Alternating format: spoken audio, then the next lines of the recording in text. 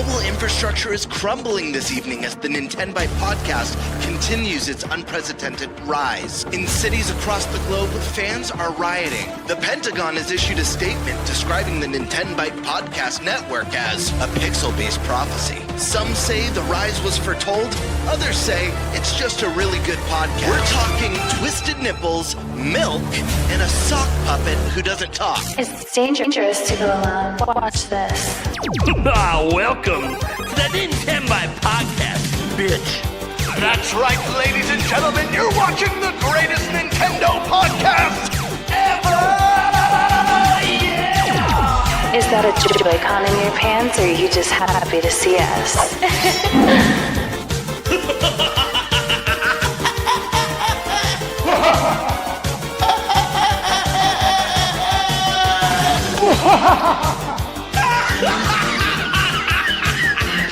Shut up! Now feel the power. Everyone, do you feel that? Oh my god, I feel it! You feel it too, Gamer. What is it? It's the power of our podcast. I feel it! This is rad, NintenByte. So rad. Power.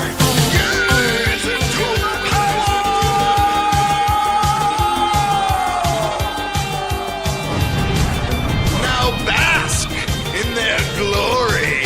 I'm Nintendo Prime. Oh baby.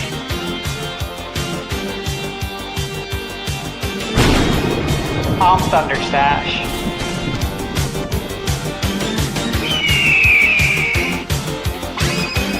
I'm Gamebird Classic.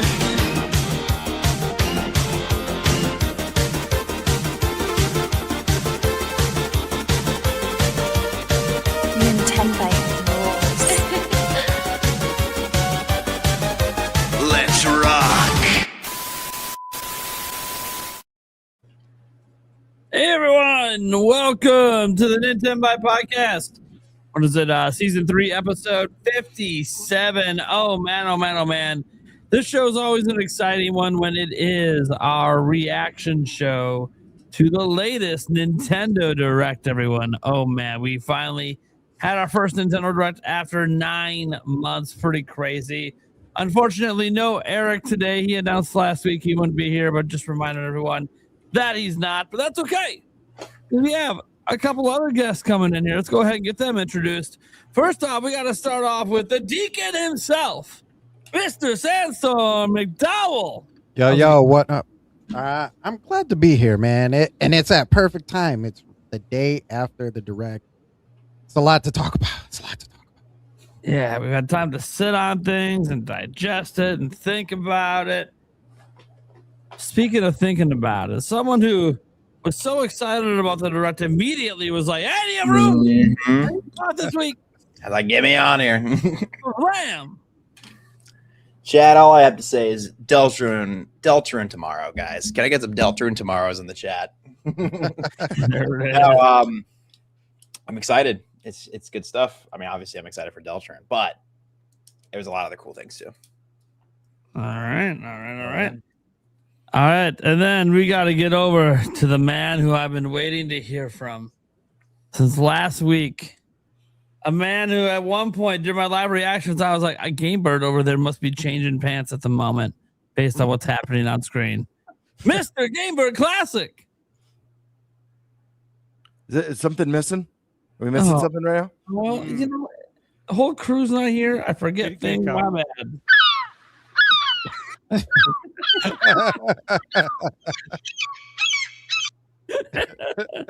Oh yeah, dude.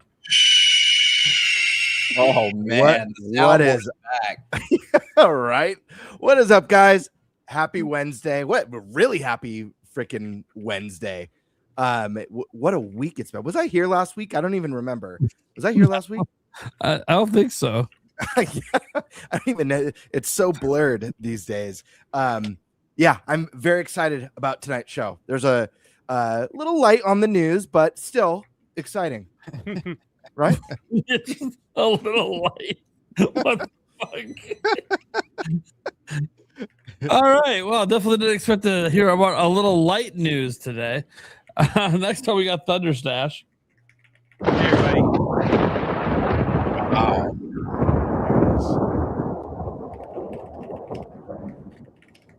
All right.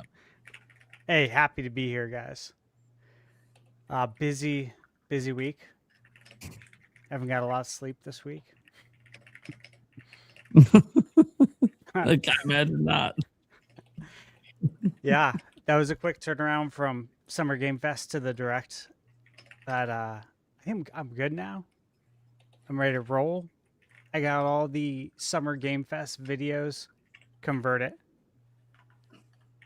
from .move files to MP4s. So now I can actually get cranking on the editing. So I'm excited. All right, man. All right, guys. You guys know we have a lot to talk about today. We're going to revisit our bingo cards, of course, that we did last week, just to see how we did between Summer Game Fest, Xbox, and Nintendo. We'll see what happened there. We are going to obviously have to talk about that Nintendo Direct. I think it's only appropriate, right, that we talk about the Direct. Of course, we'll talk about some of our favorite announcements from it. Ocarina of Time, of course, getting some time as well. And then, hey, look, it's been 1 year since Nintendo Switch 2 came out, a little bit past 1 year technically. So we're going to look back on the first year, some of our favorite things about the first year, some things we wish were better, and maybe some things we hope change in the future. So kind of reviewing the last year. And look, I don't know if we get to a fourth topic. I don't know if we need a fourth topic, but dealer's choice is just kind of floating out there just for fun. All right, let's go ahead and go all the way as far away from me as possible to Game Bird. What topic is it? Shoot. Let's see. I guess I'll take bingo card. All right, sure. Get the bingo cards out of the way. The bingo breakdown. The bingo breakdown stash. It's like what do you want? You want year in review, or do you want the Don't really Direct? You have matter to me. preference? Nope, don't care.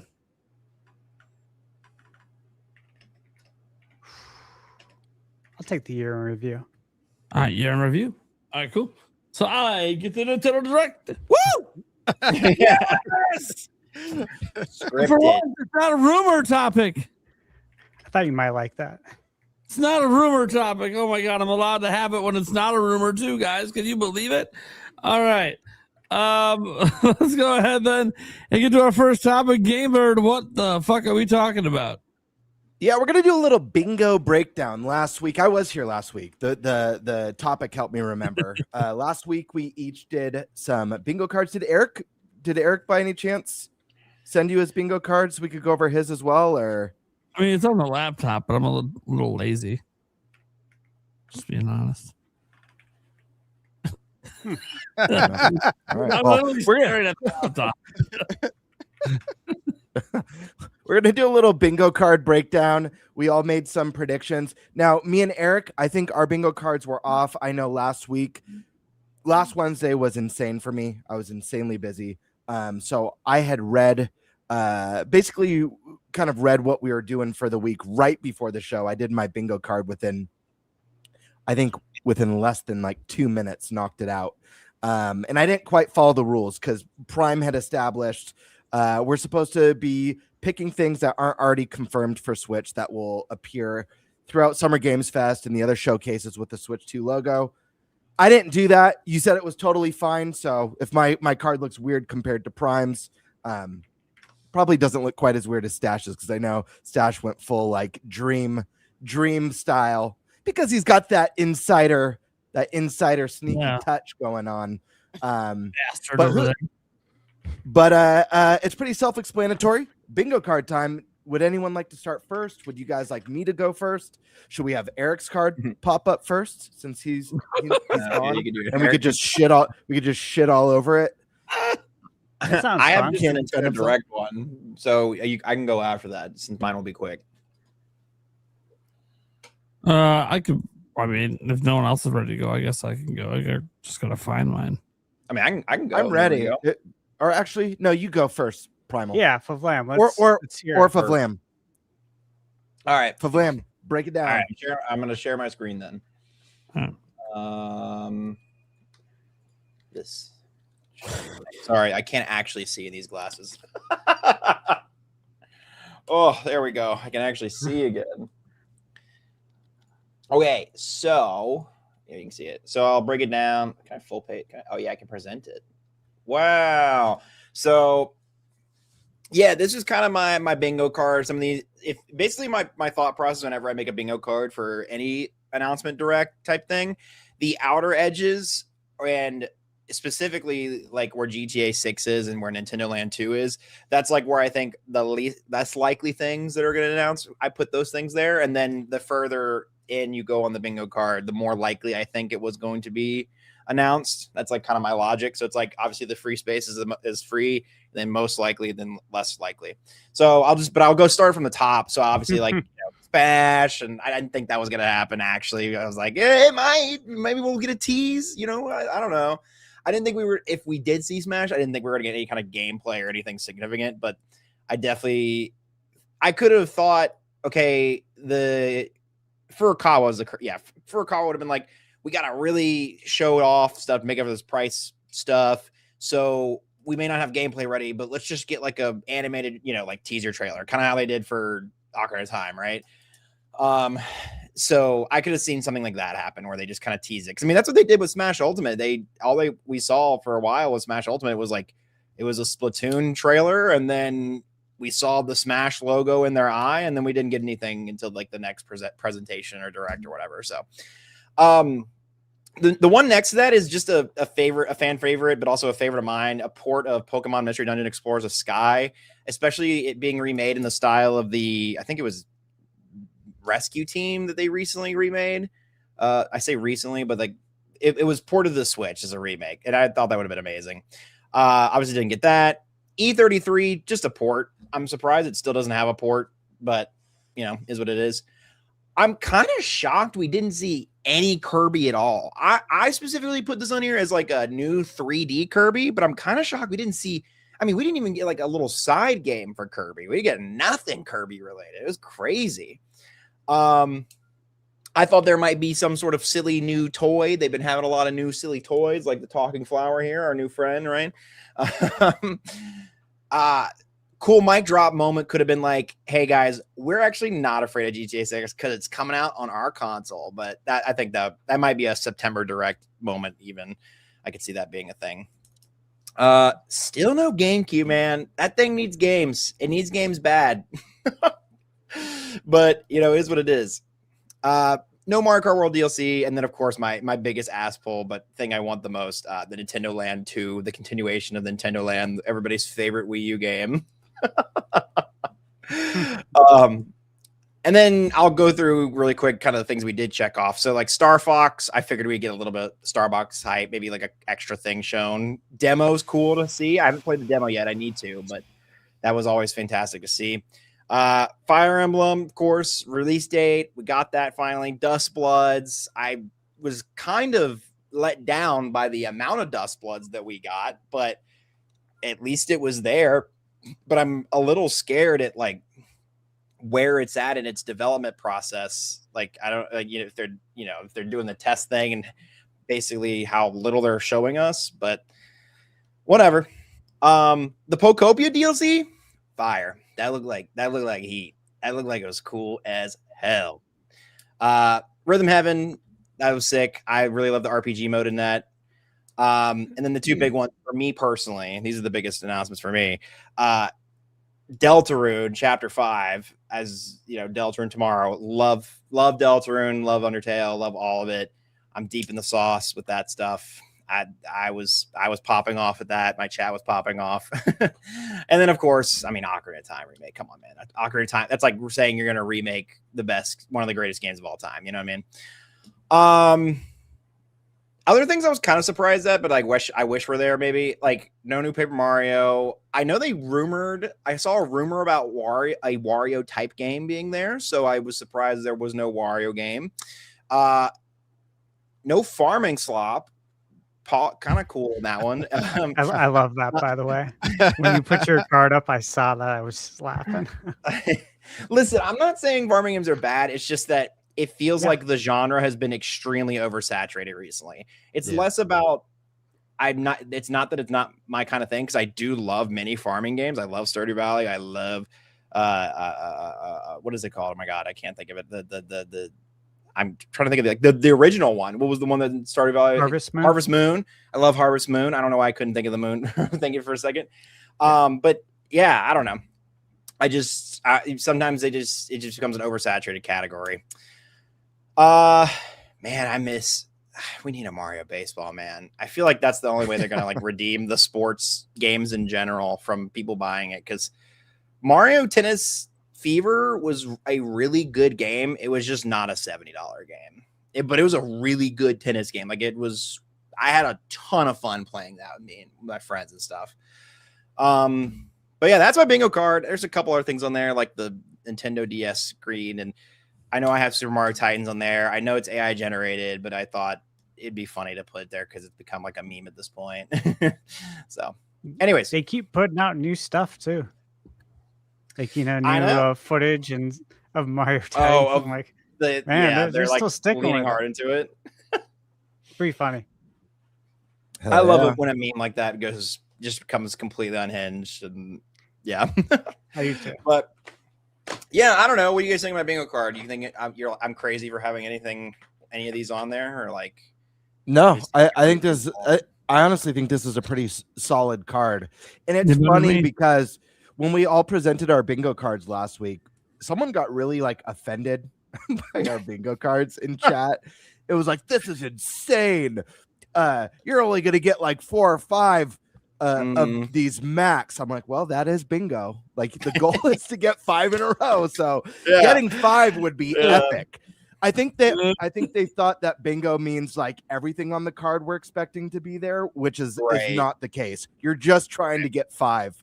4 if you include like a bonus space.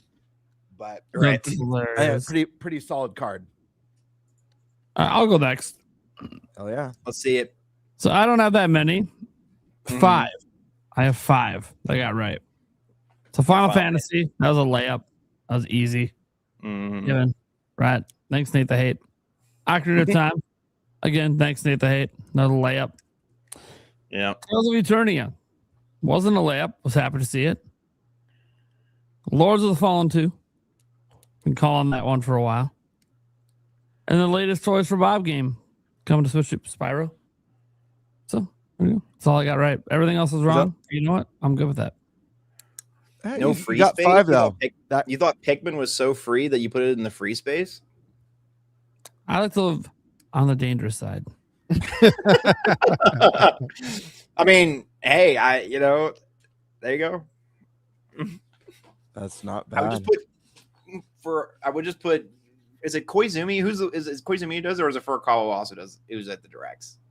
Put their face on it in the middle there. I think it'd be good free space. Yeah.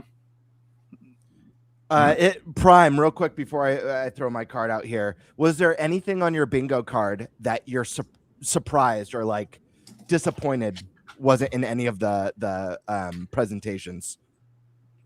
I could see like Zelda 40th being one of those items because I think a lot of us expected to. I think with maybe the exception of Stash, who didn't quite think they were going to do 40th anniversary yet. I could be remembering wrong, but I feel like that's one that like I was a little bit surprised. That's correct. All those major presentations and no Beast in Reincarnation. Where the hell is that game?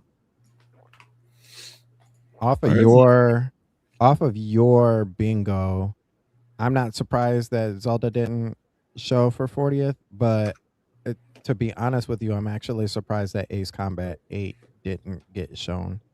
I feel like that was a game that was going to definitely be there, especially because it's Namco Bandai. But they're really up and down sometimes. So, Was it confirmed afterwards for Switch 2? I don't recall. I had to catch up with the news because at least post Nintendo Direct, I had a big job interview yesterday. So the moment I had to travel to San Diego, and so the moment the Ocarina of Time got revealed, I hit the road. Oh wow! Not that I saw. I don't think it's confirmed yet. What, Beast of Reincarnation? No, Ace No, Combat. Ace Combat. Oh, for Switch 2? Yeah. Hmm. I'm low-key surprised we didn't get like a movie update. I mean, again, that could be a good September thing, but like, I thought the way that end of the direct was going to be was like they would start with the movie, like a movie trailer, and then, oh God, what's his name? Al Numa would just be like, "Hey guys, what's up? You like the movie? Okay, good night. Okay, thanks. Now look at this one more thing, and then yeah, did I say the wrong person? I said the wrong person, didn't I? I'm not No, you did it right. Okay. I'm not surprised by it, but Mm-hmm. I am a little surprised that they had the new president just kind of show up and be like, "Hey, I'm the new Mhm. president. I'm about games and life, and here's the treehouse." It was kind of like, wait, what?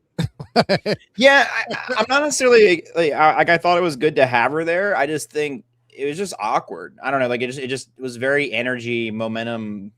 Like it just could have been better timed. I was like, Yeah. yeah, this is great to meet Devin Pritchard, but I don't know. They did a whole fun. I mean, obviously, like they did a whole thing with Bowser because his name was Bowser, right? But Mhm.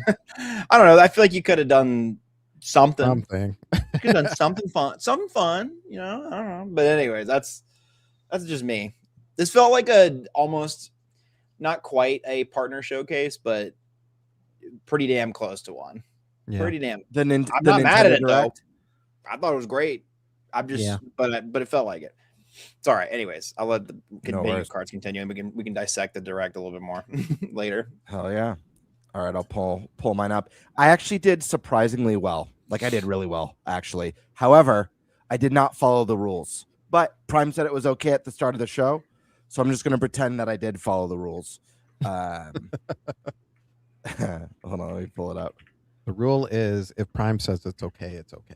I almost got bingo twice, so I did pretty well. I think I got 9 total things correct from here we go. Here it is. There we go. All right. So the first thing I got on my bingo card is an NSO update. We have that. What was that? I forget what it's called. That Donkey Kong, that limited Challenge. time. Oh yeah, DK challenge. Yeah. DK challenge coming to NSO.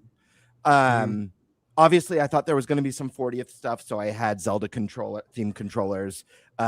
Zelda movie tease or trailer. I did specify that I didn't think we were actually going to get a trailer, that I thought it would more be like either a cast announcement or some sort of a set photo reveal, like a photo of Hyrule Castle, like a still of Hyrule Castle or something like that, and that the trailer would come at a later date. But no Zelda movie or Zelda 40th stuff there. Themed Switch 2, again, I thought this might tie in with Zelda's 40th anniversary. Chrono Trigger, this is one that was a little bit of hopium, but also something that I do believe is a potential possibility at some point. NSO Twilight Princess, again, this kind of ties in with Zelda 40th. I think we're going to get the NSO edition other tone a Switch 2 version of the Twilight Princess HD, personally. Bradley the Badger, I thought we would see this there. This is one of my favorite announcements from the last Game Awards. Kirkhope's doing the music for it. The game looked pretty quirky and fun. Reminded me of the golden age of Rare. So I'm excited to see more of that, but disappointed that we didn't get it here. Ocarina of Time remake. So happy to talk about this. I've got my copy right next to me that I grew up with. Definitely needed a few changes of pants after that one. I was driving I had pants in my car, my adult diapers, everything I needed to make it to my interview. Okay. Hi-Fi Rush. This is definitely one I was hoping and expecting to see. Didn't make the cut. Metaphor, though. This is one that I know the panels predicted many, many a times. We finally got it. I knew it was a matter of time. This was the time. It's coming. Splinter Cell. This was another hopium. I think Ubisoft did something amazing. Reimagining Rayman Legends, one of the best 2D platformers I've ever played in my life. So I was like, hey, they need all the good press they could get. Maybe they'll shock the world with a Splinter Cell announcement. Fortunately, it wasn't to be. A new Platinum game. This is something that's been on my bingo card 3 times now, and we got it. Here's the caveat: there was no logos at all for it. But you guys on the panel know how much I love Ninja Turtles. I've got my Last Ronin Funko comic edition. I've got my Last Ronin hardcover. It's one of my favorite turtle stories. Not only am I so excited to get a brand new turtle game, it's friggin' Platinum making it. I hope it's better than their last turtle game, though. I will say that. I love Platinum games. I'm sure they'll crush it. I hope it is just as badass and Neo Tokyo cyber future, dark, gritty noir as the book is, and I just can't wait to see more, and I hope it's coming to Switch too. Dusk Bloods, I put that as my safety. It was announced as a 2026 title originally. I hope that's still the case. We got the playtest announcement. Onimusha, one of my favorite series of all time that I've been dreaming about, that I went on a whole tangent about last week on the podcast. Please, guys, if you still haven't played that demo, go download it. What the hell are you doing? It's fantastic. It's so much fun, and it's just a small slice of the greatness and epicness that we're all going to get in September. And not only are we getting this amazing gem, a return to form for the series, but it's coming to Nintendo Switch too, and it looks glorious in that direct. My next one that almost landed me a bingo was the classic Sega reboots. We got Crazy Taxi there. New Monolith game. That was there. That was a shocker. We'll talk more about that. Again, this is another one that's been on my last 3 bingo cards. I've been fully expecting an announcement for what Monolith is doing this year. Finally happened. Super excited about that. Why do I have... Whoops. Ignore that other X. Sorry, I have an extra one. For some reason, I have New Luigi's Mansion. We did not get that announced. My apologies, guys. I don't know how that got X. Let's see. We didn't get Deca Police, which is shocking. You know, this game was announced like 2 years ago now. It was originally supposed to come out in 2025. Maybe this one's going through some development hell. I'm not really sure what Level 5's got going on with it. I certainly am not, at this point, am not expecting it to be out this year. So that's a bit of a bummer. No new Luigi's Mansion. Ignore that. Doom. This one was very surprising for me, actually. Doom has always been a constant on Nintendo consoles. When we got the announcement for the new Doom DLC, I thought for sure this game was going to be at the Switch 2 Direct. Wasn't there. Diablo's another one. I put Metroid down. You know, I know there's been a little bit of rumors, maybe not so credible, about a Super Metroid remake or reimagining. We didn't get that. Witcher 3 Switch 2 edition. This is another one that I thought we would see, especially after getting the announcement of the new DLC that bridges the gap. Orbitals 2, I thought we'd get one final look at that one. That was there. And then lastly, I thought we could possibly see another glimpse at Pokemon Gen 10, which didn't happen, as well as Banjo-Kazooie 3, getting jiggy with it, which was another ultimate hopium that wasn't there. But all in all, take out my little mistake in there. It's still 8, not too bad, with almost a bingo. So I'll take it. Bird. Yes. Yeah, great looking bingo card. Obviously, I knew when you presented your bingo card the strength of it. Did you really? Uh-huh. Or are you like, oh damn, he did pretty good? That's awesome. Yeah, well, also because like I knew some of this stuff. I'm not gonna say what, but I was like, oh yeah. I can't smile at all right now. I love that. What I love about this, I said it last week, but me and Eric were the only ones without any insider information. No one ever slips into my DMs and is like, hey, I heard about this or this is coming. There's been 2 instances of that with ATB. But even then, it's very subtle. Very, very subtle. I'm not really sure that, you know, I've heard a couple things. So this was just feel. Honestly, this was like, as a Nintendo fan, as far as timelines go, what do I think could happen? So I felt pretty good about that. But yeah, that's my card. I like it. Sandstorm, you want to go? I actually, to be honest with you, I did not have a card. I was so into just like whatever happens at this point. We heard like there were so many rumors for so many different games, and I'm like, there's no way that all of these games are going to fit into one direct. And then we found out that it was 50 minutes, and I'm like, oh,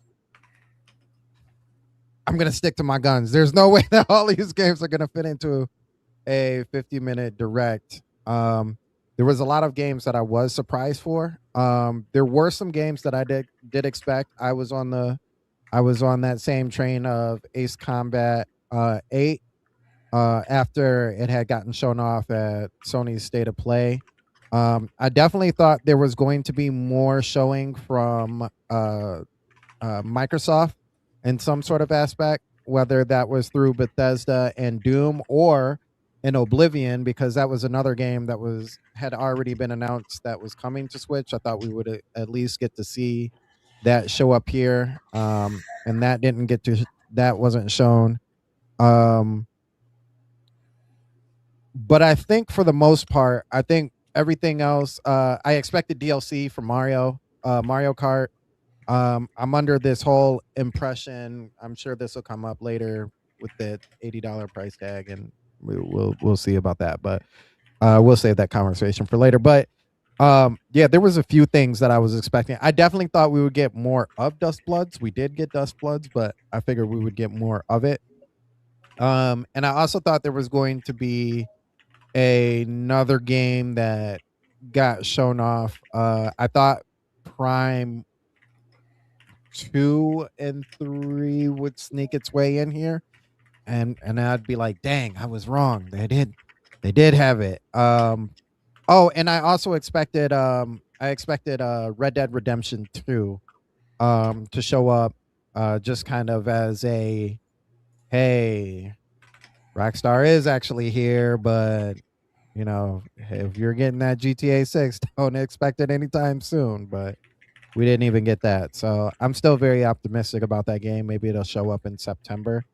One that didn't show up in here, even though it already got an announcement, I thought we would see Elden Ring again, one more time before it actually came out in August, just as like an update, you know, because the last time that we saw it, like the public in a direct has seen it, you know, was a little sluggish. And everybody has talked about how much improved it's been over the time that they've shown it off and people have actually played it. So I thought we as a whole would get to see that actual update, especially when Dust Bloods is kind of their next venture for Nintendo. So yeah. It's unfortunate, but there were so many games that are in that lineup of like what's coming to Nintendo that not everybody, and surprisingly some of them didn't show. Monster Hunter Wilds, I thought that was like that's a big name game. Like it didn't show here, but we already know that it's coming. COD was another one. I definitely thought that was going to be there because it's Call of Duty. You know, it's been 13, 14 years since we've seen that, and that didn't show. So it told me like first come, first serve, friends. First come, first serve at this point. So, but yeah, I didn't have a lot of expected for a bingo card, but there were some things that I was looking forward to seeing. Yeah. Okay. What do you guys think? Can we go? Yeah. Go for it, man. Let's do it. You're the last one up. Let's see it.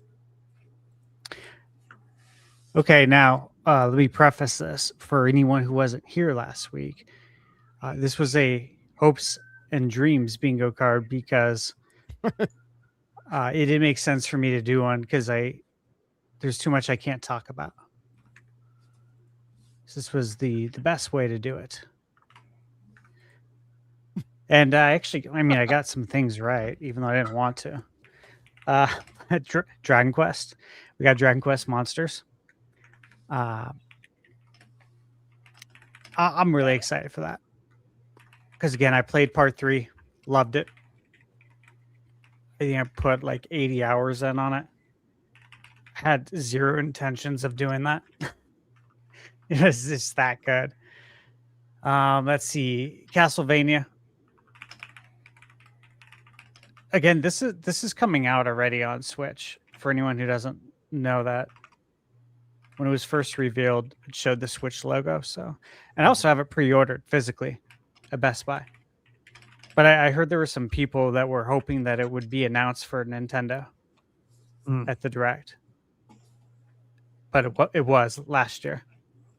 And again, I have it pre-ordered. So, if you're excited for that, if that's news for you, it's out. It's coming out for that. Let's see. Resident Evil. We did get Veronica. Dude. I texted you about this, Dash, because we chatted a little bit.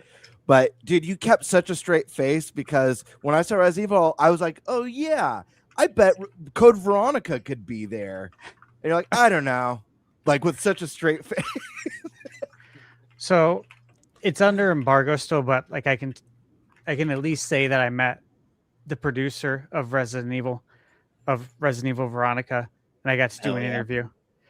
Yeah, so cool. There's a lot to be excited about, but I can't say anything. Was it Tales of Eternia? That, of course, happened. I didn't have confirmation on that. I had a good feeling that was coming, though. Excited for that one. Let's see. Metaphor. Hey, look, I reviewed Metaphor when it released. Within the first week, I said in my review that this is coming to Switch 2. Do you guys remember, what was it, 2 years ago when it came out? Something I forget like the that, release yeah. date. Something like that. But I boldly claimed in the review that I bet you anything this is coming to Switch 2. So I knew this was coming. It was just a matter of when, not if. Fantasy Star Online, I wish that would have happened. Sonic, I used that as the placeholder. The whole thing was about this Sonic 35th. I did play a Sonic game at Summer Game Fest.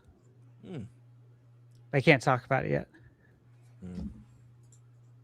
So, Crazy Taxi. I met the creator of Crazy Taxi. Oh, that's cool. I got a picture with him. Yeah, I'll post it at some point. He's cool as hell. Michaela got to meet him too. She thought he was really cool. I thanked him for being a part of my childhood. Said I was there on 9/9/99. I was sick from school that whole week. Crazy Taxi was one of the games I picked up. I still have my Dreamcast with Crazy Taxi. He's really cool, man. Really cool dude. That was it. But I want to show something more important. Okay, and that's, let me pull this up.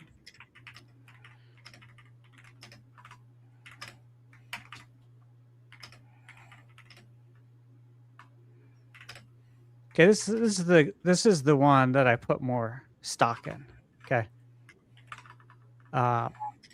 This is my bingo card.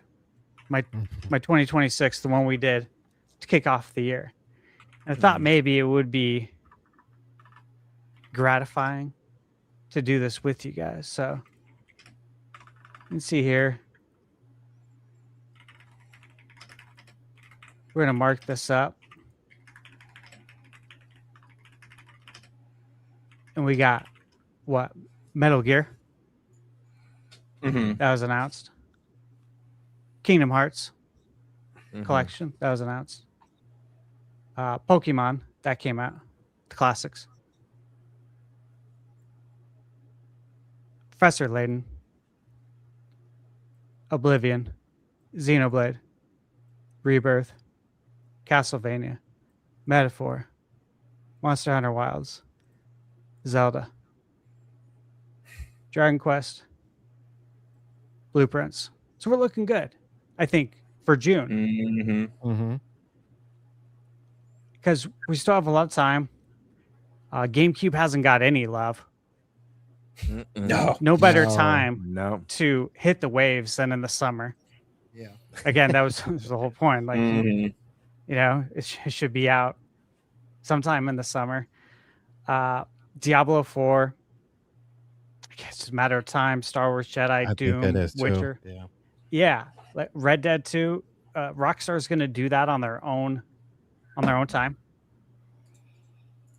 Smash, Paper Mario, Expedition 33. Again, a lot of people were surprised. We'll talk about that more with the direct stuff. But the Resident Evil 2, 3, and 4, expect those to be out, of course, before Veronica. So those are coming out this year. Guaranteed. And I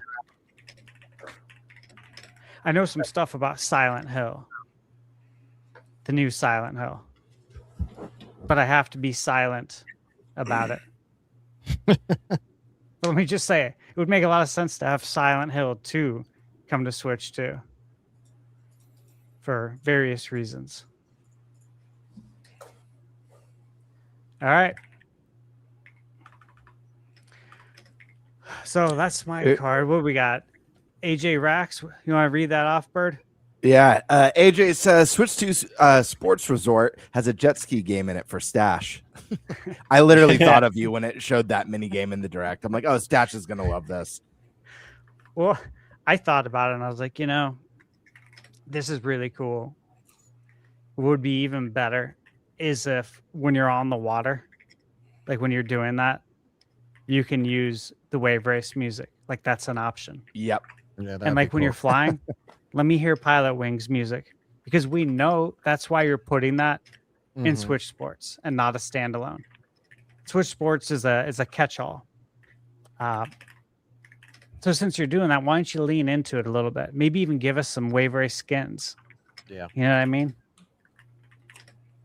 Let me choose was it Dan Mariner? Yeah. The big dude. Yeah. Heavy set guy. Yeah, the heavy set guy. Instead of those generic Mii's. Yeah.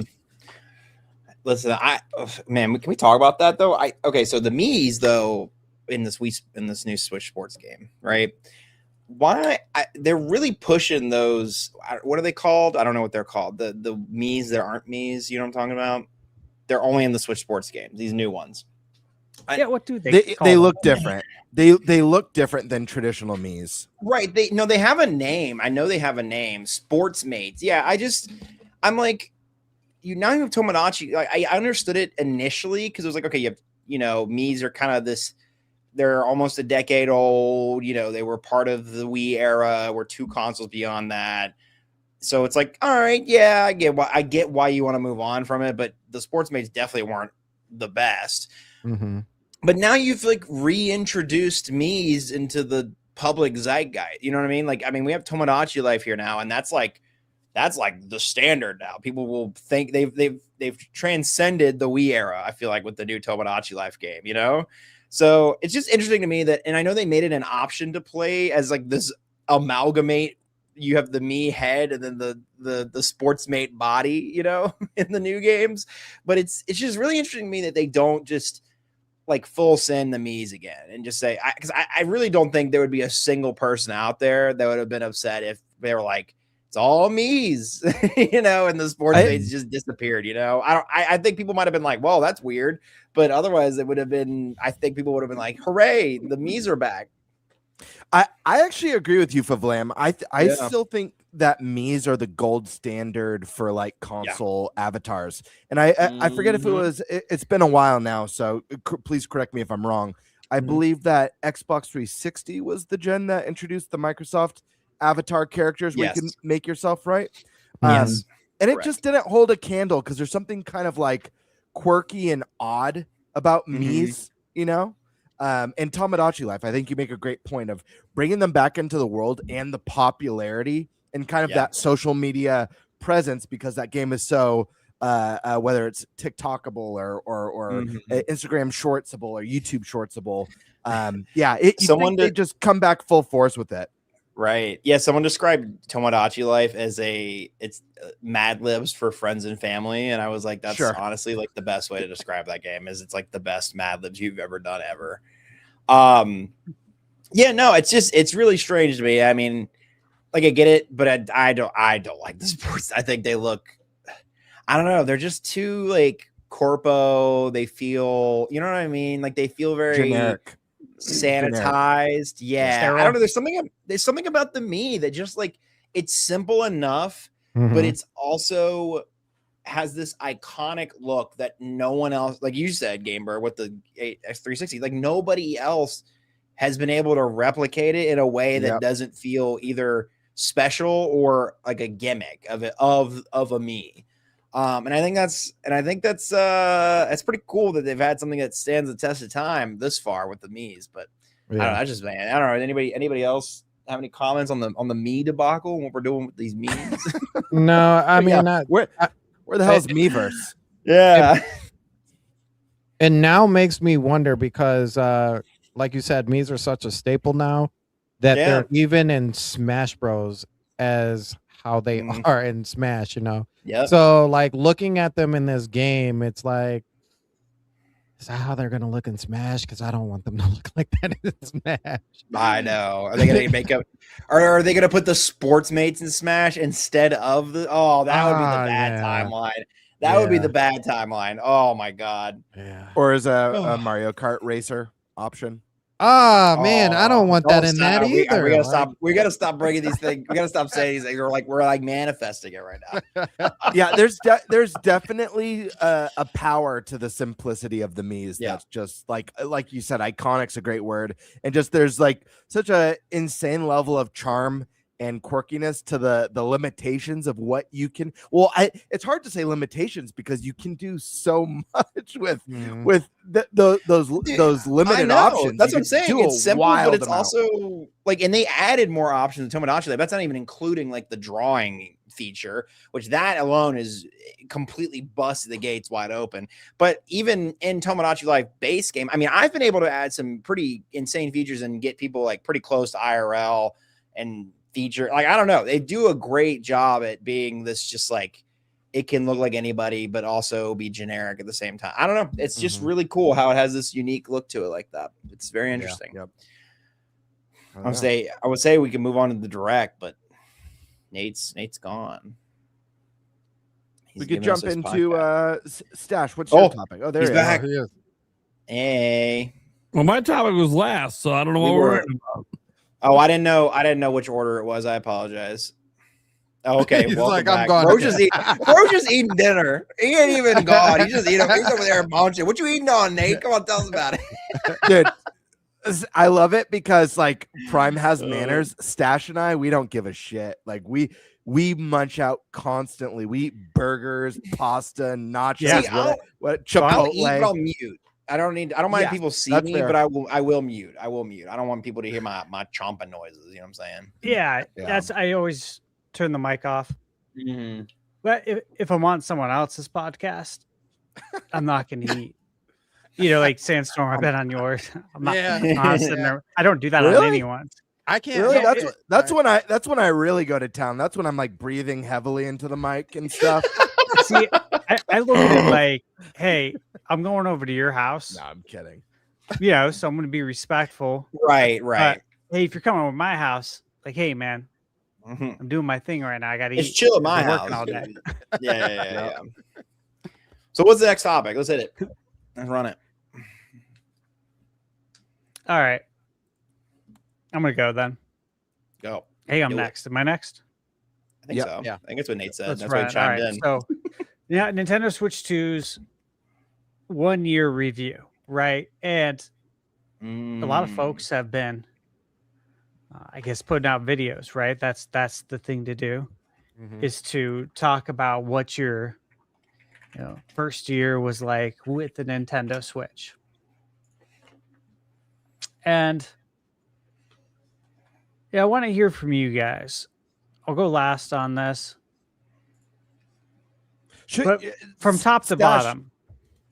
Yeah. Do you want to Eric's got some notes. If you want to start with Eric and just go through his notes, maybe. Oh Yeah. yes, please. I think the blue is from Eric. Is this in the Yeah, right in the document, right under topic 3. I think that's Eric's When note. you're done with Eric's notes, I have a pretty definitive way for us to review this next year. Or this past year, excuse me. All right, I'm pulling it up. I like to, once the notes are done, I download them to a Word doc. And then I add my own notes. Okay, so I got to pull it up. All right, so guys, we're going to do Eric's thoughts to kick us off, okay? And let's see, this is on... There it is. All right, Eric said the good is the amount of games that were released and or announced. And another thing that was good, he said, is this last Nintendo Direct. The bad, the seeming lack of direction, to me, as he says, on how, when they were going to release or announce their games, having so many games that we didn't know anything about. And on the future, Eric says, I am not sure how they are going to beat this last Direct because it was a banger, but hopefully they figure out some way to do it. Just keep bringing the games. And when we do have the Direct topic, Eric's got notes on that, so you'll understand why he thinks the last Direct was a banger. He's got some detailed notes on that. All right. So that's Eric. Now, Flavlam, you said you've got a definitive way. Share my break screen, this down, baby. right? Share my screen. I'm ready. We're gonna do Nice. Let's see a this. definitive podcast. We're gonna rank all of these games, and I think that'll give us a pretty good average of this year's score. I love it. I think so. I'll break it down. We can start. We got to start with we got to start with Mario Kart World. That's just like our system. Basically, it's Wii Sports. I want to hear what you guys think about it first before I give my opinions on any of these, but I'm going to just tee them up and you guys knock them down or what you think where they belong. And I'll break the tiers down real quick before I go any further. I have, so S tier, I think is like a system seller. It's like a must have game. A would be like, it's a solid entry. Maybe not every single person gets it, but it's like most people often not have it. B is like not for everybody, but it's not a bad game, you know? C would be like, it's might be overpriced. It's really not, it's kind of And then F tier is obviously just, it is yikes. It is just in the toilet. So, and then it's not out yet because some of these are not out yet. Favlam, for this tier list, are we supposed to be as objective and unbiased as possible, or are we supposed to I think let our feelings motivate it? I would say I say bring your feelings to light to say, so you could be like, I personally will put it here, but objectively it probably goes here. I think that's what I think that's what you should say. Sorry, I'm cool. I thought this would be fun. This would be a fun way to do this. This is easy. All right, Nate, where are you putting it? You're back. You came back strong swinging. Where are you putting it, Mr. Prime? What, Mario Kart World? Yeah. System seller. If it's not a system seller, then system sellers don't exist. Wait, are we voting on this, or are we each going through each game? I think we'll I think we all say what we want about Mario Kart World, and then like if the consensus seems to be like, okay, yeah, it's S tier, I'll put it up there. And then like, but if we start to have like some debate, then it's like, okay, maybe we debate a little bit and then we can like vote. Cool. Best out of Yeah. 5, let's say. Yeah, but like we just say your piece about it. You know what I'm saying? What about you, Stash? Where would you put this at? Mario Kart World system seller. Absolutely. Mhm. Oh yeah. Game Bird. System seller. Listen, I'll say my piece really quick. It's Say it. Mario Kart. Everyone loves Mario Kart, regardless of what you think about the price. This is a fantastic game to launch a system or bundle a system with. Everyone loves Mario Kart. On top of that, this is a game that's going to be expanded throughout the generation through DLC. It's only going to grow, maybe even double in size by the end of this generation. So yes, system seller. Sandstorm, do you concur? So I'm gonna say this, and because there's there's pieces in this puzzle of Mario Kart World. For me, it's not bad, but not for everyone. Objectively and honestly, it's a system seller, but it is. I don't think that it's actually overpriced, and I know somebody out there is like, yeah, but it's overpriced. I don't think it is. The more I see 80, I'll just throw this out there because it's gonna come up again, and I don't. I think at this point in time, games that are $80, and this is just my theory right now. Games that are $80 are games that are going to have a lot of DLC. Or a fair bit amount of DLC, and instead of you having the option to pick whether you want to buy the DLC down the road, it is surcharged right at the beginning. And so as time goes on, the DLC will be free updates as it goes on. So I think Mario Kart 8 or Mario Kart World is one of those games that will have DLC that comes down the road. But that $10 extra that you're putting into it is part of that. And I also think Fire Emblem is that way too, because Fire Emblem has a lot of DLC as well. Oh man, that's a whole can of worms in itself. So I think it's like a surcharge. But I say all that to say, if you had to pay $80 day one for Mario Kart and it comes with all the DLC in the future and all of that is free updates, it's a system seller easily a system seller, right? But I still think objectively it's a system seller. Yeah, and I kind of agree with the premise that I don't think it is S tier in terms of like for me personally. I think it's very close, and I think, but then I have to ask myself, I am comparing it to 8 Deluxe in its current form, which was like an S plus tier, a generational Mario Kart game, objectively one of the best, if not the best Mario Kart, but it is a system seller also just in concept because of the way it was packaged in with the Switch 2 as well, with the $30 discount and everything else. But I also think it's just it is a great game. It's a very, very solid game. I think there's just a little bit more they could have done with it as a package in itself, but I think that it is still S tier system seller for Switch 2. Welcome Tour. I'll go reverse order. I think it should have been free, but I don't think it's bad. Like I think this like belongs in C tier because of the overpricedness, because it should have been free. It shouldn't. I think it was a great little tech demo. It had fun little quirks about it, but I think the fact that they charge money for it is pretty rough. I don't know. That's just me though. And if we don't all have to give like a super big piece, I would just say if you have something you feel like you're compelled to say about it, give it there. I'm compelled. Oh, hit me with it. Well, I reviewed the game. Right. I don't think many people actually reviewed the game. I think a lot of people probably didn't even want to touch the review aspect of it because of how people were feeling. But hey, I think where you put it, what you suggested, C, is right. That's what I said in my review. It's not gonna be for everyone.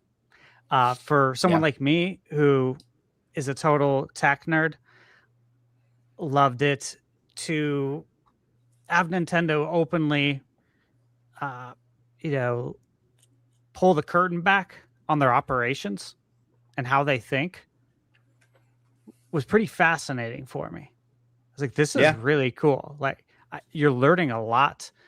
And this is all stuff that I'm passionate about. It's like, this is like awesome for me. And yeah, there's some games and some of the games are cool. But it's really just, it's like an interactive museum game, but Nintendo style. Yeah. And so for $10, the price was fine. I think making it free would have been a good call? Absolutely. Absolutely. I said that in the review too, but it's not. The reality is it's not. It's $10. But at the same time, the reality is you're going to spend more than $10 when you drive through Taco Bell. Okay. So. That's true. You know what? You got me there. And going to regret it afterwards. You totally are. You totally are. Yeah. You're going to pass out. You're not going to play any video games after you eat that. So that's where I'm at with it. Yeah, I can see all sides of the opinions that it should be free. And that and I've heard the case that if Reggie was still there, it would have been free. Right. I don't argue that. Reggie would have pushed. He's said that in interviews too, that he would have made it free as a pack-in.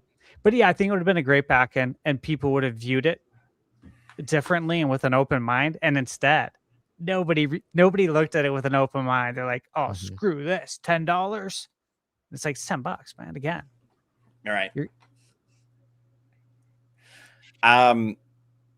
I saw someone say in the chat it should have been free for NSO members, and I think that would have been a fantastic compromise to still get money for it. But that's what I was gonna say in my piece, that it should have either been a pack in or switch to NSO members get welcome tour free.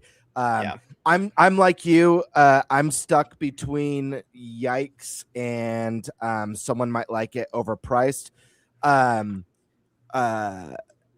And the reason why part of me feels yikes is, one, because it feels like a missed opportunity, but also I don't think Nintendo marketed the Welcome Tour very well. In fact, all of the exciting stuff I heard about Welcome Tour, or like interesting information I heard about Welcome Tour, came from Thunder Stash, not from any Nintendo presentation.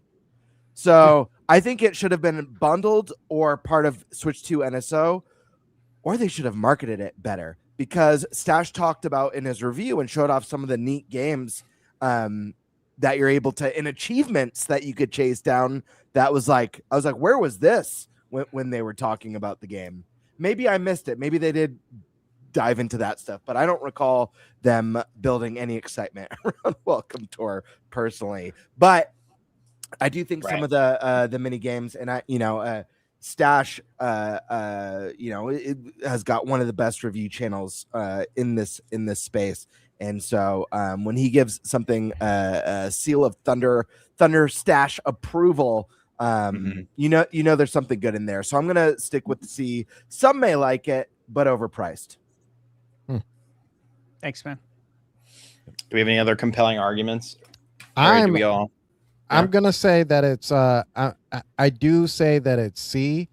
I lean on the opposite side of Gamebird. I think it's CB actually, because it gives off this historical piece of like not only the system but like where they've kind of been and up to, and like Stash said, you kind of get to pick Nintendo's brain without directly asking them questions. To me, this game was really close to 1, 2, 3 Switch, but like on a more ask Nintendo Q&A type of level without actually asking them. This was like, for me, this was, so the one thing with 1, 2 Switch, there was a particular game, and I did the same thing with Switch 2. I would go around at like my job.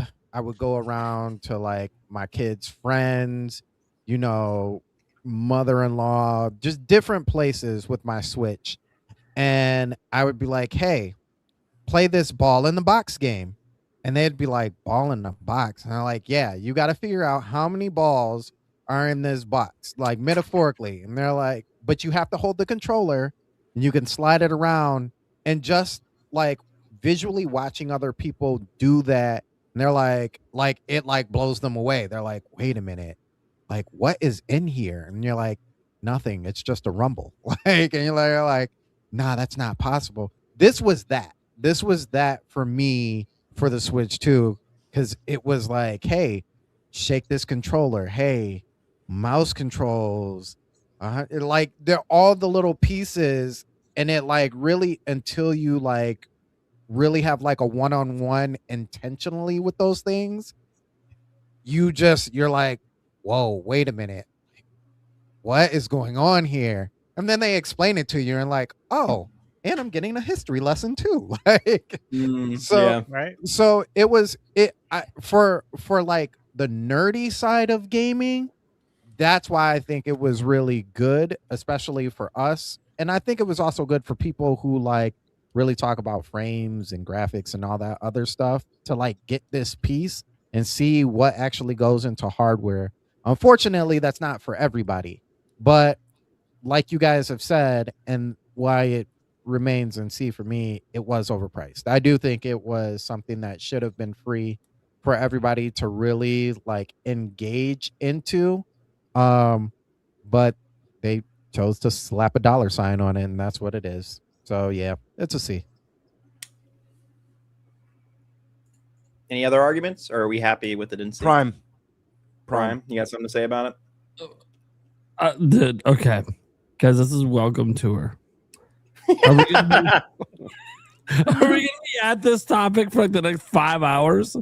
That's why I was like, that's why I said if there's nothing else to say about it, you don't have to speak. We could just go on to we could just like, if you have a compelling thing, you're like, I really want to say something about it, we'll say it. But otherwise, we just Welcome Tour was go on. divisive, Right? which is why I think we had to give some nuance into like Right. why our opinion is probably different Mm-hmm. than the masses. And to the masses, I believe you have not played it. I believe you judged this book by its cover Mhm. immediately and said no, and you turned your brain off. And I'd put money on it that the majority did that, Mhm. if I could prove it. So That's why I I don't- want to give some nuance. no, that's fair. That's fair. All right, next one. I don't mean to go first again, but I just have something to say about this one. The mere existence, but it's my of turn, this- so I will. Yeah, the mere existence of this is an S tier. However, the current state of it is a yikes, in my opinion. It is. There's not a lot on there. I mean, there's some cool games. I think it definitely could probably be higher. But me personally, I'm like, dog, we need some games on this. This thing needs to be updated. But I'll let you all, if there's anybody who disagrees or thinks we need to go higher. Yeah, I'm gonna say you're right, and in theory it should be a S tier system seller. Mhm. I think in reality it's a B. There's still a lot of content there for like even the younger generation. Mhm. Wind Waker, even though you're not getting the best version of it. Soul Calibur 2, you are getting the best version of it. There's just, and then they just announced well, not just, but Pokemon, what's the Pokemon game? Can't think of the name, the subtitle for it. Gale of Darkness. Gale of Darkness, thank you. It's on there right now. Yeah, a game that we haven't seen since Yeah. GameCube. So like I think it has a lot of potential there, and there's a lot of stuff for people who are not us, who grew up with it. Mhm. So I do think it's not bad as of right now, but it's just not for everybody yet. I think I could agree with the B. I don't know. Does anybody else disagree with the B?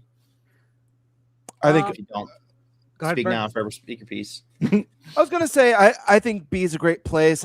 Initially, I was thinking A, solid entry. More specific, obviously, GameCube is a cherished console. More importantly than that, without GameCube on, actually, no, I'm gonna bump it to A. To be honest with you, and Really? the Really want it reason at A? why, Yeah, one, because despite having a limited library right now, I think it's going to grow throughout the generation. I think it's going to be evergreen. Secondly, right, but this tier list is about grading it on its past year. Right. The fact of the matter is, this did not up the cost of NSO, so this was a free add-on to the expansion pass.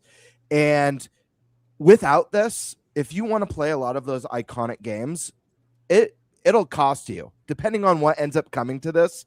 Some GameCube games are very expensive now, more than retail at that, if you can hunt them down.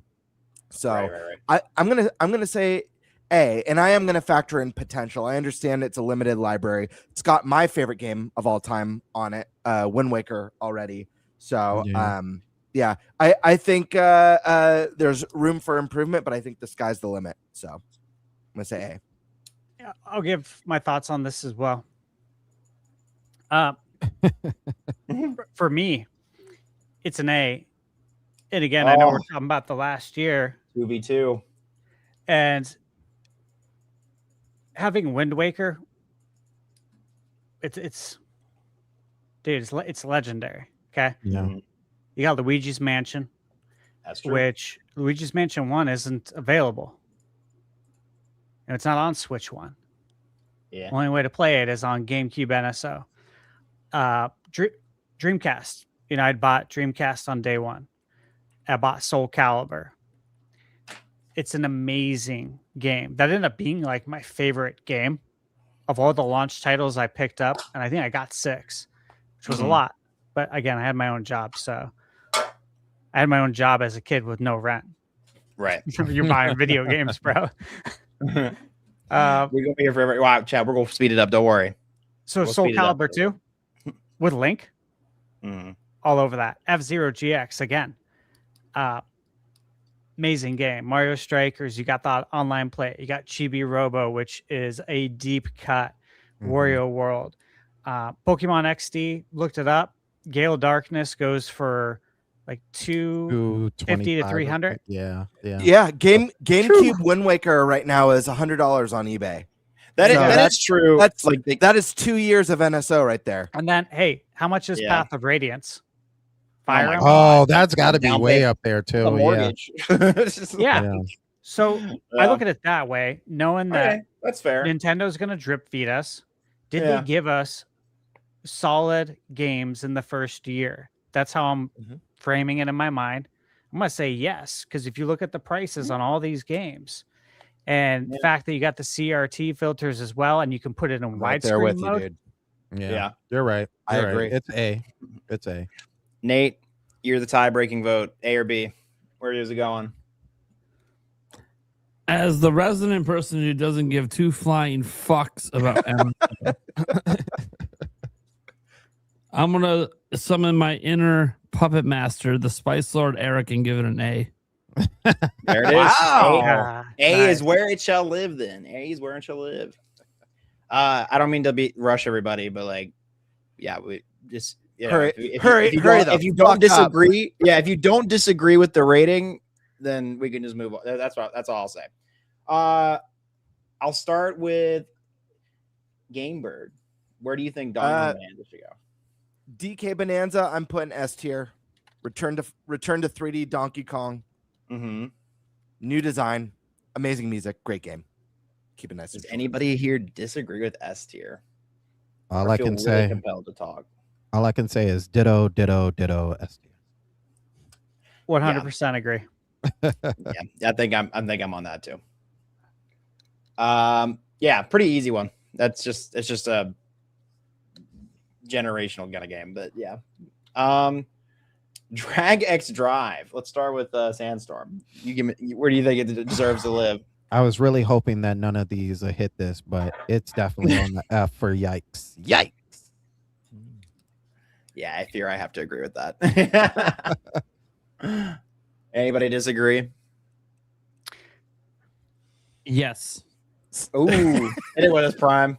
It was prime. I'd put. I want someone to fight. Will someone fight during this segment, please? That would make me so happy. I really want. That. We'll get there. I'm sure. Yeah. I'm gonna If they start fighting, Flavlam, don't rush it. Let's let Right. it Yeah, play let it out happen. Yeah, yeah, naturally. Go ahead, So Nate. I'd put it in C tier because it actually is enjoyable. Just most people are never going to try it. That's reality. And I see that's like a similar argument as Welcome to. You know what? You convinced me just on that one. I'll I'm let not gonna you. lie. I'll let you have it. I'll let you have it. You flipped my vote. Yeah, I'll let you have it. So I reviewed this game, Yeah. and again, in my review, it's not for everyone. That's what I said. Very honest. I personally enjoyed it because I love basketball. I like exercising. But again, people are going to judge it, and they let the internet decide if this game was good or not for them. Right. They did. They were a bunch of followers. So it's facts. Yeah. All right. So now we're into a interesting area, which is the Switch 2 editions. So I think these will be interesting to talk about, but I mean, we can be really quick with these as well. We have the Zelda. I'll kind of lump them into one package because I feel like they were kind of one package. Zelda, Breath of the Wild, Tears of the Kingdom, Switch 2 editions. I think they live in A tier. I think they're solid upgrades. Did they cost anything? I think they only cost something if you didn't have NSO, right? $10. And then free with NSO. Yeah, and I think out of the Nintendo Switch 2 editions of all of these things on this list, I think it might be the best one. But that's just me. I don't know. What do you Nate gives thumbs down? I'd actually say it was S tier, but go ahead, Nate. I think I have to disagree with you on that one. I'm sorry. I don't think it goes that far. I think A is too generous. But Nate, if you want to go first, go for it. Yeah. I think this is F tier. And you guys are crazy. You guys are absolutely crazy. Okay. These are Switch 1 games. Yeah. All right. Let's just start there. They're Switch 1 games, right? What's one of the number one complaints on Switch 2? Oh, $80 games. When you go to the store, what's the only other $80 games you're going to see on the shelf? All these fucking Switch 2 editions. Yup. That's true. Well, let me ask you this, because some of them will be like, oh, here's Breath of the Wild. Oh, it's $70. Doesn't even have the fucking DLC from 2017. Okay. I see that part I didn't know. I was going to say, if it has the DLC and you're doing the upgrade, I feel like that's different. And some of the stuff is terrible. Some of the DLC isn't even good. Like, hello, have you seen the Mario Party DLC? It's terrible. Oh, we're not even. I'm gonna say something about the Mario Party one. Don't worry. We're lumping all of them together, right? So we can't just ignore that. Like some of the shit we're getting for what we pay for. No, we're lumping the two Zeldas together. That was what we're doing here. Well, it's fine, but like I think it's F tier bullshit. None of this stuff should exist. All the updates that we have should be 100% for free. They shouldn't even be charged. Even like the DLC. Yeah. Oh, can't give us DLC for free? I have to buy Switch 2 to even access the shit anyways. Yeah. I think if I was to put the individually, I think the Mario Party Jamboree one definitely goes in the Yikes. I guess we're talking about them all now. Yeah. I think the Kirby and the Zelda ones I could put into C just because there are some quality things there. But I totally see your point, Prime, about they shouldn't have been these extra charges. I'm with you on that fact, though. I will move. Anyone else? Any other? I will move my Zeldas to a B. The only reason why is because I'm not thinking just of myself, but also of a person who hasn't played any of these games. And if I had a choice, if there was a choice for you to play those games, I would much rather you play them in the factor of the Switch 2 with the upgrades versus not having those upgrades, because those games get really choppy and they're pretty, but Switch 2 does something to them. Everything else they can go to the Yikes. Kirby, yeah, definitely Jamboree is definitely in there. I'm gonna put Zelda. Got another new tier, so we're gonna have to vote this one out. I'm putting both Zelda games in the C tier. Some may like it / overpriced. I love Breath of the Wild. I love Tears of the Kingdom. It's my favorite franchise of all time. the fact of the matter is this: Breath of the Wild sold over 30 million copies on the Switch One. Tears of the Kingdom sold over 20 million copies on Switch One. If you didn't like Breath of the Wild, you didn't buy Tears of the Kingdom, and that's one of the big reasons why there's a little bit of a drop off. People who didn't like the story direction or the breakable weapons, many reasons. But the fact of the matter is, most people, I mean, Switch One's the best selling Nintendo console of all time. Insane that a Zelda sold over 30 million units, and then the sequel sold over 20 million units. This is something for very core fans who absolutely love those games and wants to revisit them. It's not really for the person who missed out on Zelda in the Switch era. It could be, like, I'm not saying those people don't exist. They definitely do, but most people did. And when we're looking at like the first year of Switch 2, I don't know that that's a compelling reason to own the console, because if you're already a Nintendo fan, you probably already played the shit out of these games. If you love Zelda or if you love them. So yeah.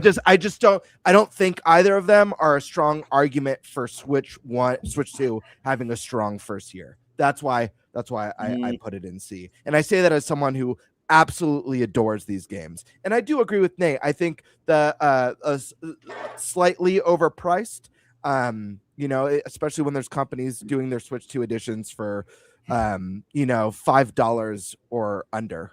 But yeah. That's just my thoughts. I agree with that. I think I can concede to a C. I think a C is like for at least the Zelda ones. Given my thoughts yet. I'm sorry. Go ahead. No, I was just saying I changed my vote from where it was. Keep going.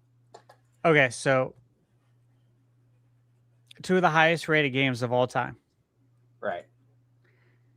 On Switch 2, you can play them in the best way possible, of course. As Sandstorm said, there's a lot of very choppy parts on Switch 1. Load times are like instant on Switch 2. You have HDR wide color gamut support, which if you have a TV that has HDR and it's calibrated correctly, it's a big if. It's going to look absolutely stunning. 60 FPS resolution. You got the Zelda Notes app that acts as an achievement system. That again, nobody uses it, but it's there and it's badass. If you're going into this and this is your first time, like you don't have Switch and you're buying a Switch 2, hell yeah, this is a system seller. If I didn't buy Switch 1, I'm buying Switch 2, and you're telling me I can buy 2 of the greatest games of all time and play them in their best form, I'm 100% there. If you already own the game and you're telling me, wait, I can play this in its definitive nature, yeah, with the resolution, frame rate, all that for $10? Or wait, hold on. I have Switch Online, so you're telling me it's free? Oh man, I'm all over that. Right? So that's how I'm looking at it. If you're new, it's a system seller. If you own it already, it's an A. And again, I beat Breath of the Wild right when it came out. That was 9 years ago. Mm-hmm.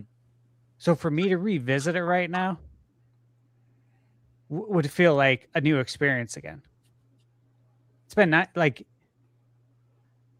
I played that continuous. There's probably so many things I don't remember. It would feel new again.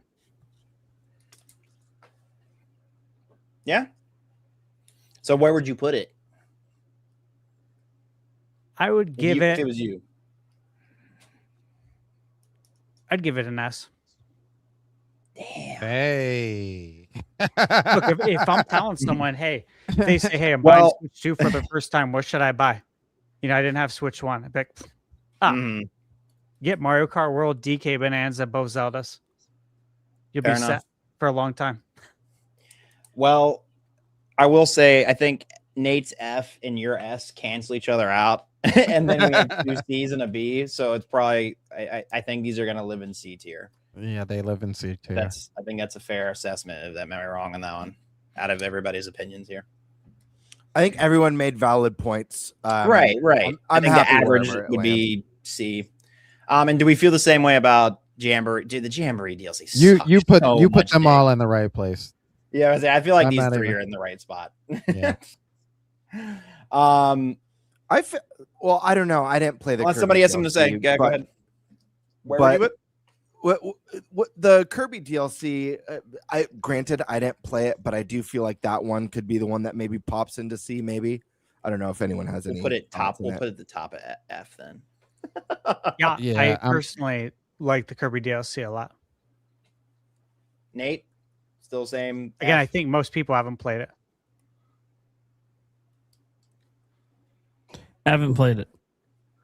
Oh. Yeah. I'll bump it. We'll bump it up then for the people that have played it. Then we'll bump it up. Put it bottom of C. Now, so the ZA. Okay, so Pokemon Legends ZA. This is such a weird one because it wasn't like it's a $10 upcharge, and I don't like that it existed on Switch One, but I understand why it did. But there's no besides like you just get a more functional game with this edition. You know what I'm saying? Like it's like it just feels like the definitive way to play. It's not even like an upgrade. It's just you just get a more functional game. You know what I mean? I don't know if that makes any sense. I think it goes in yikes because of that, just because of it in pure concept is that I think it's a solid, great game, but I think as a Switch 2 edition, it's like, I don't know. I could put it in C tier just because the game is solid and it's there, but I could put like top of C tier, but I don't know. I want to hear what you guys think about Pokemon because I feel like this one's a really big. I personally Go somewhere. think I put it between B and A, to be honest with you. As an entry in itself, it's the first of its kind, if I'm not mistaken, to be like a live battle, not wholly turn-based Pokemon game. Like all the other stuff, like the performance and all that stuff. Me personally, I don't really care about any of those things in particular. It's mostly about the game in itself.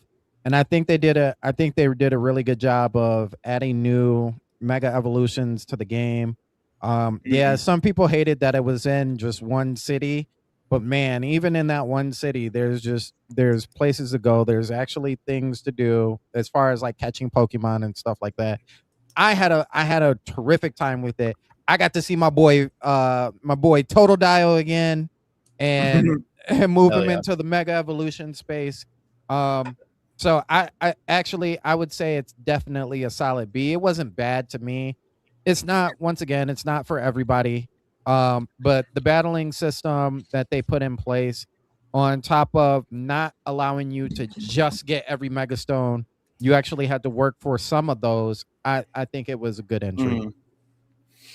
Yeah, I think it's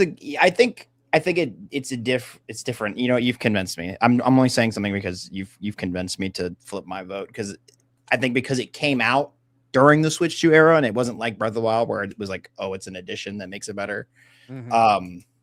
Yeah, I think B. I think I could agree with the B.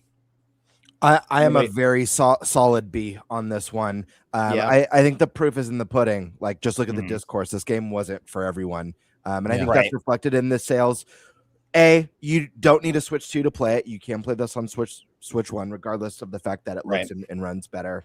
I think a lot of people aren't going to enjoy the fact that it's isolated to one city. I didn't personally have a problem with that. I think the lack of voice acting was a little bit jarring in this one compared to previous entries with how animated the characters were. I think the combat system was phenomenal in this and a lot of fun. But I think the city left a lot to be desired. I don't think being stuck in a city was a problem because I actually think that's a really cool theme and setting to do. I just think that the city in and of itself didn't feel alive. It wasn't very interesting. All the catch zones just looked like the city. Like, it would have been cool if there was like stark differences between the catch zones thematically, you know, like an icy catch zone and a fiery catch zone and They could It have done was really later cool in the stuff. game, but I'm with you. Sure, but you know what I Yeah, mean. yeah. Throughout your Yeah. journey, it was like, oh, they just added a barrier to this part of the city that used to just be Right. a park. Yeah. You know what I mean? So I think it's a really fun game. I had a blast with it. Combat system is top tier, but I think this clearly wasn't for everyone, despite it being a really fun Pokemon Legends game. And I think the sales, reflect that. Right. Okay. I'm fine with it there. Anything else, or we're gonna move on? Where do we put it? B? Not Yeah. bad. Right here. Not bad. Not for everybody. I think it's better than not bad. I think it's a solid entry. I think it's a solid entry. Yeah, it sold 4 Yeah, I think in million terms on of- Switch too. I think if you look at it in the lens of just Pokemon, I think it is A. But I think in terms of the compendium of Switch games, I think it's. I think I have to agree with that. Not bad, or not for everybody category. Yeah. That's just me. I don't know, Nate. I mean, other? it was for 4 or- million people, but yeah, That's Yeah. true. it Yeah, depends you know on how what? you That's want to fair. look at it. No, that's fair. That's fair. B. You say, what did you say? B. B. Okay.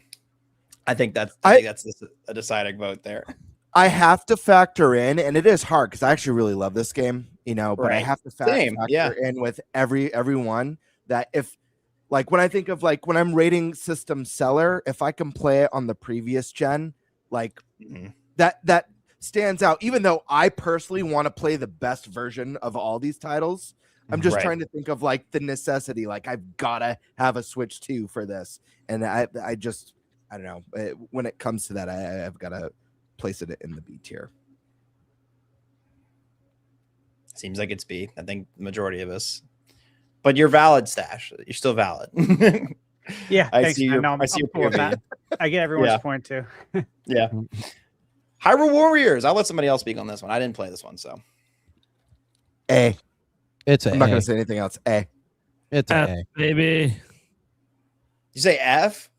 S. Oh, I thought he said, I was thought he like, said what? F too. I thought he say said F. I was too. like, what the hell? S? Where are we between S and A? Do you think it's a system seller? It should be. But look, realistically, it's going to be an A, but it should be a system seller. People just aren't going to try it. Okay. Yeah, that game is really good. It is very good. I would yeah. say an S as well. Ooh, We 2v2. got 2 and 2. I haven't. You know played it, what? so I can't Zelda really give an Zelda opinion is my favorite franchise, so you can move it up to S. I'll flip it up. I'll flip with you guys. Put it in S. on it. All right. Dang, you Oh, guys yes. are hardcore. I love that game. I'm so But- happy right now. Seriously. It's only on Switch This too, was you know. my It's not a game Switch last 1 game. year, and That everyone is me. true. This Yeah, was my Cody last year. Everyone laughed at me, and here it is up in S tier. There it is. I don't think that's a terrible thing to say. It's your goatee. I think it looks like a cool game, but I mean, I don't know. Yeah. That's all I can really say. All right, Kirby Air Riders. Me personally, it's an S tier, but I think for most people, it's an A. If I had to take a guess, I don't know where you guys stand with it. I'm gonna say A. Yeah. It's, It's- Game Bird, I'm an A. I'm a solid, A, solid A. Hey. on this Sandstorm. one. What you said A as well. I was Hey. gonna say A. If it was me personally, I would put it at. To be honest with you, I'd put it at C. I didn't have the Oh. game for that long because I personally didn't like it, but I like all the Oh. things that they actually did with the game, and I think it's Right. a really good game. There's just some games that you're not good at, but you can easily say a game is a good Mhm. game without not being good at it. So Mhm. yeah, it's definitely an A game. Thunderstash. Hey, Fair enough. Okay. Prime 4. This is going to be a controversy. This one's going to spark a lot of debate, I feel like. I think I want it to be an S tier game, but I'm gonna say it's an A tier game. I I feel like Hyrule Warriors should have sparked some debate. I'm sorry, guys. I love Hyrule Warriors, but it's a Warriors game. Putting Warriors games aren't universally loved, even though I love the Hyrule Warriors games. And You're I feel not like supposed to like this game that much. I don't mean to go back to this, but I feel like putting Hyrule Warriors Uh-oh. in S tier. he's drawing a line in the sand. Hold on. I feel like it devalues Bonanza and Mario Kart World. No way, No. man. No way. It's in the No same way. tier. You think I'll, it's in the listen, same tier? listen. I'll say this. I'll even say this. I'm not a performance guy, but that game, especially from that group, from that developer, that game runs smoothly when they're known for having games run up and down and frames and all over the place. And that was the first time, like, even seeing that game and playing it.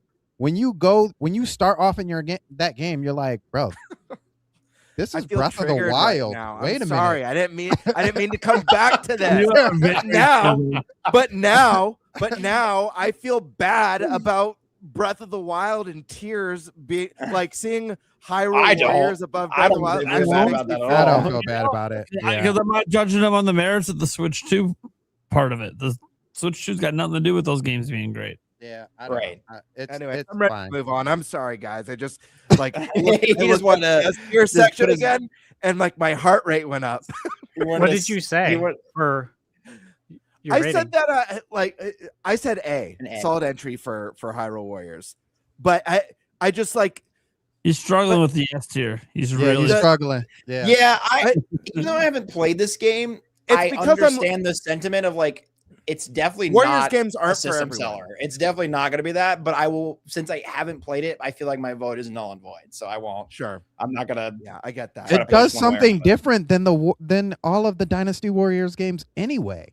Like, there's so much But added who to is it. asking themselves? Yeah, I'm getting a Switch 2 for Hyrule Warriors. That's There's a all lot I'm of gonna people say. actually. There's a lot of people. There's a lot Well, of people. I think all the Zelda fans are saying, "Hey, this is a new Zelda game that's only available on Switch 2. Right. It's the only way to play it."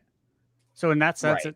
it can sell And the it's- system. It's very much a Zelda game as it is a Dynasty Warriors game. I think that's what people don't catch is like there's actual puzzle like element. You just can't go and press Y on everybody. Like, you actually have to do something more than just that. Like, Right. it's a I feel Zelda like the game. Venn diagram of people who bought a Wii U and the people who said that to themselves about or says I bought a Switch 2 for Hyrule Warriors is a circle. Am I crazy for saying that? What's happening right now? Okay. I'm being a dick. It's okay. I didn't play it, so I'm not gonna move it. It's staying. On the Metroid. On the Metroid again is, I think, an A, and I wish it was an S, but I do think it was a very solid entry for what it was. Looking at itself, I'm not comparing it to Metroid Prime, to Metroid Prime 2 or 3 by itself. I think as a first person shooter that we've gotten from Nintendo in quite a while, I think it was a solid entry. I'm gonna go with B. Yeah, that's. I'm with Nate on that one. I think it's fun at points, but man, it's tough to get through at some points, and it's not for everybody. Anybody else? Yeah, I Two reviewed Bs and this an game. A. So I've spent intimate time with it. Mm-hmm. I've been with Metroid since the 80s. Yep. Love it. Absolutely love it. For all the things that the media outlets did to try and steer gamers' opinions on this, because that's what they did. They did a steering campaign. They all said the same thing. Mm-hmm. All of them. Every single outlet complained about something that real gamers knew was inconsequential, which was an NPC that had very few lines. Oh, for so long. And that literally changed so many gamers' opinions. So they steered everyone. I'm not sure why they did it. Not sure if they had some beef with Nintendo. I have no idea. But there's something there. I think that's unfortunate. Additionally, I think the it was things just a that they clippable said, moment, if that makes sense. You know what I mean? Like, I think it was just a very clippable like thing to get yeah, clicks. I mean, off it's a of. shitty Anyways. thing to do. It's a Right. trashy That- thing to do. Yeah. I would say it's not classy. But Right. What can you do? But some of the things that they said about the game that like made it antiquated, I loved. Like they compared it to Ocarina of Time. I'm like, yeah. So you're comparing it to the greatest game of all time.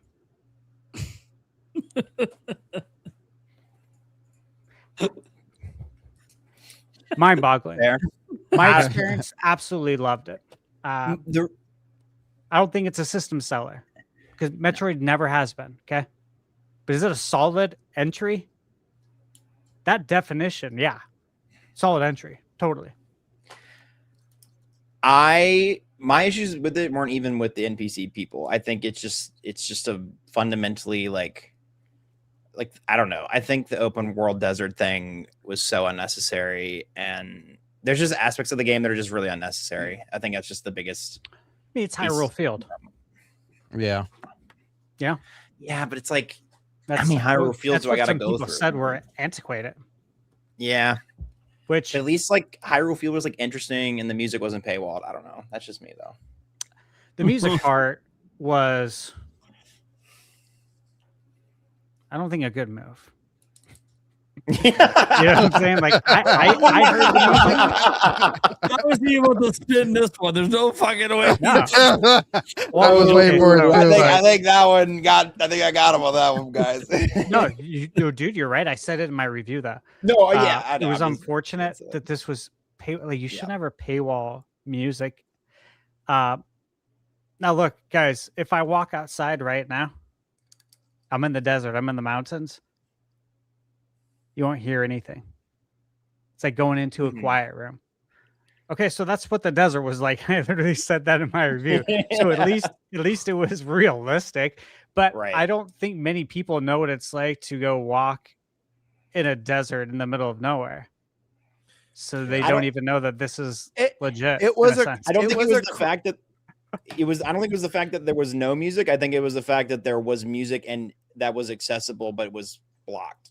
Yeah, I think that's more what the problem is. Yeah, I think that's more what the issue is than the fact that there's none in general. But Gamer, listen, I think both those things are. I think both those things are a problem. Don't paywall the music, and I think it is realistic. I totally get what Stash is saying. Listen, Wind Waker is my favorite video game of all time. I could never imagine playing that game and sailing the sea, and it's just silent, and you just hear waves. That overworld, I'll call it the overworld theme, but that ocean theme when you're sailing is so iconic. It's one of my favorite Zelda tunes of all time. And just because something's realistic doesn't make it fun or interesting. And oftentimes video games are a phenomenal way, especially Nintendo games, to escape the real world, to escape realism. So for a game that has such fantastic music too, to silence an entire zone felt very jarring. That being said, that's probably my biggest gripe with the game is that music choice. I'm gonna put this in A. I agree with Thunderstash. Oh wow, I'm shocked you voted with A. Yeah, that's great. Yeah, I'm gonna vote for A, and maybe there is some bias speaking, and I just want to say this: like, I definitely don't think this game is a system seller, just like Stash, but I think the game is absolutely gorgeous. It's remarkable to me that this is a Switch 1 game. I think it controls and feels phenomenal, both whether you're using mouse controls or a Pro controller. Do we have a problem? I heard Prime. He is holding back some comments. Go ahead, Prime. Let loose. They call me a shill. Holy shit. Dude, hey, I'm the one who, when we have like Nintendo Directs, have when we graded them, have called them C's or C pluses. I'm not a shill. And I did mention I have bias, but I do think this game's fantastic. I think it could have been excellent, and I think it misses the mark. But I do think the game is a visual treat. I think a lot of the boss fights in the game are really fun. I think it has the best music in the series, and I do think the core Hubtown, or not Hubtown, sorry, what's it called, the desert, I forget what it's called. Someone help me. Anyways, it's been so long. Those are so amazing. That's such an A tier. You remember the name of it. Yeah. It's Yeah, okay. I don't remember a lot of things either. The point that I'm making is that was the worst part of the game. I think the game Right. would have been better off without it personally. I think one of the things that makes Metroid games so special is the level design and the interconnectivity of the worlds. Right. And I get that they were going for almost like a Hyrule field. I just don't think they hit the mark in that game. I don't think it was interesting enough, and I think the music really hurt it. But I think this is a solid entry, and I think it's a game that should have achieved excellence, but it's one of the most good. It's one of the most good games, but it's just such a strong good to me. Right. Does that make sense? Am I making sense? Yeah, I can making sense. concede that this game has very high highs but it also has very low lows. I think that's I can agree with that. There are very really cool moments in this game that I got to, like when you first go get the bike and you're in what I forget, it was like the Thunder area or whatever. I thought that was like cool as fuck, and I think it's the coolest of any Switch game has ever looked. Yeah. But that being said, I just again, that's where it's at. But anyways, I think the votes are in. It seems like the A's have it. So That's right. I would not be disappointed if this landed in B. That's just my opinion. Yeah. The only thing I'm disturbed in is Hyrule Warriors being S tier. he's still Hyrule Warriors. All Well, right. I have to. Sorry, one more time because Nintendo Prime called me a shill and then put Hyrule Warriors in S tier. Guys, So I'm just I gonna didn't say- know this tier list was going to break up the podcast. My bad. I was just trying to do something fun, something quirky. Prime turned his camera off. He said, "Nah, we're not doing." All right. I feel like a couple of these can be pretty fast. I don't even remember the Animal Crossing. That's going in yikes. I think it was like a slight graphical upgrade. Maybe and you got some of the DLC for free now, which is like not bad. But I just I don't know. Yeah, I think it was just kind of unnecessary. I think that could have been a free just upgrade, not calling it a Switch 2 edition. Any disagreements? No. Are we good with that, or can we move on? Yeah. Next one. Yep. Mario Tennis Fever. I think it is other than Welcome to It, is the tried and true example of an overpriced game for the system. Yeah. I think it's a great game, but I think it is entirely overpriced. It needed to be $50. Agreed. Anyone else? Any disagreements? I'm happy with C on that one. Yeah. Lots of fun. I think they got us overly excited about the single player adventure mode. And maybe It that's the wasn't thing it. that could have, maybe that was the thing that could have pumped it up in the rating, but I think C's solid. Yeah. It was a lot of fun. Anything else? Nope. I don't mean to push more, but yeah. Nope. I haven't played the Xenoblade games. I mean, I'm sure they're like the rest of the upgrades, and it's just like they're nice, but I don't see I don't know. I will let you guys, if anybody has played them. I please do haven't. tell.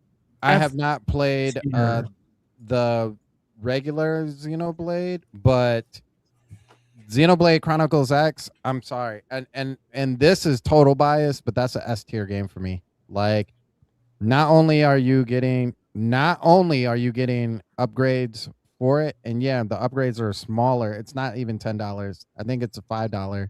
That's a $5 one. Okay. But there's more content at the end of that game than there already was in a game that's already well over 100 hours. That is a boss game. That is actually, if I can even be even more honest, Xenoblade Chronicles X out of all the Xenoblades is my favorite.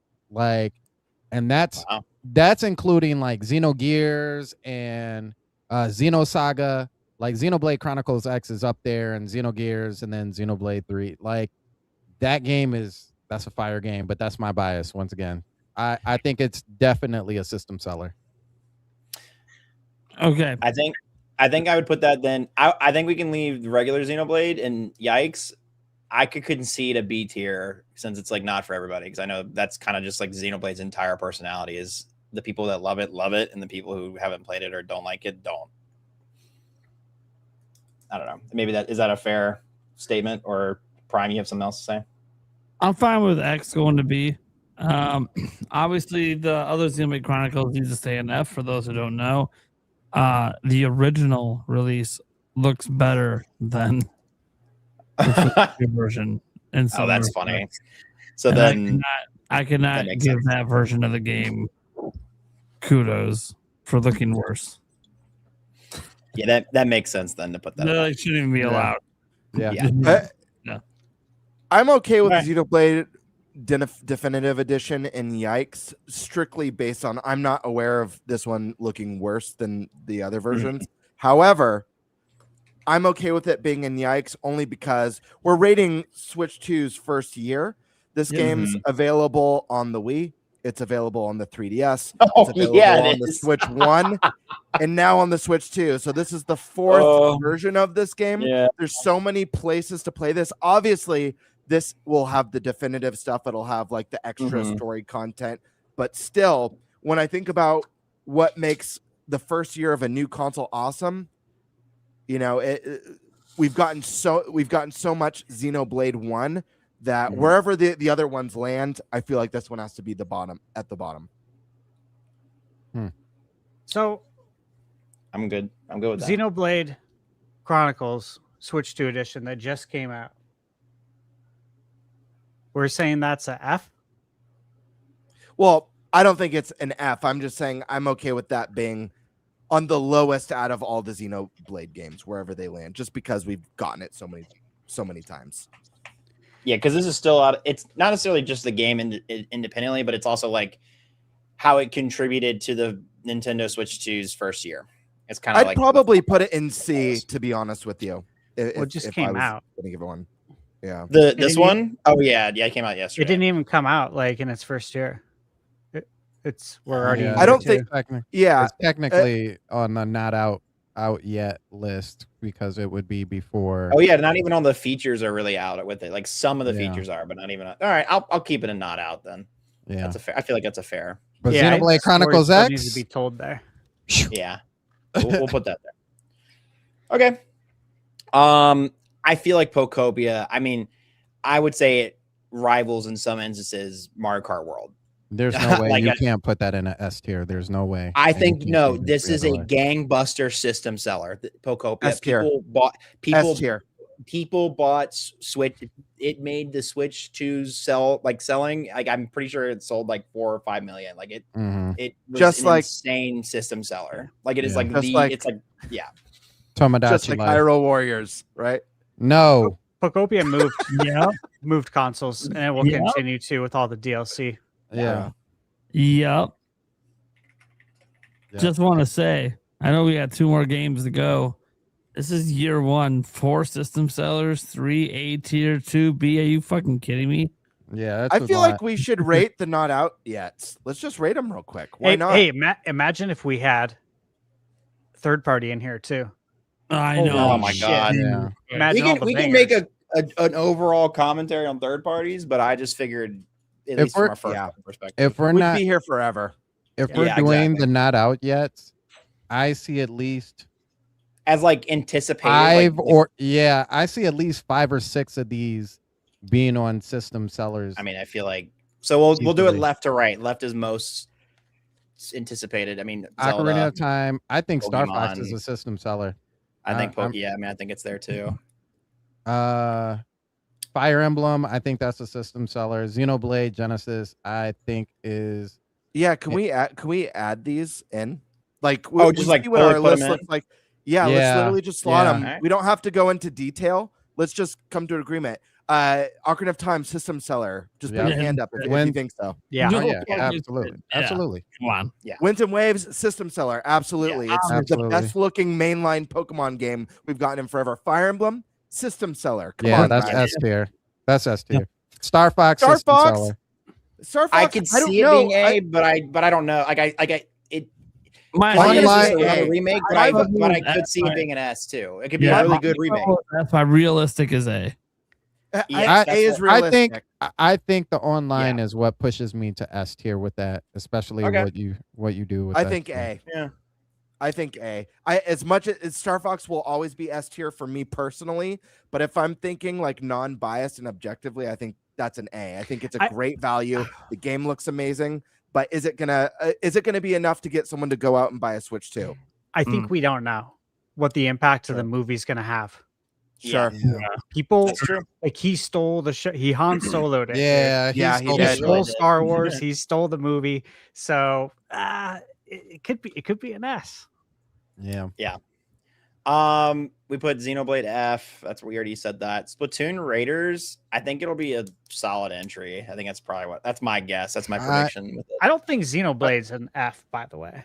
I was Switch just Up. going off what Prime said. I'm sorry. Switch Up put a nice side-by-side performance review that I was watching as soon as this was said, and I mean, I'm not seeing it. I'm not seeing the issues at all. I'm gonna say a Switch B. 2 version looks miles better. I'm gonna say a B. Because No, of how get out much of here, it is- Sandstorm. No. Hear me out though. Because it's the same thing of what I said with Xenoblade Chronicles X. There's so much additional content with all of these entries. They went back and actually did some work to these games. It's not like they were like, oh, paint, here you go, They did. performance. Dude, Like, the whole they color is did different. work. The Yeah. color is different in the game, like drastically. If you've never played any of these games, if you're new to this whole series, I would tell you to go pick up this game. I would not tell you to go pick up the Wii version or the 3DS version or That's even the awesome. Switch version. Like, you're Listen. getting the most out of this from this game.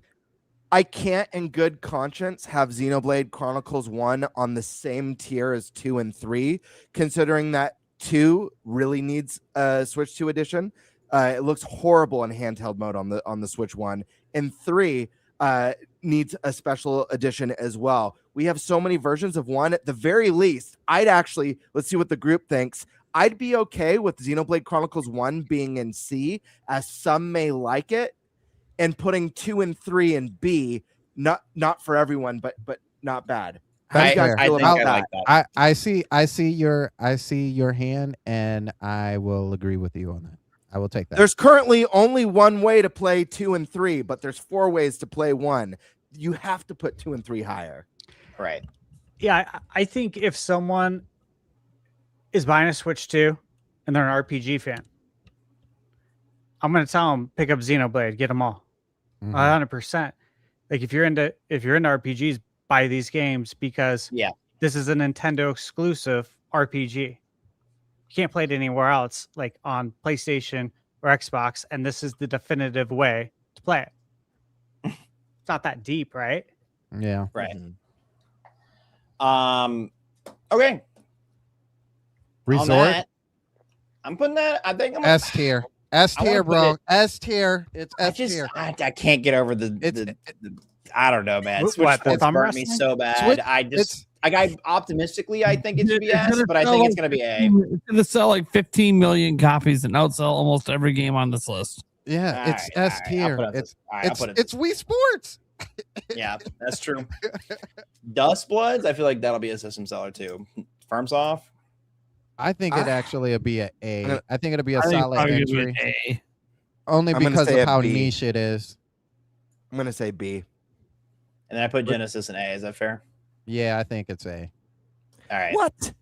You guys Yeah. are insane. Is it a system seller for us? Yes, but I don't. But Not for just me. just like everybody else in the Xenoblade area, it's a niche game. Like What's insane?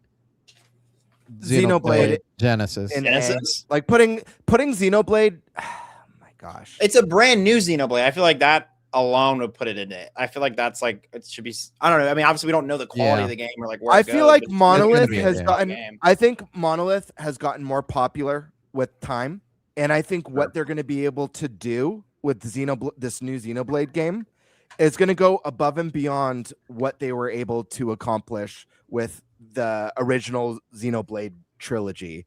I agree, but we put everything at B, so above that is A. Sure, but Do are you we going think to it's gonna be like an S? Is that what you're saying? Well, Well, hey, well, I hold would on. Let me finish. Let me Go. finish my thoughts real quick because I want to Sure. say this. Here's another one of good conscience. I can't, in good conscience, put this next to Duskbloods. Duskbloods. That's like putting this next to Night Rain. Listen, I understand it's Miyazaki. put it I at the top of the understand B. it's FromSoft, but this is a experimental. This isn't a new Souls game. You know, this isn't Elden Ring 2. This isn't Dark Souls 4. This isn't Bloodborne 2. This is a little passion project that's a PvP VE. Hold on, Nate. You could have your 2 cents. I want my 2 cents too. Yeah, absolutely. I'm just saying this is a very experimental. You guys title. argue at the piece super fast. Yeah. How much do we know about Dustbloods? We're gonna get a playtest soon. We're gonna learn more. This is one that we could bump up to A. We could bump up to S maybe once we see more. But how much do we really know about it? Outside of the little trailer that we've gotten, some of the cryptic messaging about what kind of a game it is and how experimental it is. So I don't know. Like, I feel like we need more information. And let me see. What do we have? Where do we have? That's not fair. I feel like that's cheating. Oh, I don't know. I'll just let Prime go because I know he's anxious. I lost my train of thought, but... Look, you motherfucker. You're gonna do this to my Dustbloods? Are you serious right now? We'll call it a little side project. Dude, not only does it have Miyazaki on it, all right. What the fuck was Dark Souls before Dark Souls existed? What was Elden Ring before Elden Ring existed? The fuck you talking about? What look at the Bloodborne. What the fuck was Bloodborne before it existed? That's why people are excited. Because it's From Software and because it's Miyazaki. And when I think this is what happens to it. It becomes that thing that now we're saying, oh, we can't wait till they make another one of those. Well, to be fair, the best-selling Dark Souls game is Dark Souls 2, and it's the one that Miyazaki didn't work on. Just saying. That's cool. Can you name one bad game he's ever put out? It's not a bad game. I like Dark Souls. Dude, Dark Souls is my third favorite series of all time. I have no issues with Miyazaki. I think the man's a legend. And I miss some fireworks. I think this game could be an S tier game for sure. This could be a system seller, but to just I don't know, like we just don't know enough. Dude, we've gotten such a small tease of this game. They're running public play tests. That's how confident they are. They said, "Look, come play our game. It's going to be awesome." So wait, Game Bird, are you saying it's B tier? Because I said Xenoblade Genesis is A tier. I think Dustbloods is B tier right now because hold on. Let me ask. Let me ask one thing for everybody. B tier says not for everyone. That's the key part. Are PvP games for everyone? I want to ask the panel. Are PvP exclusive games for everyone? No games for everyone, Gamebird. By that definition, nothing goes above it. Sure. I'd be. Yeah, it's like making the argument that Elden Ring is not for literal. everybody, which is like it's a true statement, but it's like It's most accessible. It's much more accessible than the regular. Yeah, and we don't know how like accessible and like where that is going to be with Dustblood. But yeah. Here's the difference: is that Dark Souls and Elden Ring are proven formulas. So if Miyazaki announced he's making a Elden Ring 2 or a Dark Souls 4 or Bloodborne 2, Gamebird, we already have a precedent. The closest thing we have to this right now is Night Rain. Can you guarantee that Star Fox is going to sell more copies than Dustbloods? No, I can't. I don't know what will sell more. Oh, okay. So then why the fuck would Dustbloods not be up here with the arguments about audience reach if Star Fox is? But I didn't ask for Star Fox to be an S tier. I asked for Star Fox to be an A tier. Yeah, but you're asking for this one to not even be as high as Star Fox. Well, the only reason why I said I feel uncomfortable is because I don't think Dustbloods is above Xenoblade. Okay, wait. I got it. I don't. That's me personally. Gamebird. I don't think Dustbloods is above Xenoblade. Well, Xenoblade should be A as well. Yeah, I think Xenoblade is A. Xenoblade now question. Question, Gamebird. If you could pick I'm putting one of these titles that you can move down, Dustbloods, Hyrule Warriors, or Star Fox, which one game are you moving? Hyrule Warriors. Dude, we're literally sitting on a panel where we put a Musou game above the next Monolith title. I love Hyrule Warriors, but is it really I didn't say A my bigger piece. deal than the next month. Yeah, It's let's probably Stash going to go. sell more copies than the next Xenoblade game. You did that, Prime. You did this to me when Switch 2 was announced, and you put like Bravely Default in the F tier, and it ended up at D.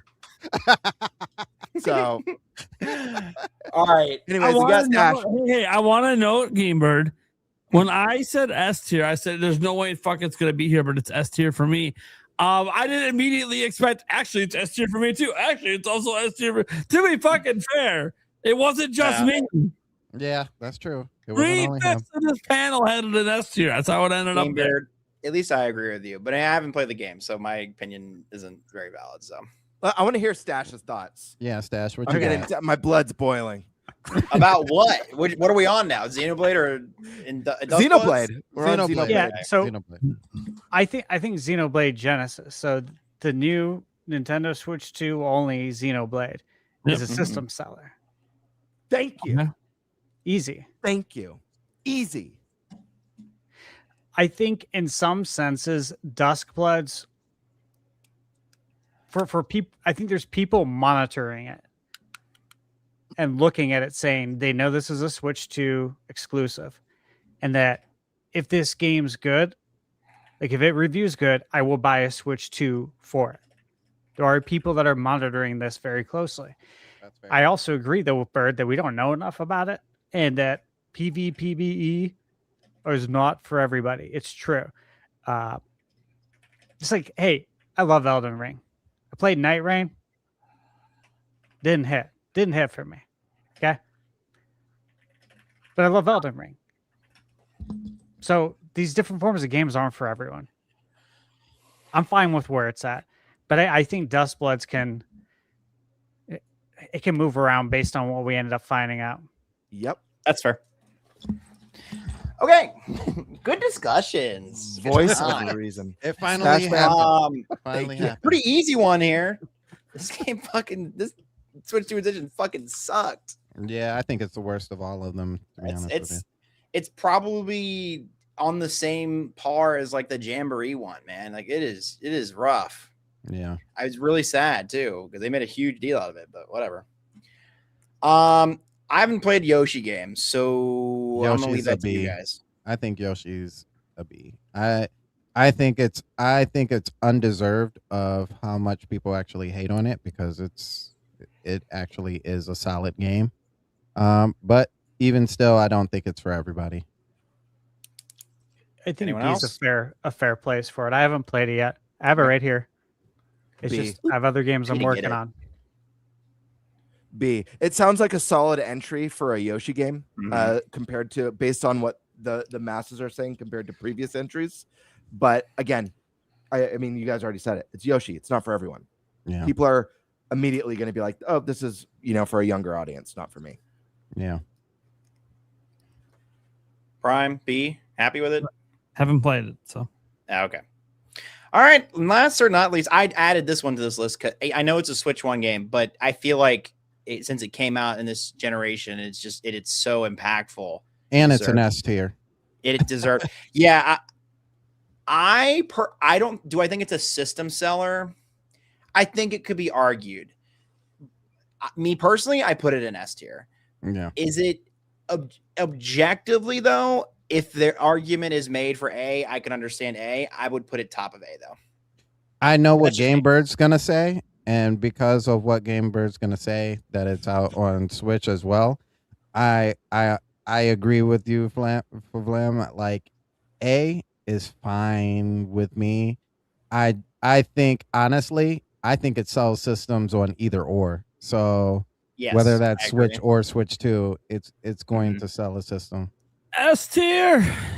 Yeah, I think so. We got 2, 3 S tiers. I'm going to say A tier, top of A though, Okay. as well. The difference between Tomodachi Life, and it's one of the reasons why I rated Pokemon higher than Zelda as well, is that just for like Tomodachi was day and date on both consoles, so there's more incentive. It's not a game that you put 200 hours into on the Switch 1 and now there's a Switch 2 edition. I I don't think it's a system seller. I don't think you go and buy a Switch 2 so you could get Tomodachi Life. But I say it's top of A because it's definitely a game that you want to have on your Switch 2. See, and that's why I'm like, I could be convinced about the A tier because like I think I agree with you about the fact that it's on Switch 1. I don't think anybody's going out and buying a Tomodachi Life to get it, but I think it deserves its spot in S tier just because I mean it is such a moment. Like it is. You know what I mean? Like once you get caught, you're such caught. a frenzy. Like I think it just deserves to be there because of that alone, even though it's not necessarily a system seller. I think it's a breakthrough game too. Like in itself, like it's not like Tomodachi is new by any means, but like this one has like really exploded with people who are like, have we seen this game before? And it's like, yeah, it's been here for a while. Like there's been under entries. So yeah. Any other disagreements or pieces that Thunder Stash? No? S? All right. Well, that's our list. So what I'm gonna do though, I'm gonna screenshot this and I'll send it to you all. But what I will also do is now move all of the ones that haven't come out because the original discussion was of the Switch in this first year. So I took a screenshot of this, so we have it captured of where our opinions are. But now I'm gonna pull all these back into not out yet. Because now, again, the original topic and discussion was how do we grade the first year of the Nintendo Switch? And this is what's out after the first year. This isn't out technically. It is. So this is so above that, this is what's out. So where do we think, where does this average? Because this looks like a B, like a B plus A minus to me. But I want to hear what you guys think based on this screenshot. So it's funny because it's like we've talked about, this is all Nintendo stuff. This isn't even like the third parties that have jumped in as well. But even if you include those, I think it was a really solid year for the Switch 2 for me personally. Just the experiences, man. Like you mouse controls, like just being able to actually test that for the first time and see how that is. I know people don't use game chat through like they wanted to. And albeit I think there's a lot of games that aren't there yet, but I think game chat is like it's there. It's gonna be there. Star Fox is one that I'm really looking forward to for game chat this coming year. There is Elden Ring that I think is going to work really well for game chat. James Bond, if they decide to have some sort of multiplayer eventually. There's a whole bunch of opportunity for game chat in itself. GameCube could have used a little bit of work. What's crazy is, and what actually wasn't on here, it would have been on the C, not yikes. But we forgot to even throw Virtual Boy in there. That was something else that showed up. Yeah, that is in there. Yeah. So I think as far as what we got and what Nintendo gave us, I'm happy with that first year. I think it was an excellent choice. For anybody who is looking to get a Switch 2, definitely look through some of these games, especially those S tier games. Like now you really have to decide, right? Mario Kart, Tomodachi, Mario Kart, Pocopia, Bonanza. What was the fourth one? That you get the option of picking. Sorry. But if you don't have a Switch 2 yet, I definitely think you need to pick it up, especially if you see where we landed all of these games in the next coming year. I had a lot of fun, man. I'm enjoying it. The only reason why my PS5 is not collecting dust is solely because of Crimson Desert. Because if Crimson Desert never came out, it would still be the outside of my PS5 would be gray by now. But so what is your overall if you this list can factor in, what letter grade would you give the Switch 2's first year? Man, if I had to give it a grade, I think If you had to put it somewhere on this tier list, basically. I think a solid. Oh, I was gonna say 89. Yeah, I'm gonna stick with 89. I think a solid 89 is right where I want to put it. I don't know if I can quite put it at A, but at 89 I think is really good.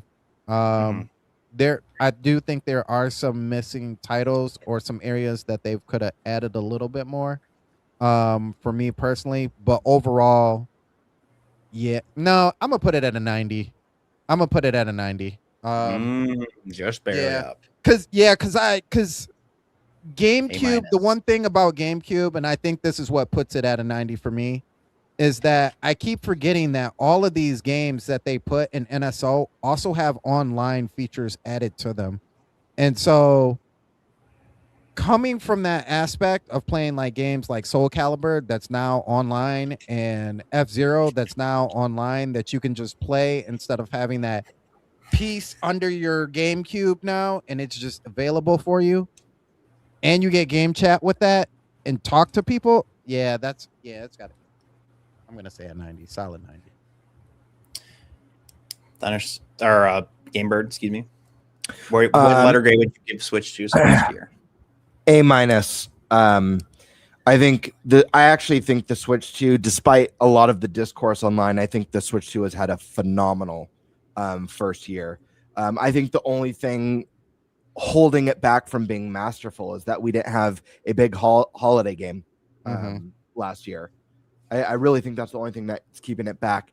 This chart is fantastic, but it doesn't show the whole picture. We're getting something with Switch 2 that we haven't had for generations, and that's the promise of consistent, strong third-party support, including day-and-date releases. And we're seeing that through Capcom with the new Resident Evil, with Onimusha now being confirmed day and date. Capcom's just one of many. We've got Square and tons of companies throwing everything they can at Switch 2.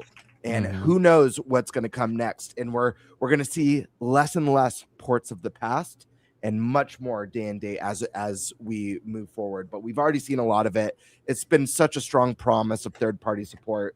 Taking that out of the equation, the games we've gotten have been fantastic. Getting GameCube on NSO is great. There's so much potential for that as the years go on. Brand new Mario Kart Pocopia, which is phenomenal. One of the best rated games of the year.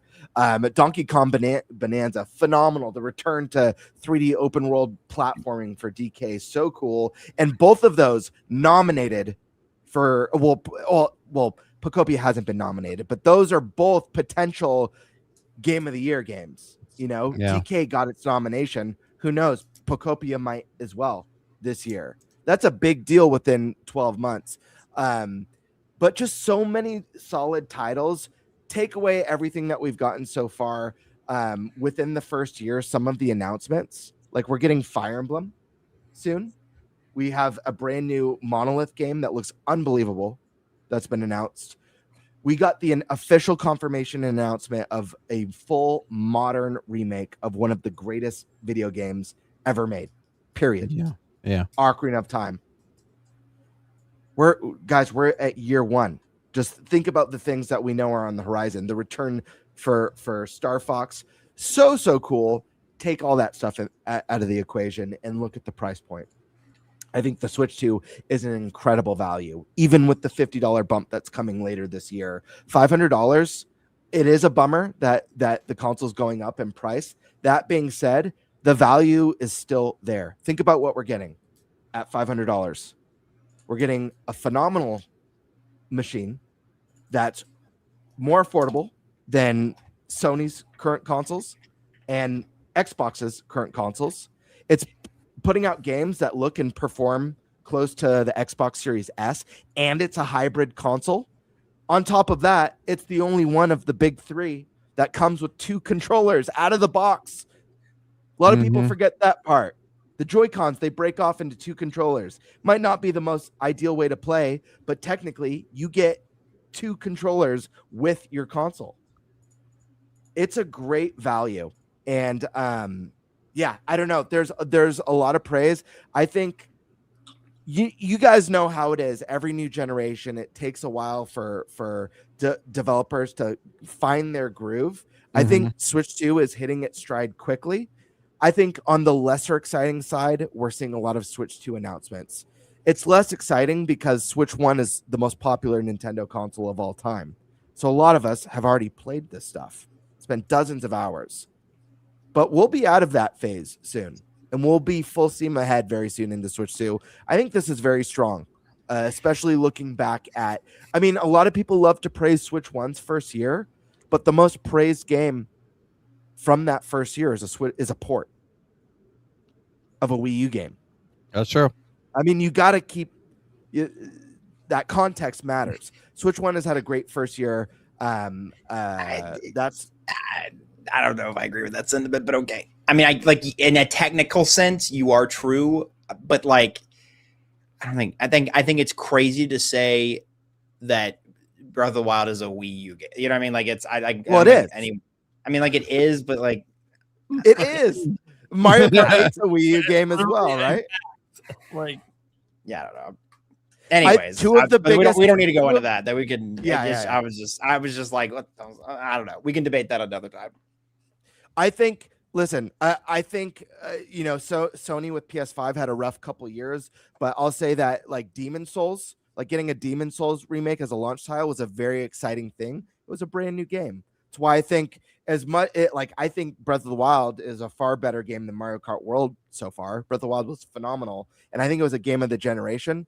But I give the edge to Mario Kart World as a new release because you could only play it on Switch 2. It literally is a Switch 2 exclusive. But yeah, that's a whole other argument. But anyways, long story short, it's an A- for me. I think it's had a fantastic start, and I think people forget about how a lot of consoles have launched throughout the generations.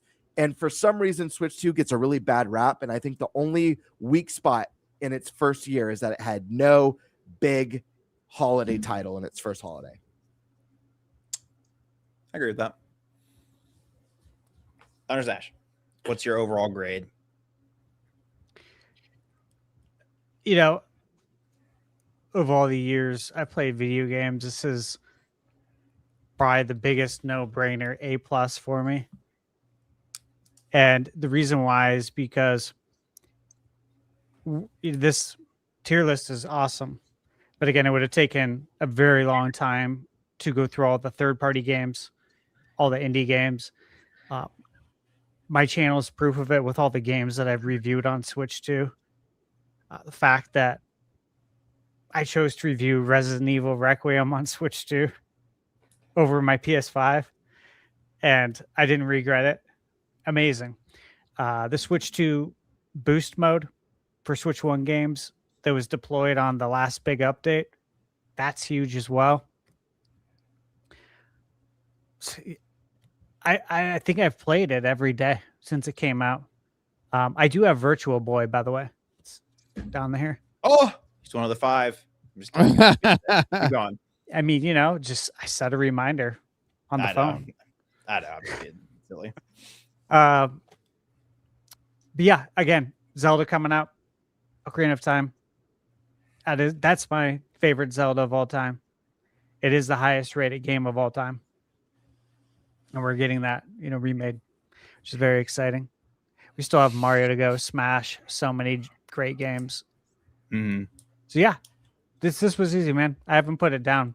I think people need to just look at everything that's out there too, and play everything. There's plenty of games to play. Mm-hmm. I'm gonna go before Prime because I want Prime to be the showstopper. I give it a B+, and that's. I feel like I'm being generous with a B+, excuse me. I think the third parties carry it a lot this generation, but I think that's also for me at least, a reason it brings it to a B+. I think I just would have liked to have seen more of both, if that makes sense. I think the games we have are very solid. I just don't think we have, like Gamebird said, we don't have that just knock down, drag out. This is the reason I buy a Switch 2. I think everybody has their own kind of individual reasons, but it's not like I don't know. There's no like universal one on this list where it's like, yeah, that game rocks, even if it isn't mine. That game, you know what I mean? Like, I think a lot of them you can make the argument for that. Don't get me wrong. And I think they're all fantastic in their own right. I just, maybe I'm just because I'm comparing it to like Breath of the Wild, right? And that was such lightning in a bottle. But the Wii U port. Okay. I'm giving you a hard time, dude. No, I know. It's okay. I don't know. I think it's fantastic what's there, and I think a B+ is very fair. Not to rhyme or anything, but I think that's where I'm at, because I think there was also a lot of stinkers and a lot of things I was looking forward to. I was really looking forward to that Jamboree DLC, and it fucking sucked. Yeah, you were hyped for that, I remember. And the Mario Tennis is overpriced, and I wanted to play with more people. I want more people to like play it with. And it was a very limited time that I was able to play because nobody else bought it because it was really expensive. Like there are just some misses and things that I'm questioning about Nintendo on the system that bring it so low for me, excuse me. But otherwise, it has really, really high highs and really solid entries and really great games. And I think at this point, if I had to say, like, ultimately, is the system worth buying now? Yes, 100%. Also, especially with the prices increasing coming. But taking that out of the picture, out of what we have here, I think, yeah, there's something for everybody. And especially now with the deal where you can pick between Mario Kart, Pokopia, and Bonanza. Like, that's literally 3 different distinct experiences that would satisfy anybody. So B+, that's where that's my final verdict. And again, that's me being generous. I think it should be a B. All right, Prime, close us out. All right, I'm gonna give it an A. Flat A. Not gonna go with A+, although very tempting to do so, and that's only because of communication fumbles. I'm gonna hold that against Nintendo, but yeah, okay. I don't $80 Mario Kart and all this other stuff that I don't like. Yeah, I don't like every decision they made, but Shell. But the way that they communicated some of that stuff made it even worse and bigger than it needed to be. So I didn't like any of that. That said, what really matters is the games, right, guys? Like, we're talking about a platform, and the whole reason we buy it is the games. And the biggest compliment I have for the Switch 2 since the day I got it is my gaming habits haven't changed. I'm just now suddenly playing even more games in my bed than I was before. And you might go, well, why? What changed? Oh, Nintendo has a platform that third parties actually want to put their games on. That's what's changed. And now I'm playing a hell of a lot more games in my bedroom than I am having to sit in my living room on the TV or having to come out of my office and play on the monitor. No, it's right there. Resident Evil 9, right there on my Switch 2. I beat it laying in bed one night, like 1 a.m. in the morning. Hey, look, roll credits. Sick. It is such a cool thing to basically play full-on console experiences anywhere. And in a house full of kids and a fiance who wants to use the big screen, man, it's sure great that I can still get my gaming time in too, because all the games I want to play, I can play right on Switch 2. And of course, guys, I know Switch 2 doesn't have everything. I game on all the platforms. I know this. But I'm gaming a hell of a lot more. I'm playing a hell of a lot more third-party games than I would be right now because of this. So I am very, very pleased with the Switch 2's first year. I think that, I agree with some of the critiques. Game Bird saying, hey, didn't have that big holiday exclusive. No, we didn't. We had some good holiday games. Great ones. One I argued was a system seller, but in the end, look, it wasn't that big hype game that everyone wants. It's not. Look at how people are reacting to Ocarina of Time over the last 24 hours. We don't have anything like that happen last year. Yep. We have that this year. Next year, I don't know what it's going to be. Maybe 3D Mario. Maybe it's Wind and Waves. It's already announced, right? Yep. It's going to be Xenoblade for some people. So we'll see. But this first year, I think you look back at it, you look at this list alone. This is obviously a lot of the stuff Nintendo was involved in. Look, guys, we're talking at 5 system sellers up there. Fine, you don't count Hyrule Warriors. That's 4 system sellers in a year.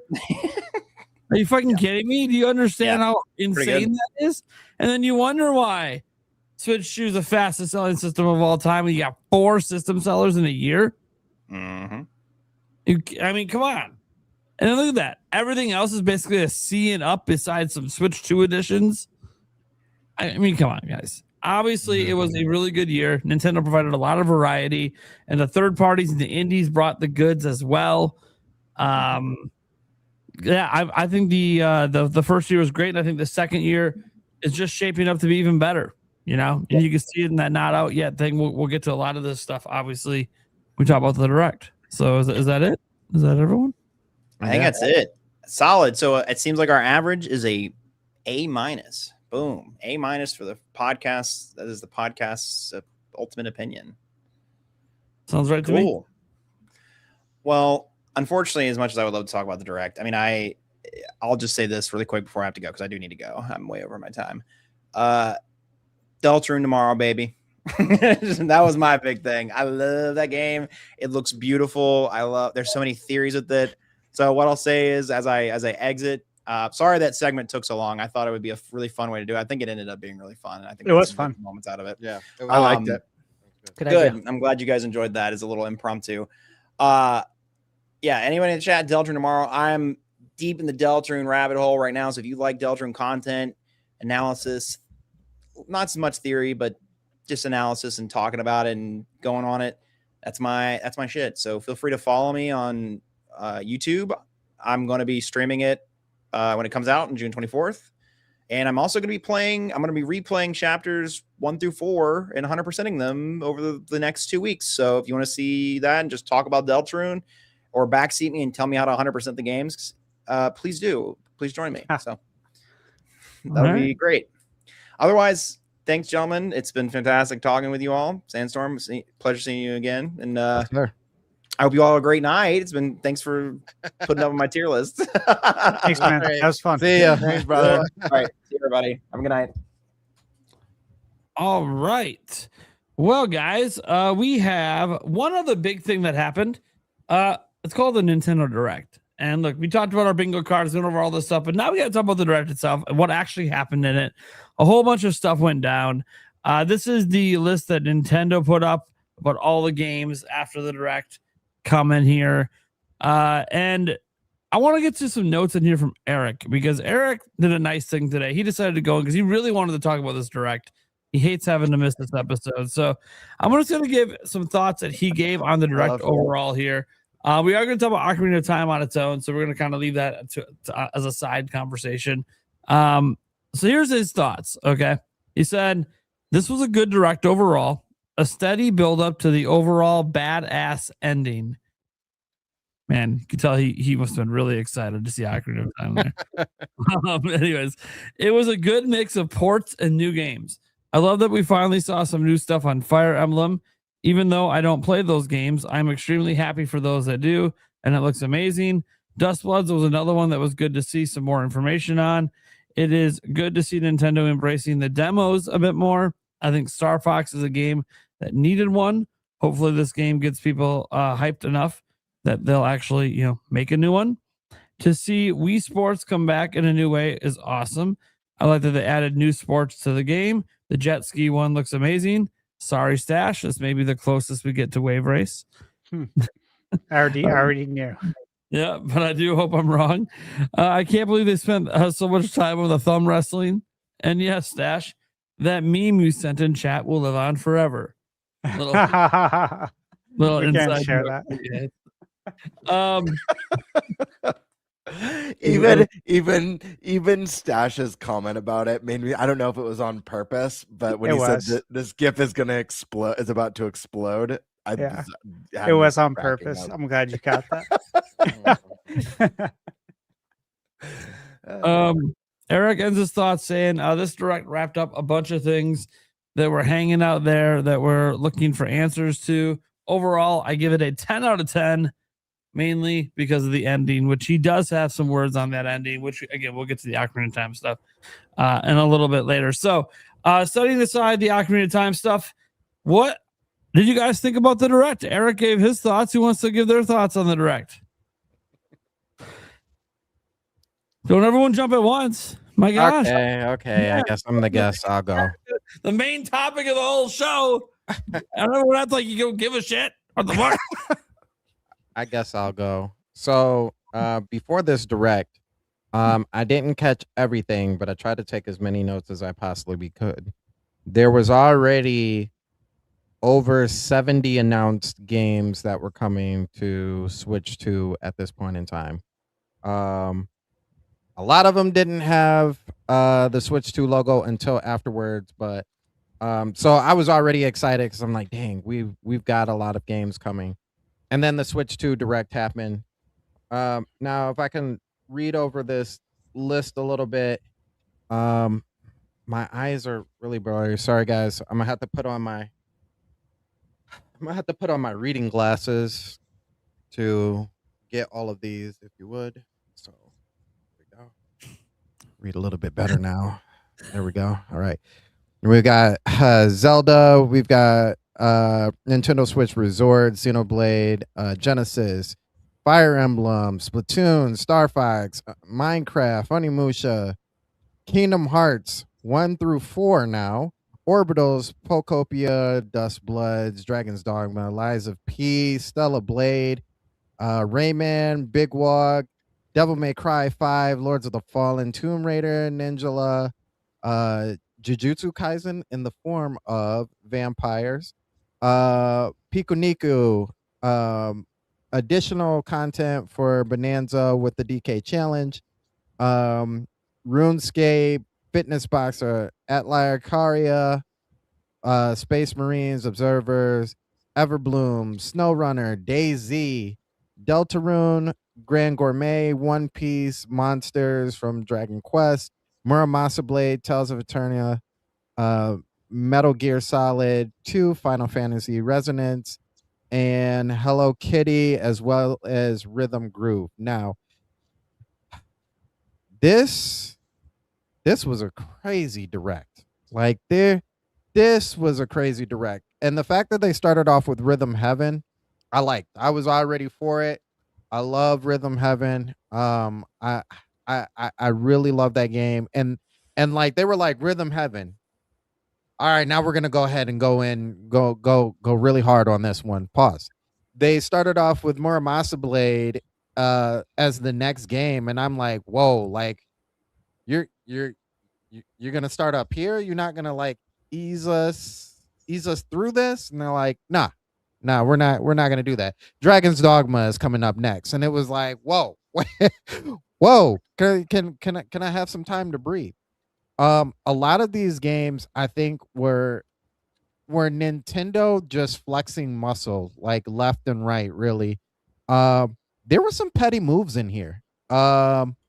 Stella Blade no longer being an exclusive to PlayStation as a console exclusive, I think that was huge. I know a lot of people have already talked about how that game was going to be coming. I'm going to be honest with you. I never thought Sony was going to let that game go, and it turns out they let that game go. Devil May Cry 5 was one that I really wanted to see, and I've been holding out heavy for that game to show up possibly on Switch, and now it's here. One game that I'm like super excited for, and it's actually been sitting in my wish list for at least the last year and a half, was DayZ. Like I've been waiting to just push the button on a sale for DayZ to show up, and now that it's on the Switch, I am all for that. Another petty move, I'm like going over these really fast because I'm actually excited about all of these. I'll save that for last, but showing off Xenoblade Genesis. Man, after you talk about Xenoblade 1, 2, and 3, and then you go into Genesis and show us what we're going to play with next, that was crazy. That was crazy. I just, even looking at the world and looking at the inverted world, it was like my mind, even watching it, I'm like, how do you do that? Like how I don't, it just couldn't compute with how crazy that game's going to be. So I'm really excited for that game.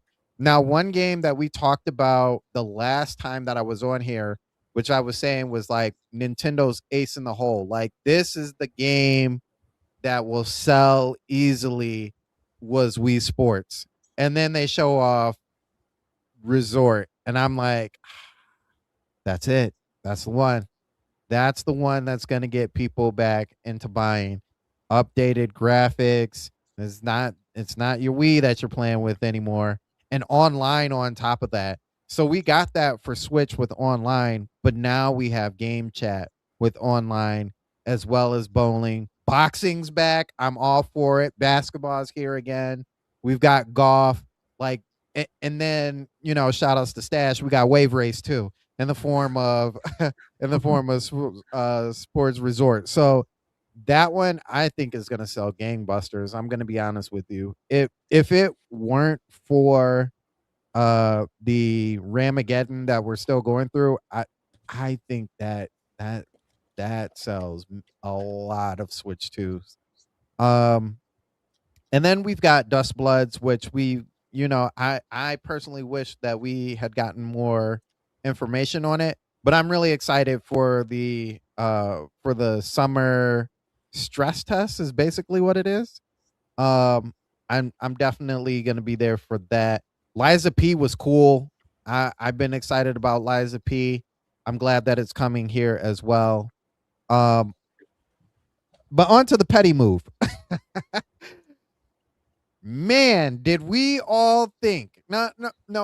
Did Sony fans really, really, really think that this year was the year that Kingdom Hearts 4 was going to be shown off at the State of Play? They knew it. They knew this year was the year that Kingdom Hearts 4 was coming to the State of Play, and it did not show. And it automatically meant that Kingdom Hearts wasn't going to get shown this year. And for Nintendo, out of all companies, to be like, y'all want some of that Cage 4 gameplay? I have a fun theory about that. Because after the direct, I talked to one of my buddies on the phone. He called me up. He's like, dude, did you just watch the direct? I was like, yeah. And he said, he's like, I can't believe they got Kingdom Hearts 4 for the direct. And I was like, yeah, it makes me wonder if there was something in that deal when they brought Sora over to Smash. Like, yeah, we got Sora in Smash, but we want, we want a slice of that Kingdom Hearts 4 when you're ready to show it off again. That look, and listen, that is a mega deal if that really was the case, because for the fact that one, everybody wanted Sora in there anyway, and they're like, yeah, but if you really want Sora over here, you know what you got to do. And I think just even for the fact that them giving them the gameplay trailer on top of that, it wasn't even like the original trailer that we got from the State of Play back then, and then been like, hey, this is Kingdom Hearts 4. It was like, nah, you're getting the gameplay trailer. It was like, whoa, wait a minute. This can't be Kingdom Hearts 4 because Nintendo doesn't get things like that. So it definitely speaks to how close like Square is now like, yeah, we can't leave Nintendo alone now. We definitely have to show up. And that was true with Resonance too, because that was the first time we got to see Resonance. Now, side thing, and this is the last thing I want to talk about because this was a major deal to me. I know there's some people, you young tykes who don't know anything about this, but for us unks, if that's what you want to call us, for us unks out there, this game right here was a big deal. This game right here was a big deal. Mm-hmm. For it to show up, oh my goodness, I went crazy.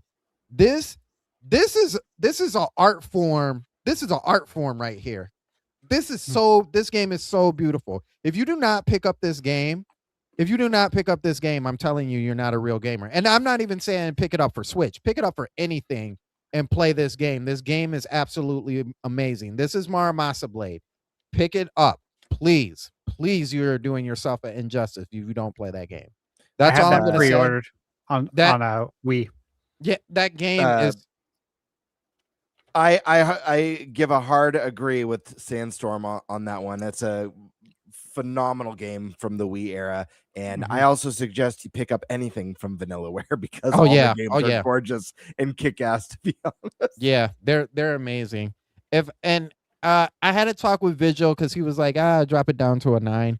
I can't justifiably drop my score down from a 9 from a 10. I say 10 out of 10, but I say 10 out of 10 in the fact that it wasn't perfect, but it had everything that it needed. It had everything that it needed. I know we're gonna talk about the other piece later, so I won't give my thoughts on that. But as far as like what I wanted to see from the Switch, especially in the third party sense, now I don't have to go to my PlayStation for even less things. Because a lot of my gaming, like Prime said, like I'm a dad, bro. Like we don't have time to always sit in front of the biggest TV and ogle over the greatest graphics. Sometimes you got to put that boy right here while your lady is like, "Did you see that? That was funny." And you're like, "Oh, yeah. Back to this game." So man, it was definitely a 10 out of 10 for me. Definitely a 10 out of 10. Hell yeah. All right. Let's go next. I'll jump in. All right. For me, my more objective grade, I'm gonna give this one a 9 out of 10. I will say, like, if I'm being very biased, just that finale makes it a personal 10 out of 10 for me. They could have just made an announcement of that game, and that would have been a 10 out of 10 announcement for me. But I want to be as fair and objective as possible. So for me, I'm going to say this was a 9 out of 10. This had so much for me. I will say what maybe drags it down, and I know this was a plus for you, Sandstorm. I feel like this direct was a little bit port heavy. Now, I don't think there's anything wrong with ports because, again, I praise the Switch 2 for its strong third-party support. And I think when we get day-and-day port announcements, obviously for me, Onimusha's huge. It's one of my favorite series of all time. So seeing that day-and-date on Switch 2, that's a mega announcement for me. When we see stuff, can we pull that list up one more time?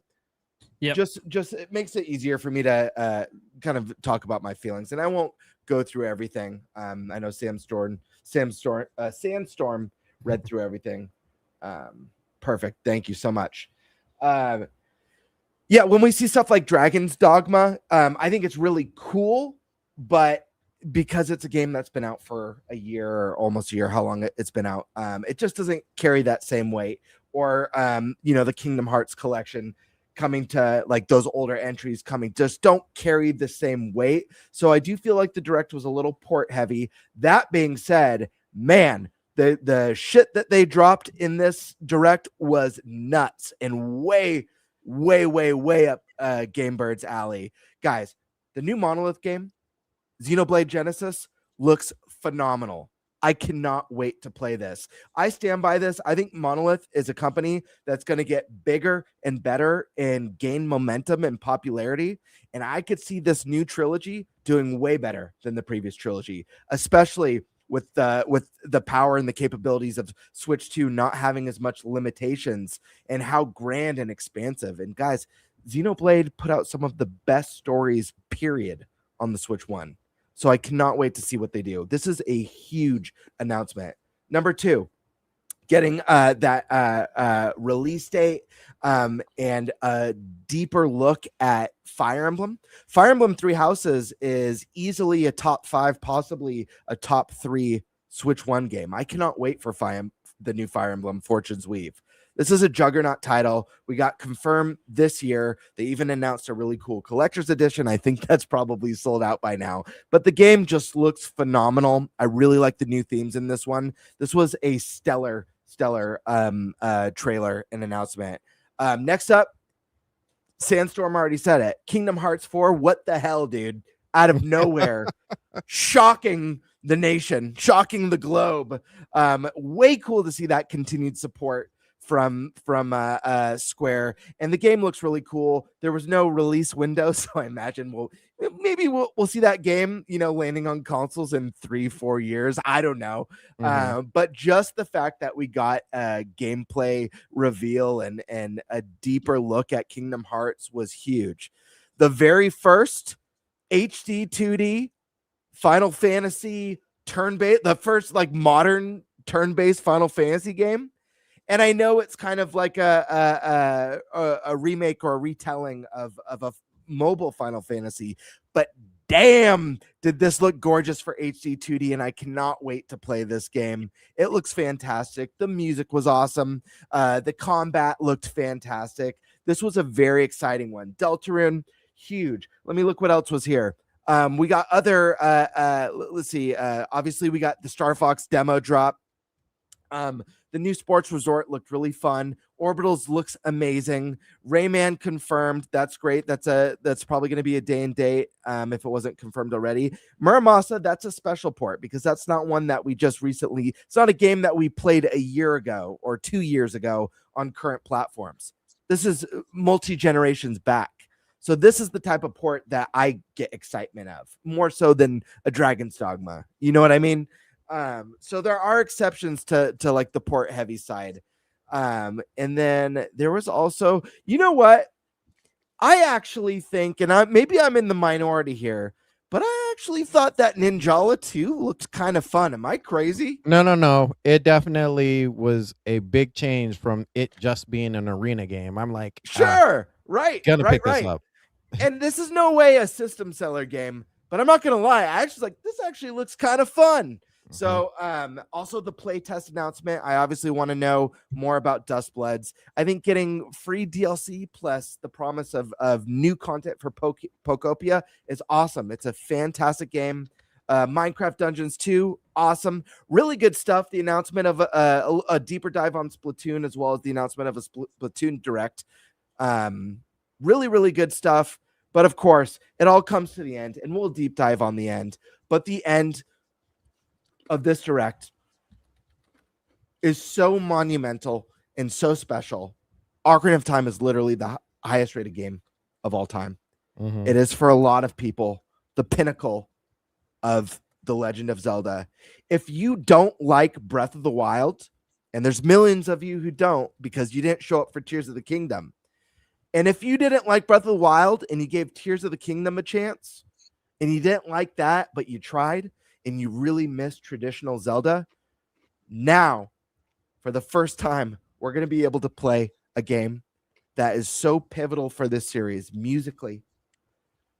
It was revolutionary for 3D adventure games, and we're going to see it brought back to life. We'll talk about it more, but it's such a big deal. This was such a special moment that just really anything that you may not have liked about this Direct, that moment elevates this so high for me, and I know so high for so many Nintendo fans. And while I do love when Nintendo has those quirky moments in the Directs, this is the last thing that I'll add. We got to watch them demo the Thumb War. So I love that quirky side of Nintendo. I think it's a lot of fun.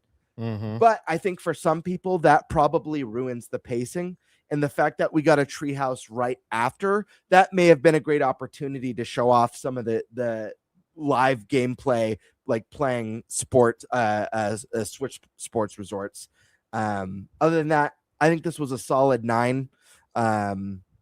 If you don't like RPGs, I could see this maybe ranking lower for you. RPGs are possibly my favorite genre in all of gaming. So this was a stellar Nintendo Direct, and I can't wait to talk about the big finale because there's so much to say about it. Those are my thoughts. 9 out of 10. All right, Stash. Okay. I don't quite know what the sentiment is online. I've just heard that it's like kind of how it normally is. Where some people are upset. I would say the sentiment is generally negative. Okay. Interesting. Yeah, it's crazy. I It's haven't crazy seen that. how Well, I've been negative it is. busy. So I'm actually going to share my screen because, well, I have my Nintendo Direct form open as well with all those pictures, and I'll show you where I'm at with this. Okay, here we go. Mm-hmm. Now, these are all the games I'm getting, guys. These are all the ones I'm going to review. I counted it out. There's 49 games on this list. I've circled 41. How do you think I feel about the Direct? Not good. Not good. Yeah. It wasn't a perfect. Well, So, Dude, you I'm might insanely feel hyped. good. I don't know about your wallet though. I think it's a little sick. Dude, my favorite Zelda of all time. Now, I'm not going to say that. There's some things I can't say, but okay, that's there. Nintendo Switch Sports Resort, excited for that. Xenoblade, Sega Genesis. You kidding me? I can't believe they're making a Xenoblade in the Sega Genesis world. That's nuts. It's really Everyone cool. should be excited about that. Oh, Fire Fire Emblem. Super excited about that. I read today too that there's dungeons in the game. Did you guys read that? Yeah. Stash. I don't mean to pause you. Did you see did you see the lineup of voice actors for Xenoblade Genesis by any chance? No. They got a absolute dream cast for this game, let me tell you. Ooh. Ultimate Play Awards right there.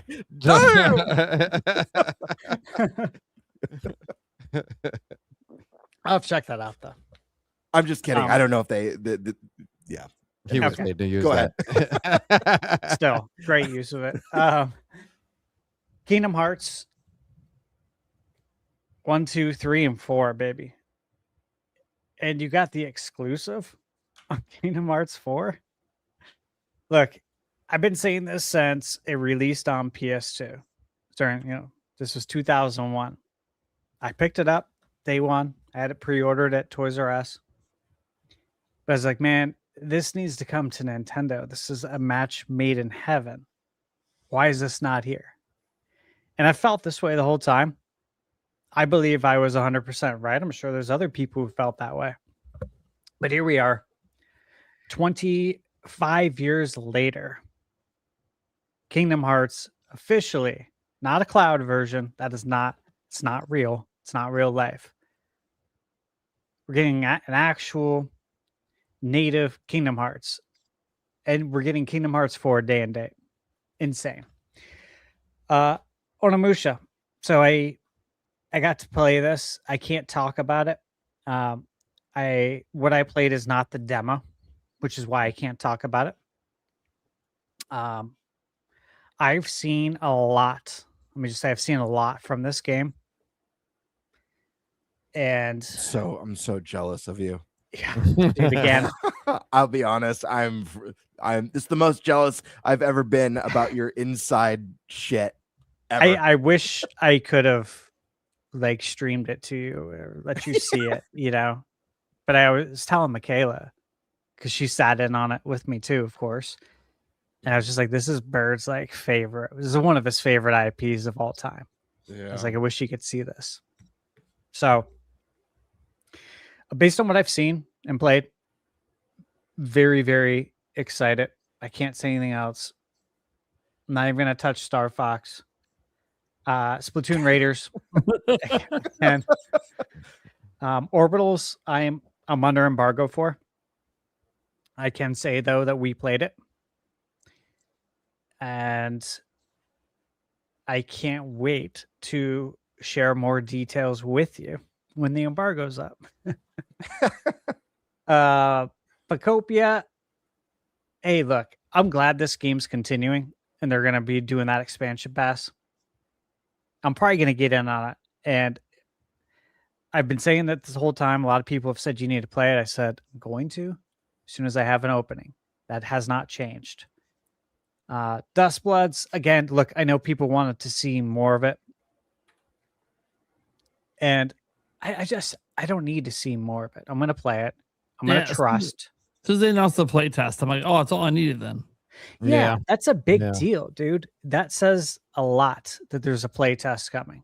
I'm going to play in it. I'm sure you guys are too. Oh, yeah. I suggest following the Dustbloods account on X. They have an official account. And they even said, I think today I retweeted it, to follow their account so you can be part of the play test. Dragon's Dogma 2. That's a massive game. And it's Capcom. Capcom has crushed it on Switch 2. And I know how it performs because I have it on PS5. So I'm super interested to see how that's going to perform. Again, like these are all games I'm going to be reviewing. Lies of P, I own that.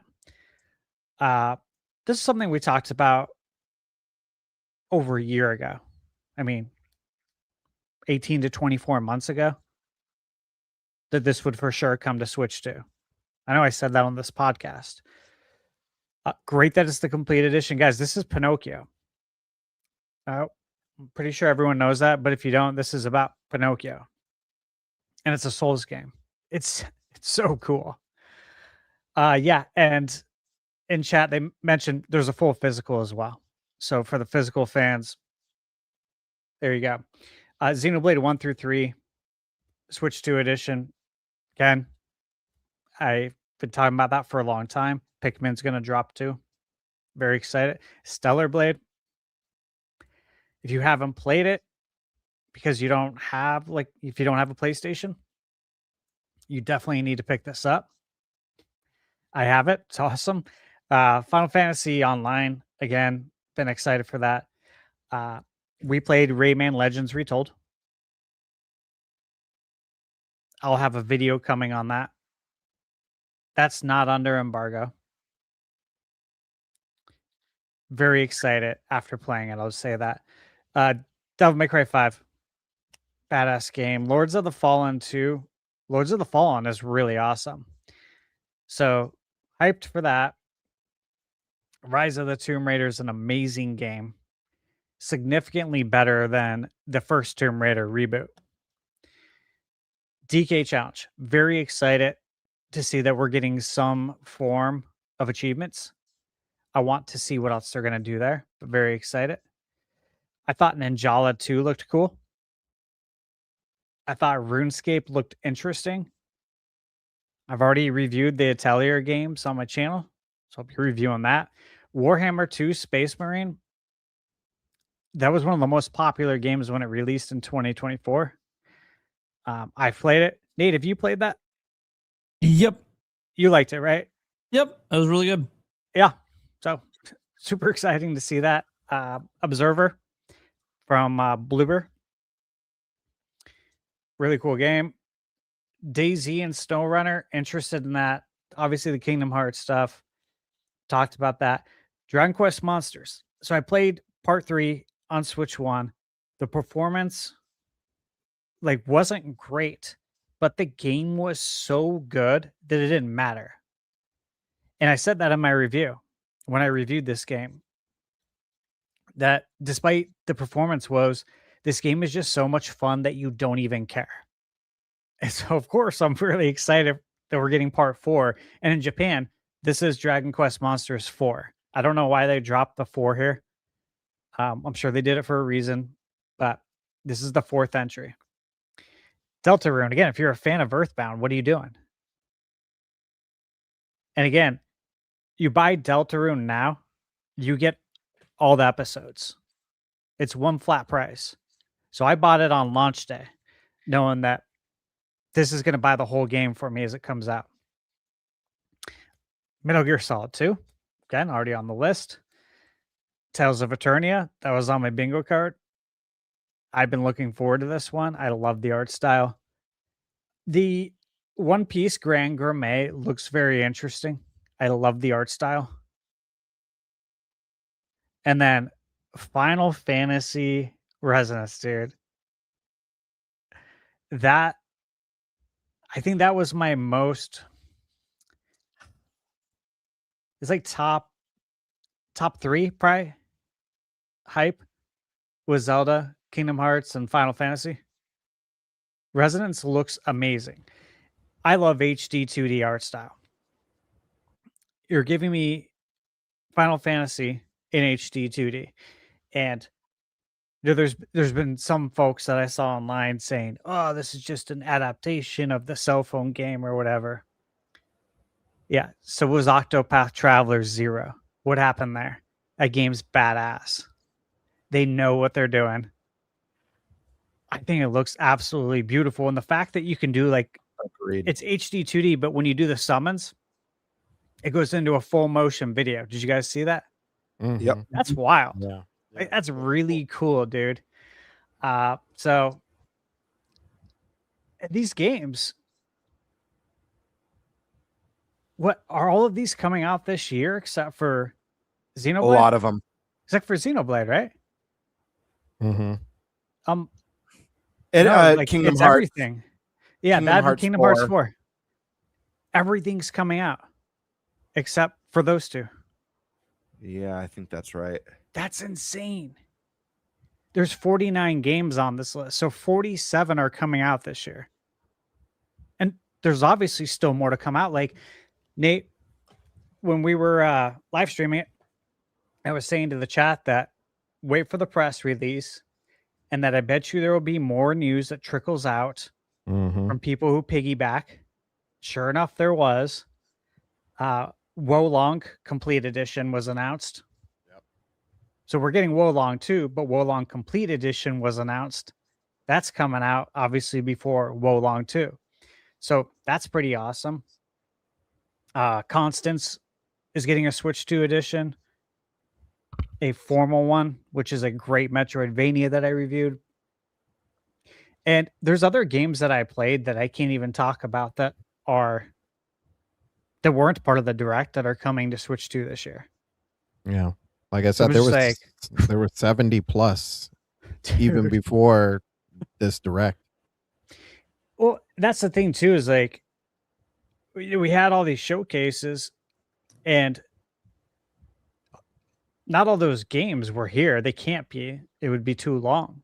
Mm-hmm. But based on like all the news we got in the last week with showcases and the direct, it's an insane amount of games that are coming just for this year.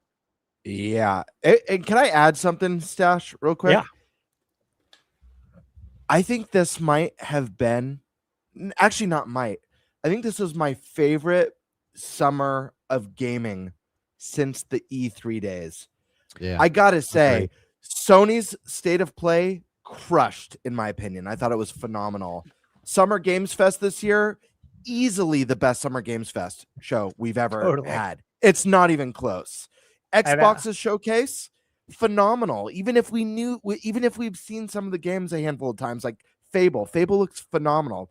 Definitely stings that it got delayed, for me, but because it was one of my picked games for Fantasy Critic. And then Nintendo, this was a 9 out of 10. I think every company and SGF absolutely crushed this year, and this is easily my favorite summer of games since E3. It felt like E3 was back this year. It was so exciting. I don't know how we top this week again for years to come, to be honest. I don't either. It was like, if you factor into Indie Quest, which, bro, yeah.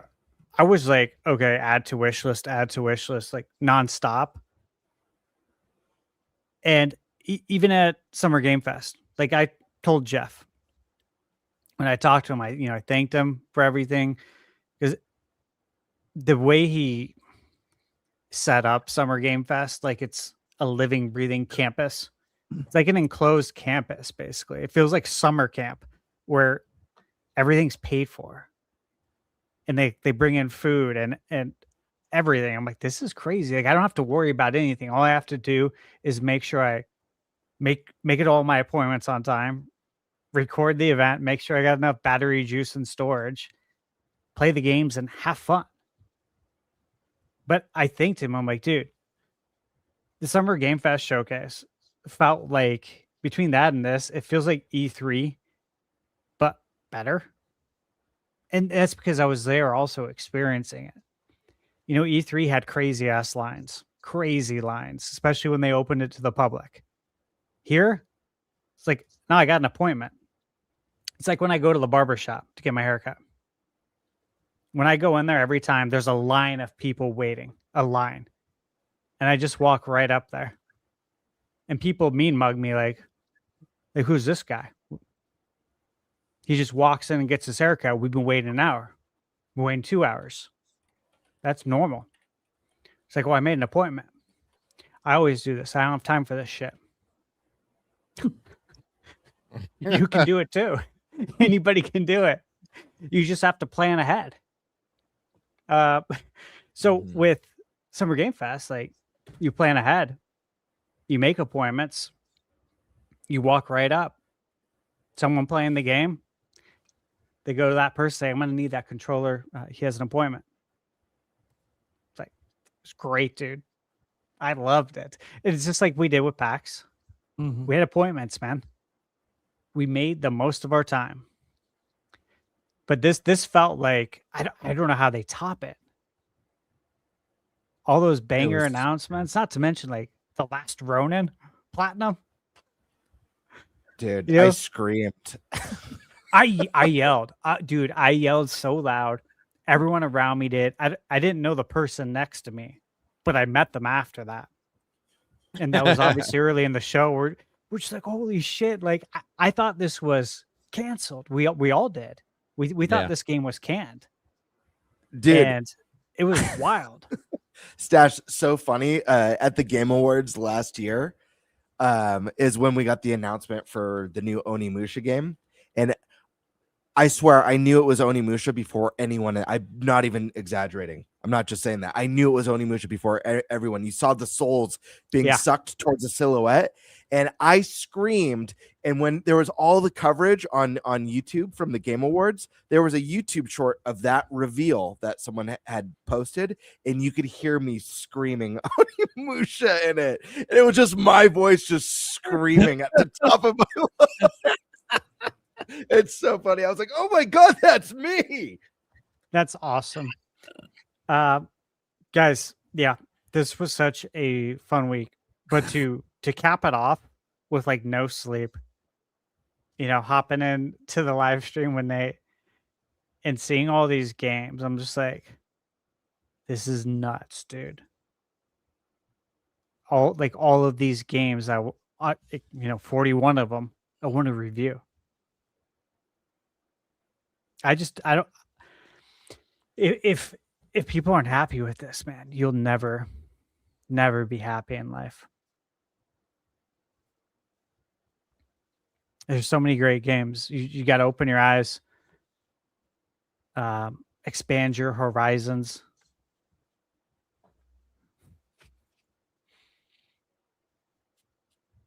All right. All right. Kind of a joyful but ominous end to that part there. So he should have ended with "you idiots."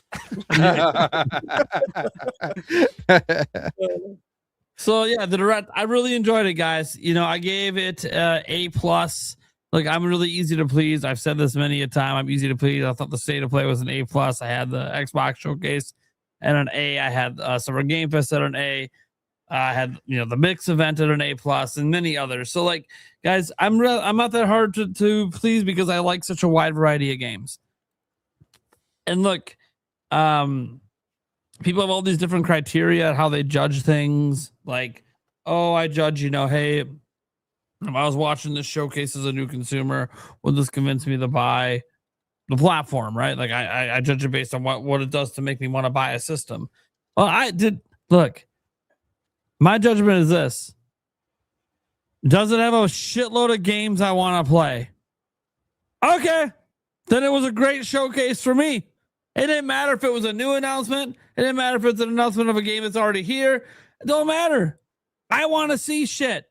So, dude, You're telling me in a direct where one of the greatest games of all time, highest rated games of ever, Ocarina of Time remake gets announced and it's real and it's a high budget, realistic graphics game. What the fuck?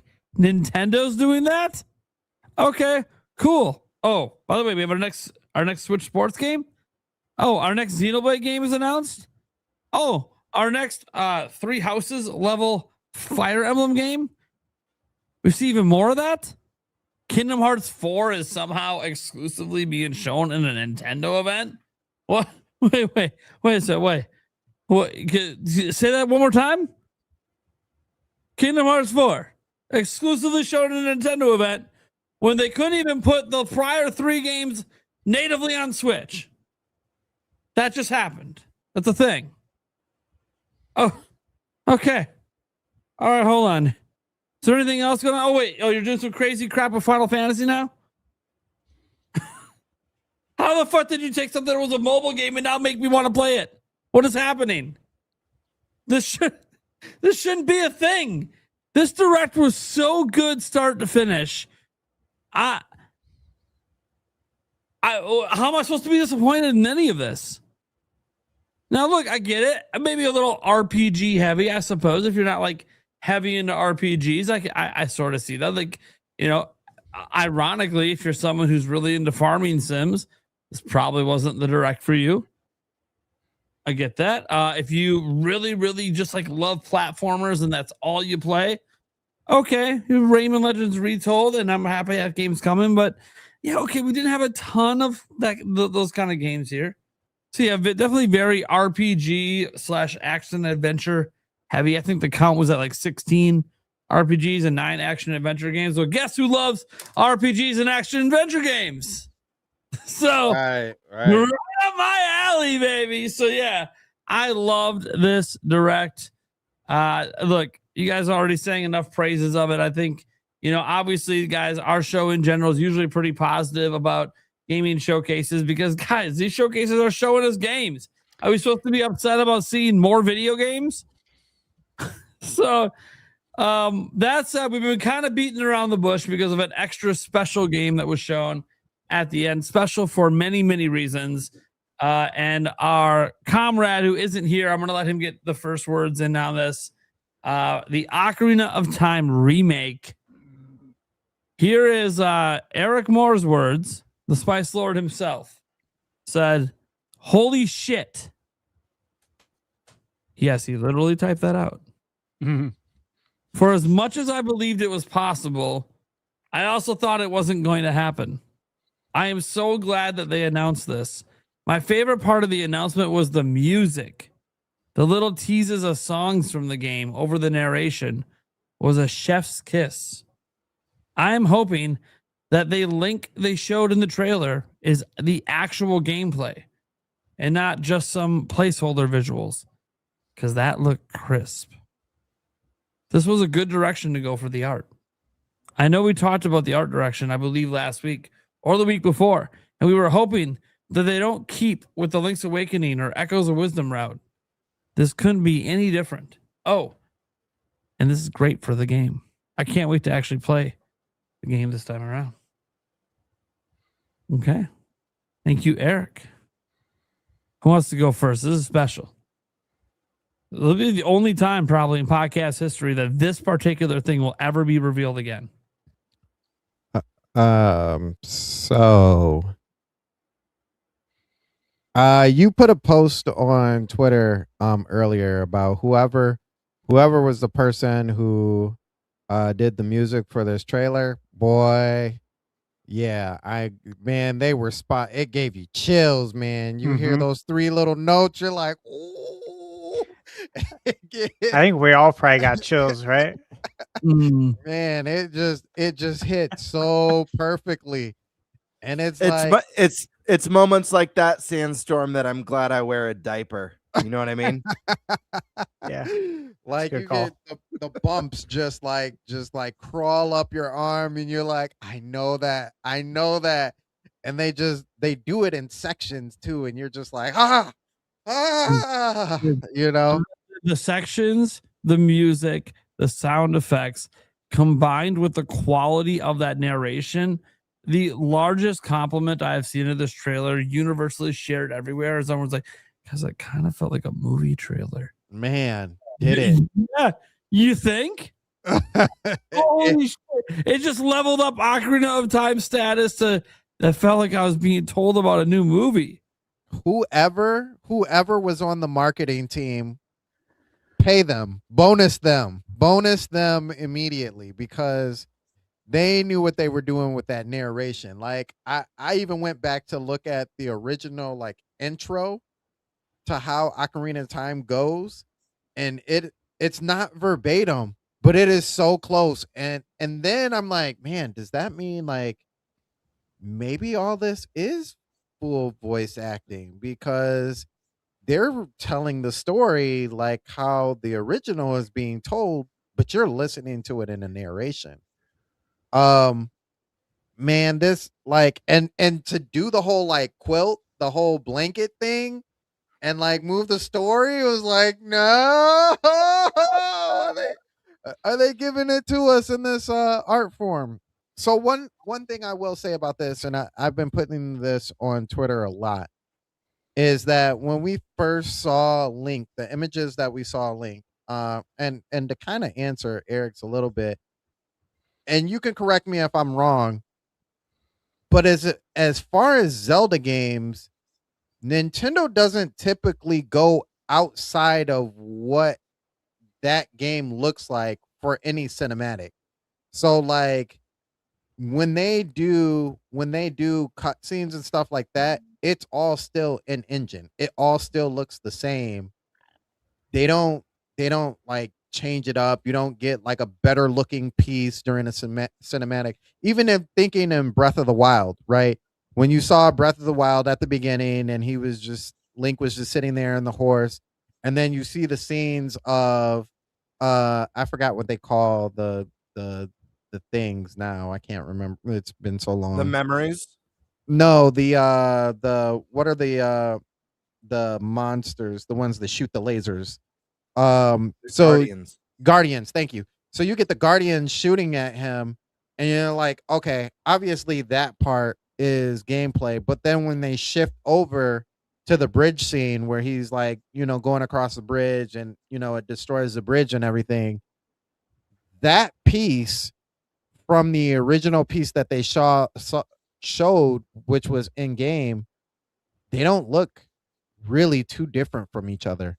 And even if you think about Tears of the Kingdom, that still holds. And even with Twilight Princess, when we saw Twilight Princess and all the cutscenes. So I dare say what we got, that little image of showing Link laying in the bed, that's how the game is actually going to look. I don't think it's going to look anything outside of that. We are getting this is it. This is all those times that you were talking about the Wii U demos. Everybody, you're talking about the Wii U demo Zelda. Well, you're getting better than that. That's what you're getting. You're getting better than that. But I'm excited for this 2026. I really hope that this game, man, I hope this game shows up right next to Grand Theft Auto. I don't care what anybody says. I don't care about numbers and which one does better.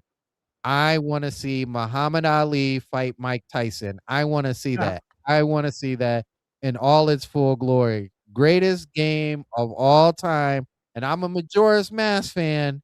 Greatest game of all time. Most highly rated game going up against one of the most anticipated games of all time. Do it.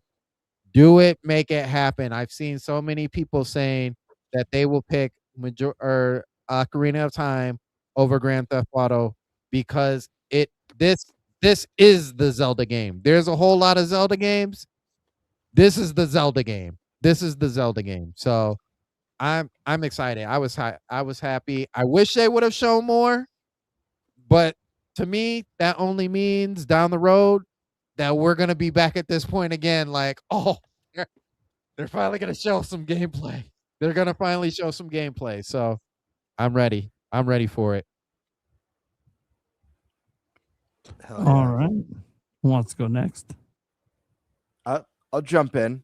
Yeah, guys, this is insane. Is this real life? And I say that like, we've not only have we been talking about this, and we've all been firm believers that this game is real and this game's coming. I've been on the podcast for over a year now, and no one has said otherwise. We've all been firm believers. But I go back even what feels like 3.5 years ago. I'm not even sure. I went on Andres Restart's channel. I was talking to him about that Aonuma interview when he was asked, and he was laughing. And I was telling Andres, I'm all in, man. I think it's happening. He wouldn't have just laughed. He would have not let speculation run wild like that. So I've been a believer in this for so long now. It feels so good to see this come to fruition. After all these years, after believing for so long, after building all that hype, not only is this game back, but when I think about not just what I've talked about on Gamebird Classic over the last couple of years, but I've sat here and talked about with you guys when we've had our discussions about Zelda's anniversary or what we'd like to see for this game. For a lot of us, it was like we all mentioned fully orchestrated soundtrack. We're going to be getting that.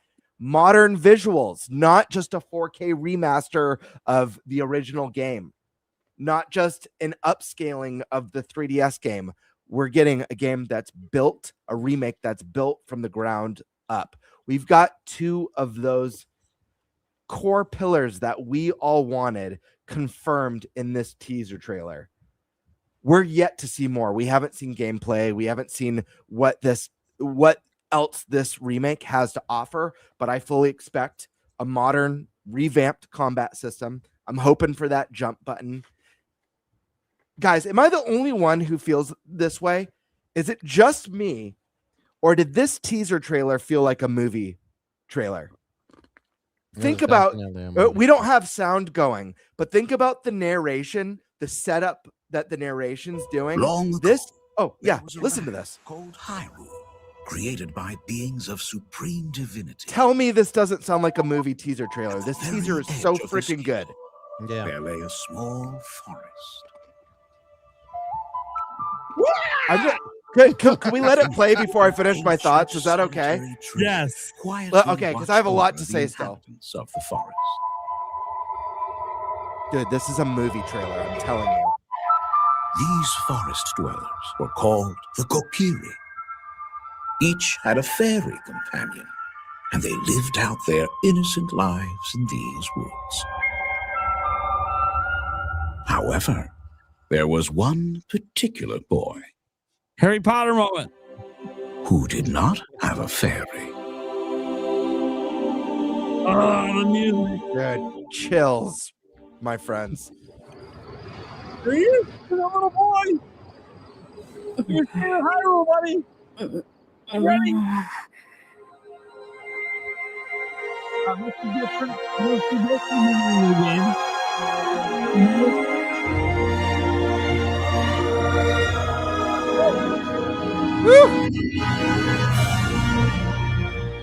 It's so Can good. I say this too before you finish your statement? Because I think it goes definitely with what needs to be said, and something that like nobody, if you have never played Ocarina of Time, you will never understand this, but you will get it when you pick this game up. Ocarina of Time has over any other Zelda game, the best music, period. And you're going to get all these songs now fully orchestrated. And that is absolutely insane. The music is going to be so dynamic. It is going to be insane. Absolutely. But yeah, guys, I have to say, and I know we're waiting on a Zelda movie announcement, but this trailer to me felt like a movie teaser trailer. It was so cinematic, even though it's just going over the tapestry and it's got that really fantastical narration happening. There was just something so cinematic about this that really makes me feel they're going to be fleshing out the story and building more lore into Ocarina of Time, which is really, really exciting. But yeah, this is a dream come true. And again, Sandstorm mentioned this is the highest rated game of all time. I know it's not Nintendo style, but I hope when there's commercials for this game, when they're running ads on TV or at the movie theaters or whenever, I hope they have text that pops up at the beginning. The greatest or the highest reviewed video game of all time returns this year, remade from the ground up. Like, this should be marketed as the greatest video game of all time. I cannot wait to see more of this. And the most exciting thing about this just being a teaser, just a nice little tease to get our heart rates up, to build excitement, create this awesome discussion like we're having now, is that more's coming soon, baby. This game lands this year, confirmed in the direct. We're going to be getting a 40th anniversary Zelda blowout. We're going to be getting so much Zelda goodness soon. It is so exciting. And I don't know, I love the redesigns. This isn't the art style, if I'm being fully honest. And you guys, you know me, I always give my honest opinions. This isn't the art style that I personally would have chosen for Ocarina of Time. We talked about our desired art styles. I pitched one very close to the concept art. That being said, I think it looks gorgeous. I don't think that makes it the wrong art style. I think it's going to be really exciting to see Zelda in a way that we've never seen it before. So I think this game looks fantastic so far. I can't wait to see what secrets are in store. Are we going to build lore around the bosses? Are they going to have a more rich history? Obviously, I expect that with Ganondorf. Here's the one challenge. Oh, voice acting. That's the other thing. 3 pillars. I think it's safe to say this confirms we're getting voice acting in this game as well. So we've got a true remake from the ground up, fully orchestrated soundtrack, and voice acting. 3 pillars already nailed.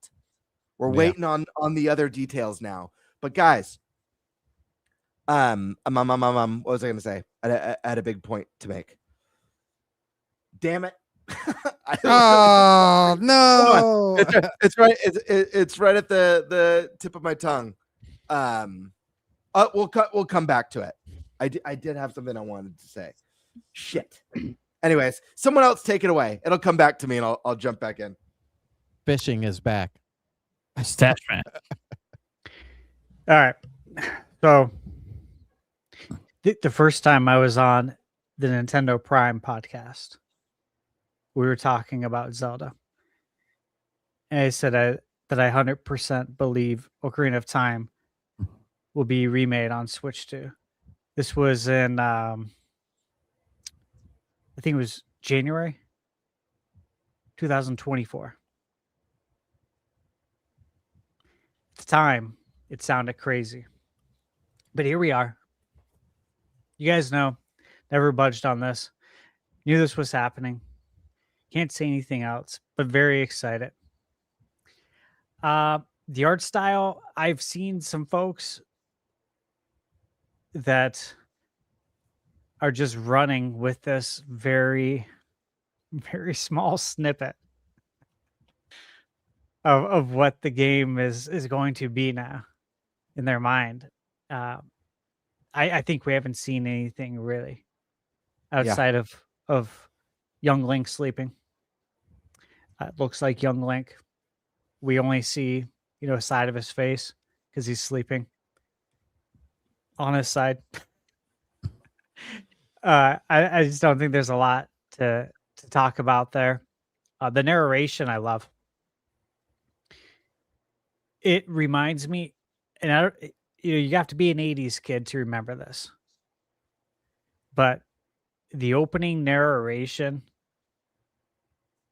to the Care Bears movie that was done by Mickey Rooney. Oh yeah, bro. Oh man, come on. If you listen to it, it's spot on. The voice, the pitch, like everything sounds like it, and it's super cool. Because honestly, that was a very high quality part. It's Mickey Rooney. So yeah, production value looks to be very high.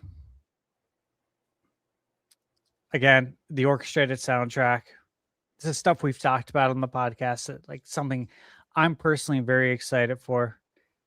As far as Zelda music goes, my top spot goes to Link to the Past. Ocarina of Time, though, is right there. I mean, the Hyrule Field theme. You guys can hear that playing in all my videos. Bird, you want to say something?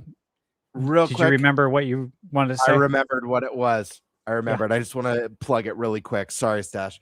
No, you're good. The voice acting. That's where I lost my train of thought. Voice acting, very exciting, but the challenge with it is, and I don't want to spoil it because I know there's a lot of younger people who are going to be playing this for the first time.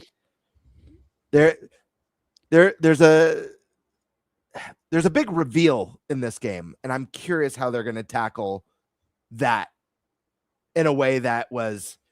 Are you guys following what I'm trying to say? Mm-hmm. There's a big reveal in the game, and I'm wondering with voice acting how they're going to tackle that, because for a lot of people that was genuinely surprising, back in the day. Mm-hmm. So I won't say any more than that, but yeah, I just wanted to mention that'll be interesting to see how they tackle that. And it wasn't really something I thought about when we talked about voice acting in this game, but now hearing like the narrator and stuff, it immediately came to mind. But anyways, sorry to derail, Stash. I didn't mean to throw you off. I just wanted to throw that out there really quick. You're good, bro. Good point. So look, we've talked about this a lot. I'm not going to go into speculation of what the game will be like, and I'm not going to make a heads or tails emotional decision based on the art style that we've seen a very small snippet of. Ultimately, I trust Nintendo. They've earned my trust for decades. There's very few companies that have. There's very few of anything in life that's earned my trust over that amount of time. So I trust that they're going to cook. They haven't steered me wrong. I think they're going to do great here. So, with that said, Ocarina of Time. For those who don't know, I missed a whole week of school when this came out. I pretended to be sick. My mom knows the story now, of course. We've talked about it. She still can't believe that I wasn't sick. And I'm like, look, the first couple of days, I actually didn't feel good. As an adult, if I had to go to work, I would have. But this was school. You know what I mean? And every day when my mom would leave, she'd take the N64 controller and hide it. And I would go search her room and find it. I'd take a mental snapshot of exactly how the wire was wound around the controller, so I could put it back exactly the same way. And then when my mom would come home from work, I would ask her, hey, I've been resting all day. Is it okay to play Zelda? Because it just came out. So obviously I want to play it. And she understood I wanted to play it. She understood how long that 5-year wait was. Or not 7-year wait between Link to the Past and Ocarina of Time. Like that was an eternity back then. So my mom understood that. And so I got to play it the whole week. I beat it. I came back to school. Everyone's like, I heard you were like deathbed sick. It's like, no, that was fine. It was better than ever, bro. Feel well rested. And Ocarina of Time's beat. Everyone's like, what? What do you mean it's beat? I'm like, that's what I did. I wasn't sick. My science teacher, Miss Wilhelmy, her name was Bobby Wilhelmy. She taught earth science, and she used to be she was retired military. She caught wind that I faked sick, and she was hard on me for the rest of the year. She was pissed. That's the same teacher that I was always reading the E3 Nintendo Power magazine, and the one with Mario on the cover. If you guys remember that, I think it was issue like 100. Yeah. That's my Zelda memory. Do you guys mind if I play something? Go I got for it. something that we should really just play. Go for it. Because there's not many times we can do this. Okay. And Nate, playing a video is just share screen. Yep. Okay, there's gonna be audio on it. I'll keep it low. And Yep. it's not gonna flag us.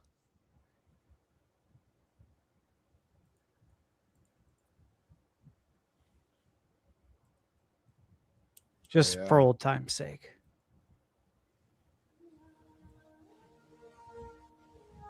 Maybe the young kids haven't seen this.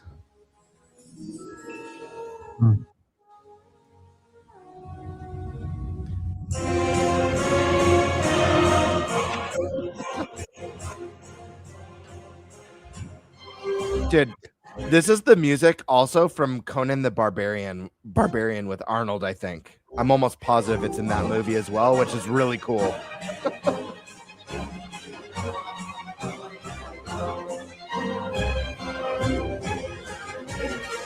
You think they remake the commercial? I know. Really awesome. Oh man, with updated graphics, it would go crazy. Or will now. Use the same terminology. I wish they would. Did it say, or willst thou suck? Yeah. Yeah.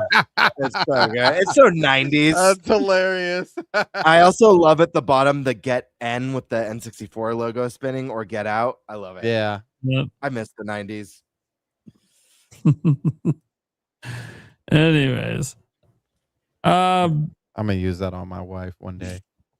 Or willst thou suck? So, are you done on your bit on Zelda Stash then? Yeah. Okay. So I thought. All right. Unleash the Fury Prime. Yeah, look, guys. Obviously, this is one of the most special announcements of my lifetime. I said it towards the end of my video today that somehow I woke up in the correct timeline in my life where I am getting a live action Legend of Zelda movie. Like, what the fuck? And I'm getting a full high budget AAA from the ground up remake of the game that started my entire career on the internet. And they're going in a semi-realistic art direction. Wait. Whoa. What? No. This is Nintendo. It's gonna be like cell shaded or something. There's gonna be like a catch. Nope, you get to this shot right here. Nope, that's the art direction of the new Zelda game. And it's Ocarina of Time. And it's fucking perfect. This is the reality I'm living in right now. That is your little hero of time. Waking up in his treehouse. Getting ready to bitch at Saria for whatever the fuck she wants now. We know what's next, right? I mean, we think we know what's next. Could be new story rewrites, new lines, voice acting, right? Lots of exciting stuff coming up.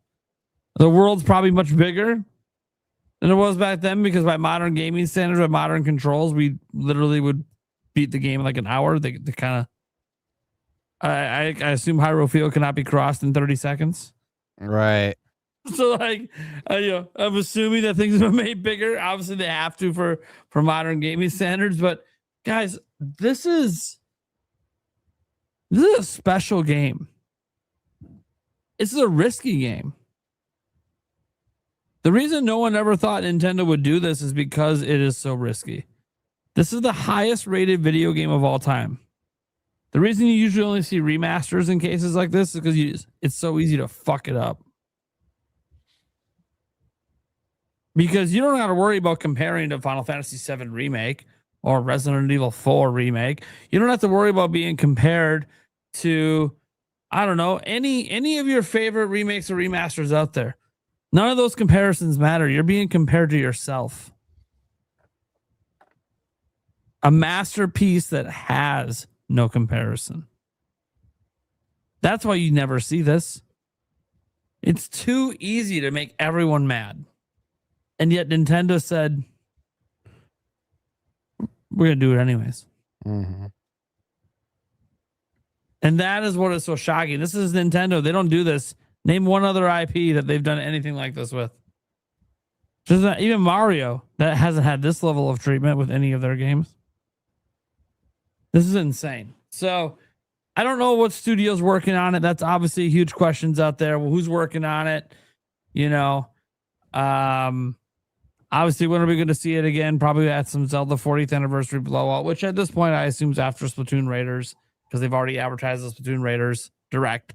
So that's obviously where you can see their marketing is going to be shifting at the end of the month. It's just Splatoon Raiders. And then I assume the Zelda will hear shortly after that in August or end of July-ish. We'll see. But this is something that's going to be in our hands this year. And that's the fucking crazy part. That's the crazy part. And Nintendo, if you're ever going to invite me to a media event ever, please be the preview event for this game. I will shut the fuck up. I will leak nothing. I promise. Guys, this is the one. We might be playing this at PAX this year. I don't even. I know.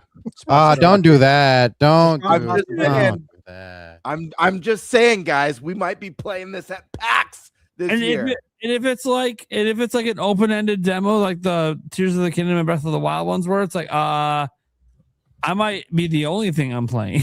I might just get back in fucking line.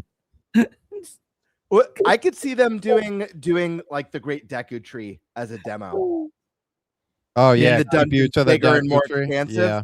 But maybe it's a timed demo that takes place in that first dungeon. I think that makes sense. I have a question for all of you guys, though. Yeah. And this is a big one. And I think a lot of people might be quick to say no, but I still think it's worth asking. Do you think Link will talk in this game? And the reason why I ask, obviously we have voice acting in Breath of the Wild and Tears of the Kingdom. Link doesn't talk in those games. However, this is a unique experience because this is a remake or a reimagining of a game. We've already gotten this game where Link doesn't speak. This is an opportunity to let him speak for the first time. On top of that, we're on the cusp of the very first live action Legend of Zelda movie where Link will no doubtedly be speaking. He's not going to be a silent protagonist in that movie. Is this where we make the jump for Link speaking, or do you think that's saved for the movie? I'm really curious your thoughts because I honestly don't know. I think to say without a doubt, absolutely not, or absolutely yes, to me that seems a little wild, honestly, because there's an opportunity. We've already had this game where Link doesn't speak. So each of you, I'd love to hear your thoughts on that.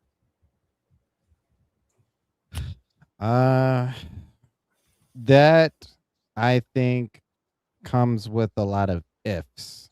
The first if, I think the first and the biggest if is, what does the main menu look like? Because if it is reminiscent of 64, you put your name in that game or whatever name you have, and then it becomes awkward because then not only you but all the characters have to say that name. So I think if you're looking at it from that perspective, I think it's hard to come with voice acting. But with that being said, if you take that away and unpersonalize it like it used to be, and it's just I think they take it away. I think it's more likely that you do. But I don't know if you, that's really hard to say, man. If you take it away and if you give Link his name in that game, maybe you do, but I also kind of feel like he's not going to say much. So Like, what's even your if he does talk. prediction? Just do a prediction. Do you think he will or won't speak? Just throw a prediction out there. I'm gonna still say no. I'm leaning on no. I think everybody else is gonna talk, but I think it's gonna be in such a way that it still feels like you're having a conversation. Mm. And Nintendo's good at doing that. So yeah, I'm gonna say no, but I do still think there's gonna be voice acting. What about you guys? I'm gonna say he does speak, but it's very, very, very sparing words. Just like a handful it needs to get through certain cutscenes. Yeah. Stash Man? Okay. Nate and I agree on this. So, you know how like Mario speaks in games Yep. a little bit? Yeah. Yep. Yeah.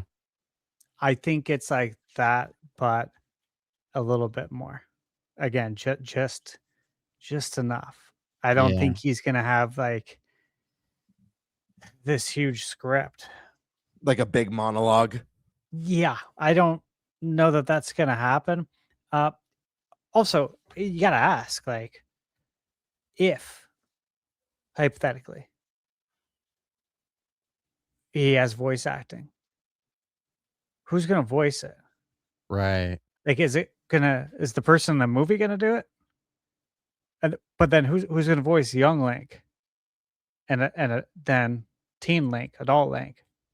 That, you know what I mean? Like, it can't be the same person, or can it? I don't know. Yeah, I do think one of the beauty with Zelda is that every entry is a new legend. You know, it's a new theme, it's a new Hyrule, it's a new art style. So I think that gives them a lot of flexibility with who would voice the character. I am actually leaning towards I think he might be voiced in this. To what degree? I have no idea, but you guys could be right. It could be very little. Maybe it could be a little more. I don't think he's going to have a 10-minute monologue, you know, in the showdown with Ganondorf, but I do think there's an opportunity here. I think Link would be a more interesting character if he spoke. I'll always think characters that talk are more interesting than the silent protagonist. I'm always going to think a lead in Final Fantasy is more interesting than Hero from Dragon Quest. Even if I love those heroes, you know, Joker from Persona 5, he's my least one of my least favorite characters, not because he's not awesome. He is awesome, but he doesn't talk. And even though I don't want Samus to be a super dialogue heavy character, her not speaking in Metroid Prime 4 felt a little bit jarring. So if we're doing a retelling of this game and we're doing a stronger emphasis on world building and lore and storytelling, and Ganondorf's going to have more lines and Zelda's going to have more lines and Sheik's going to have more lines and all these characters, it's going to feel a little bit odd with Link just going, you know, at the end of a conversation, someone has maybe it's moments in this game are going to be more intense. They're going to be more emotional and more heartfelt.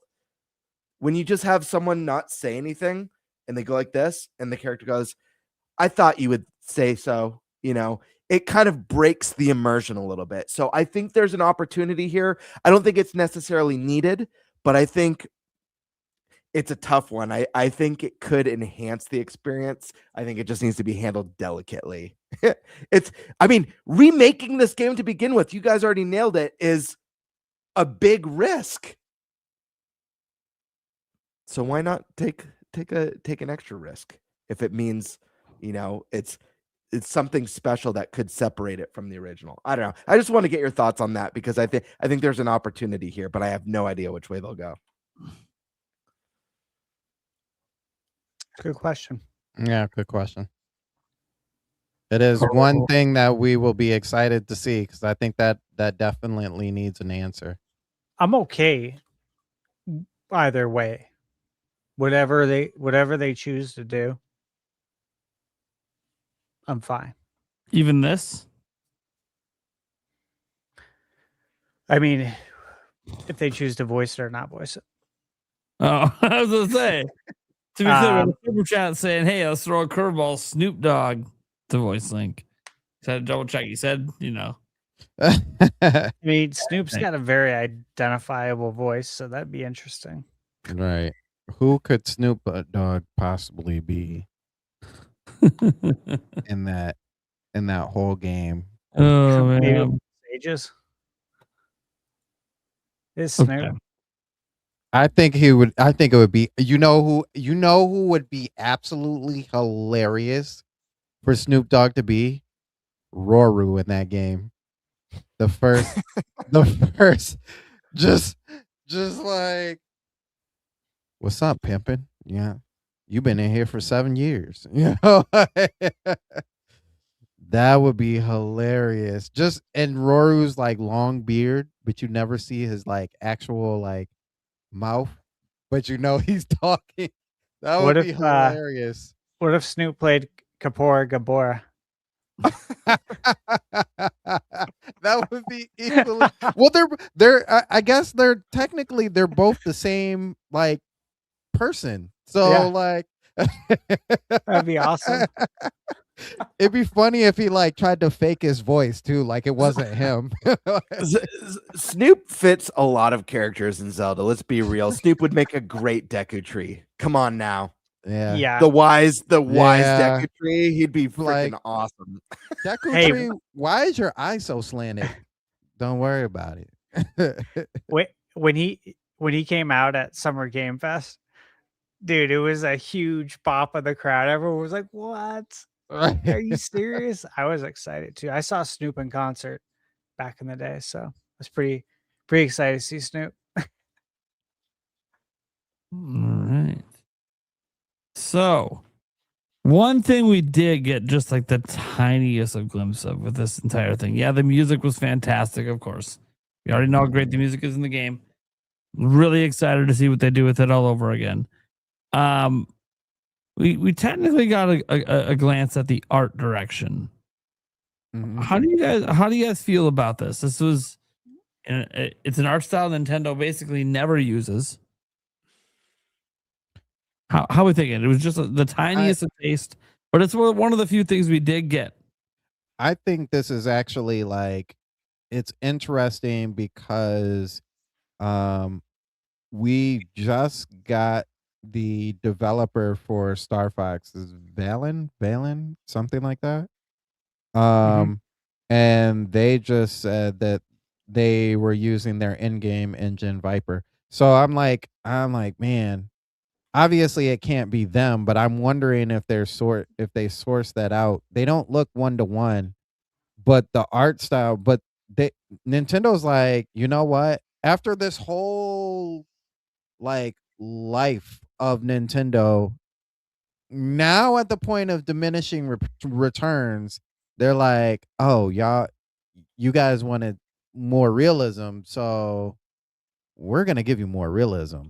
And this is like the second game after Star Fox that we're seeing like that change. Both N64 games too, which is interesting. Yeah. So it's like, whoa, wait a minute. And you know, this is for me and Gamebird. I don't know. This is for Stash and Prime. But if you're gonna give me this game and it's gonna look like this, please don't play with my heart. Drop Majora's Mask as well and do the same thing. Please, Oh, please, man. please. Yeah.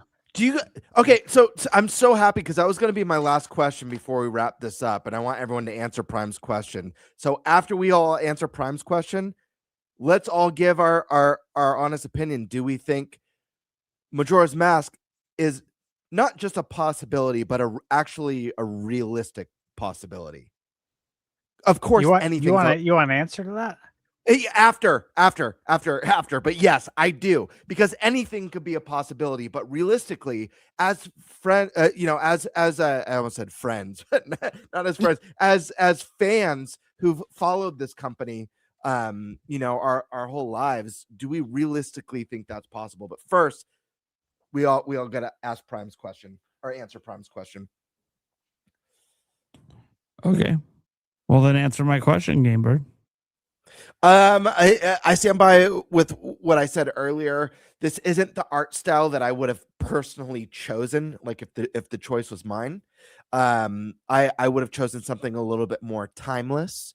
And I think, the one that I pitched in previous shows of trying to capture the magic of the concept art for the game would have been a really cool to see. That being said, this really the whole tapestry part's absolutely gorgeous. Love that whole tapestry scene.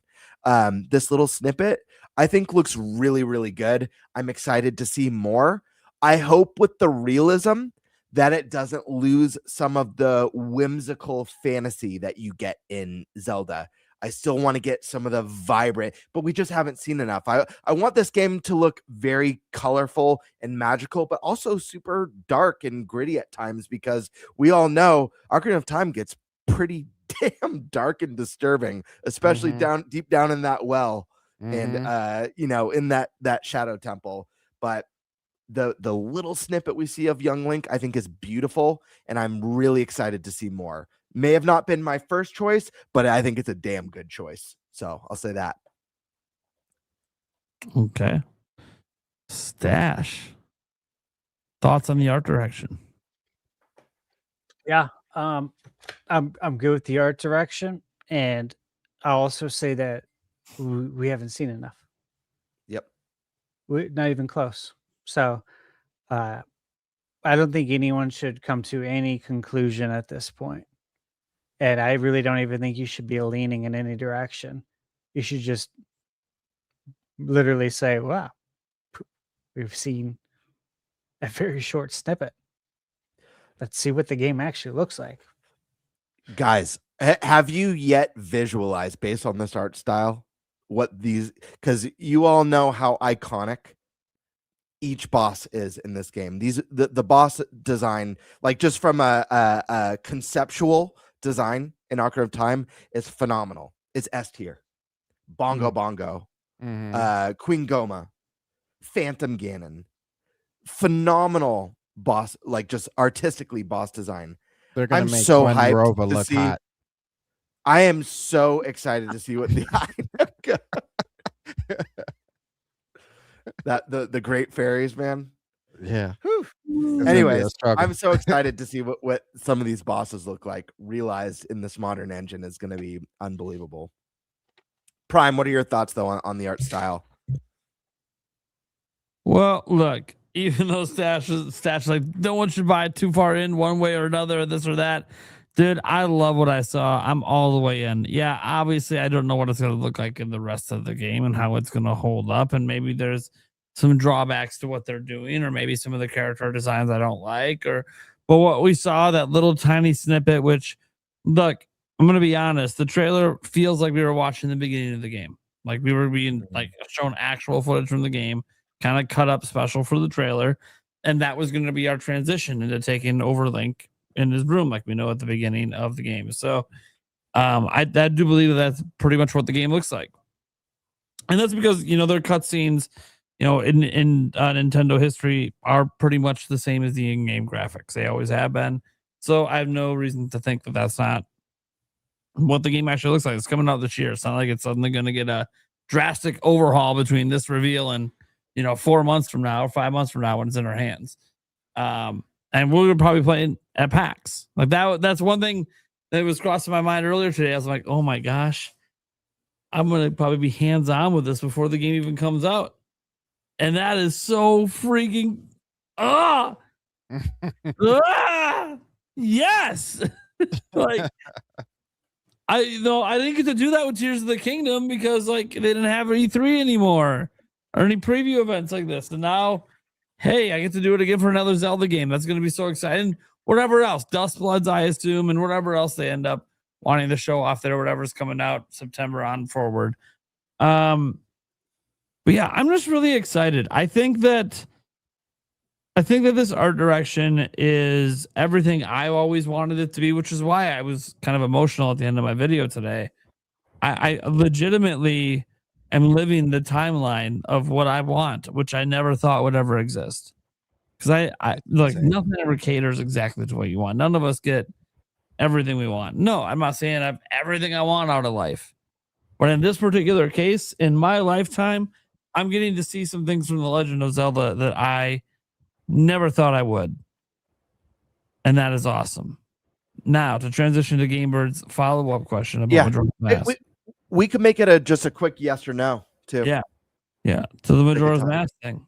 Well, to that I say no shit. Majora's Mask was like made by reusing assets. You think they put in money into this to make these fucking assets, and they're like, oh yeah, we have a freebie game we can make that we don't have to invest $100 million to make because we already have 90% of the assets. Should we make that game? Or do we just not like free money? Or do we not like free money? Like, yeah, wait. Like, they're not going to release it till like after the next big 3D Zelda game comes out in 2028 or whatever. They're going to space it out. But I mean, the game might be fucking done in like 2 years, you know? Just wait for that 40th Direct where they do the full gameplay reveal, and then they do, but that's not all. After, look forward to Majora's Mask. Oh my god.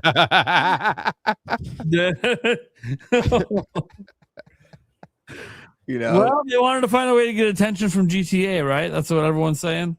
Gotta get attention from GTA.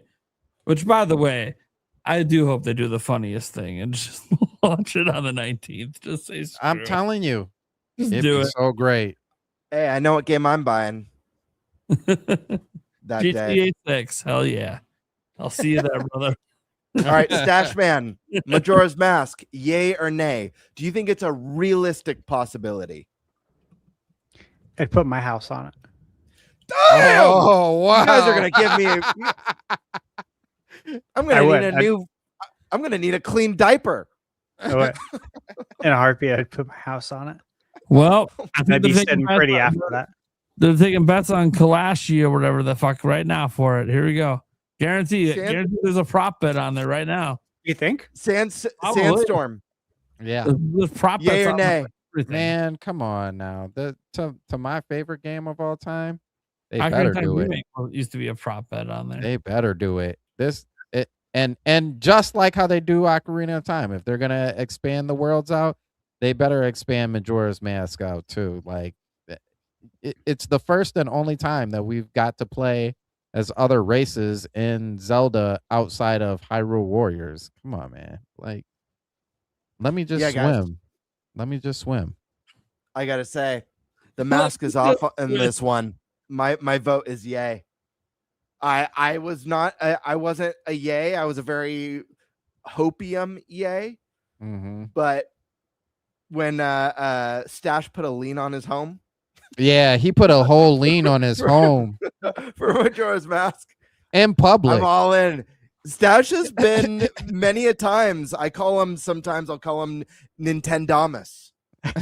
You know, so if Stash is willing to put a lean on his home, I'm all in. Yay, my friends. Yay. Hey, I gotta ask though, Nate, was that really a prop bet about Ocarina of Time? Yeah. So there is a get rich quick scheme out there. Holy crap. Oh, wow. I mean, am I allowed to go make bets with stuff on I know? Well, you gotta be careful insider trading there. I gotta say I got insider information. I'll go make bets. Yeah, you probably can't make bets on any of this shit. And because unless you work in government, of course. Yeah, unless you work for the government. Exactly. We're trying to get that exception card quick. Old Nancy. Oh god. All right, Gamebird, answer your own question about Majora's Mask. I answered yay. The mask is off. I said once Stash was willing to put a lean on his home. That's it. I'm all in. Yeah, I'm all in. Same for Sandstorm, I assume. Yeah, absolutely, man. Absolutely. All right.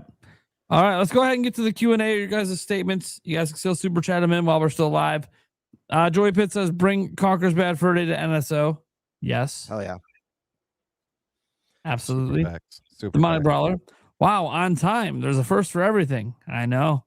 Mm-hmm. I looked at the time and I was like, I'm just going to hit go live because it's 8 o'clock. And sure as shit, it just worked out. There's also a last for everything. So don't get used to it. Yeah. And Eric isn't here. You might be seeing the problem. When he's here, it's 100% we're late. It's got nothing to do with him, but whatever. Actually, sometimes it does. Sometimes he'll be sitting right next to me, sitting there playing the Switch 2. I'm getting ready for the show. I'm like, hey, man, we're live in like 3 minutes. He's like, oh, yeah, I should probably hook my camera up and maybe get my lights set. Yeah, you think we're live in 3 minutes. It was Jimzo. Yesterday, I bought the deluxe edition of Dragon Ball Sparking Zero from the eShop. I'm so excited for Liza P, Star Fox Remake, and Fortune's Weave and Kingdom Hearts 4. Hell yeah. Lots of great stuff coming. Also, you can now wish list Ocarina of Time on the eShop. Hopefully not for $80. That's the thing we didn't touch on today. How you guys feeling about that $80 Fire Emblem? Oh yeah, that kind of. I already gave my anything because I'll be pre-ordering at Walmart. So yeah, I'm not paying $80. I'll tell you that. But maybe it's to help Amazon with their. To be fair, though, 3 Houses had 3 full campaigns. You basically got 3 games for the price of 1. If this game follows suit and they're obviously not doing the multiple releases like Pokemon. Fire Emblem is shifted away from that. If this game has 3 campaigns or 2 campaigns, you're getting more than your money's worth. Even at it's 80. Probably going to be, in my opinion. It's going to be each of those characters that they talked about. They're going to have their own campaign, so you're going to continuously play that game. Yep. And it's not like Pokemon where there's subtle changes. There's 3 endings, 3 different stories, 3 different main characters. In 3 Houses, you have completely different parties based on who you choose. You're getting an insane experience for that price. So if it's like that, it's worth it. Just saying. Yeah. All right. Like the Chomp says, happy that the Unks, Old Heads, and Geezers got Ocarina of Time. I'm also happy for my children who are going to get to play it for the first time. Facts. Mm-hmm. Reaper. Was the WTF game Kingdom Hearts 4 the Direct? Nope. Reese Riley has come out publicly to say his game has not been revealed yet. Jorge. I believe Nintendo usually shows 3 to 4 new first-party games per Direct, so this was no different. I can understand that it's been 9 months since the last Direct, but Nintendo seems disciplined in what they show. But they had a consistent cadence of stuff in there. They showed a lot of stuff. I don't know how much new people expected. We knew what most of the lineup was the rest of the year. We only needed a couple announcements, and we got 3 announcements, and one of them was for 2027, so. Yeah. It's about what I expected. I think this is the sad part about leaks too, is for a lot of people, it sucks the hype. Obviously a lot of people have been talking about Ocarina of Time, but when Nate the Hate came out and said that he's heard it's cut real and it's coming this year, when people see it, if you're not like super hardcore like we are for that game, a lot of people just see it like, yeah, I already knew that. You know what I mean? And that's just the unfortunate side of leaks in general. The same goes for Star Fox. Meanwhile, I knew all about the leaks, and I'm like crying. Yep. But you're hardcore. Leaks don't ruin my hype, but they just make me. Oh, man. All right. To my brother. Hey, guys. Just letting you all know, I'm always having a blast with this show. It's the highlight of my week. I love it, and I'm still a big supporter. But hey, I have to have less super chats for a while. I got to save up for the 30 games coming out.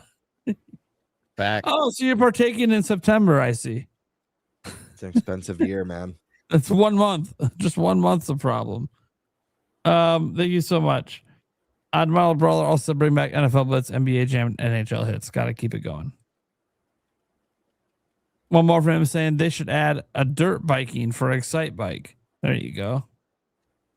To Sports Resort. Joycey J's here. She's hyped. Ocarina of Time remake is real. Love y'all. I remember when Joycey asked on the podcast, when she asked me specifically several times, but I thought it was actually coming in real. Joycey, I told you the truth the whole time. All right. Tomorrow, I think Welcome Tour should be free for NSO members. I think a lot of us agree with that. Win Demand. In the Ocarina of Time remake, imagine if we get previously cut content like the unicorn fountains or the brand new cutscenes like Ganondorf destroying Castletown. Yeah. All possible. I will say something to that. So I think out of just real quickly, sorry, just out of a lot of the Zelda games, in this game in particular, you don't really see Ganondorf actually doing evil stuff. Like most of the stuff that he does has already happened in between the 7 years, and then usually you're just playing catch up to what. Yeah, you hear about it. Yeah, you don't ever actually see it. So like, is Ganondorf evil?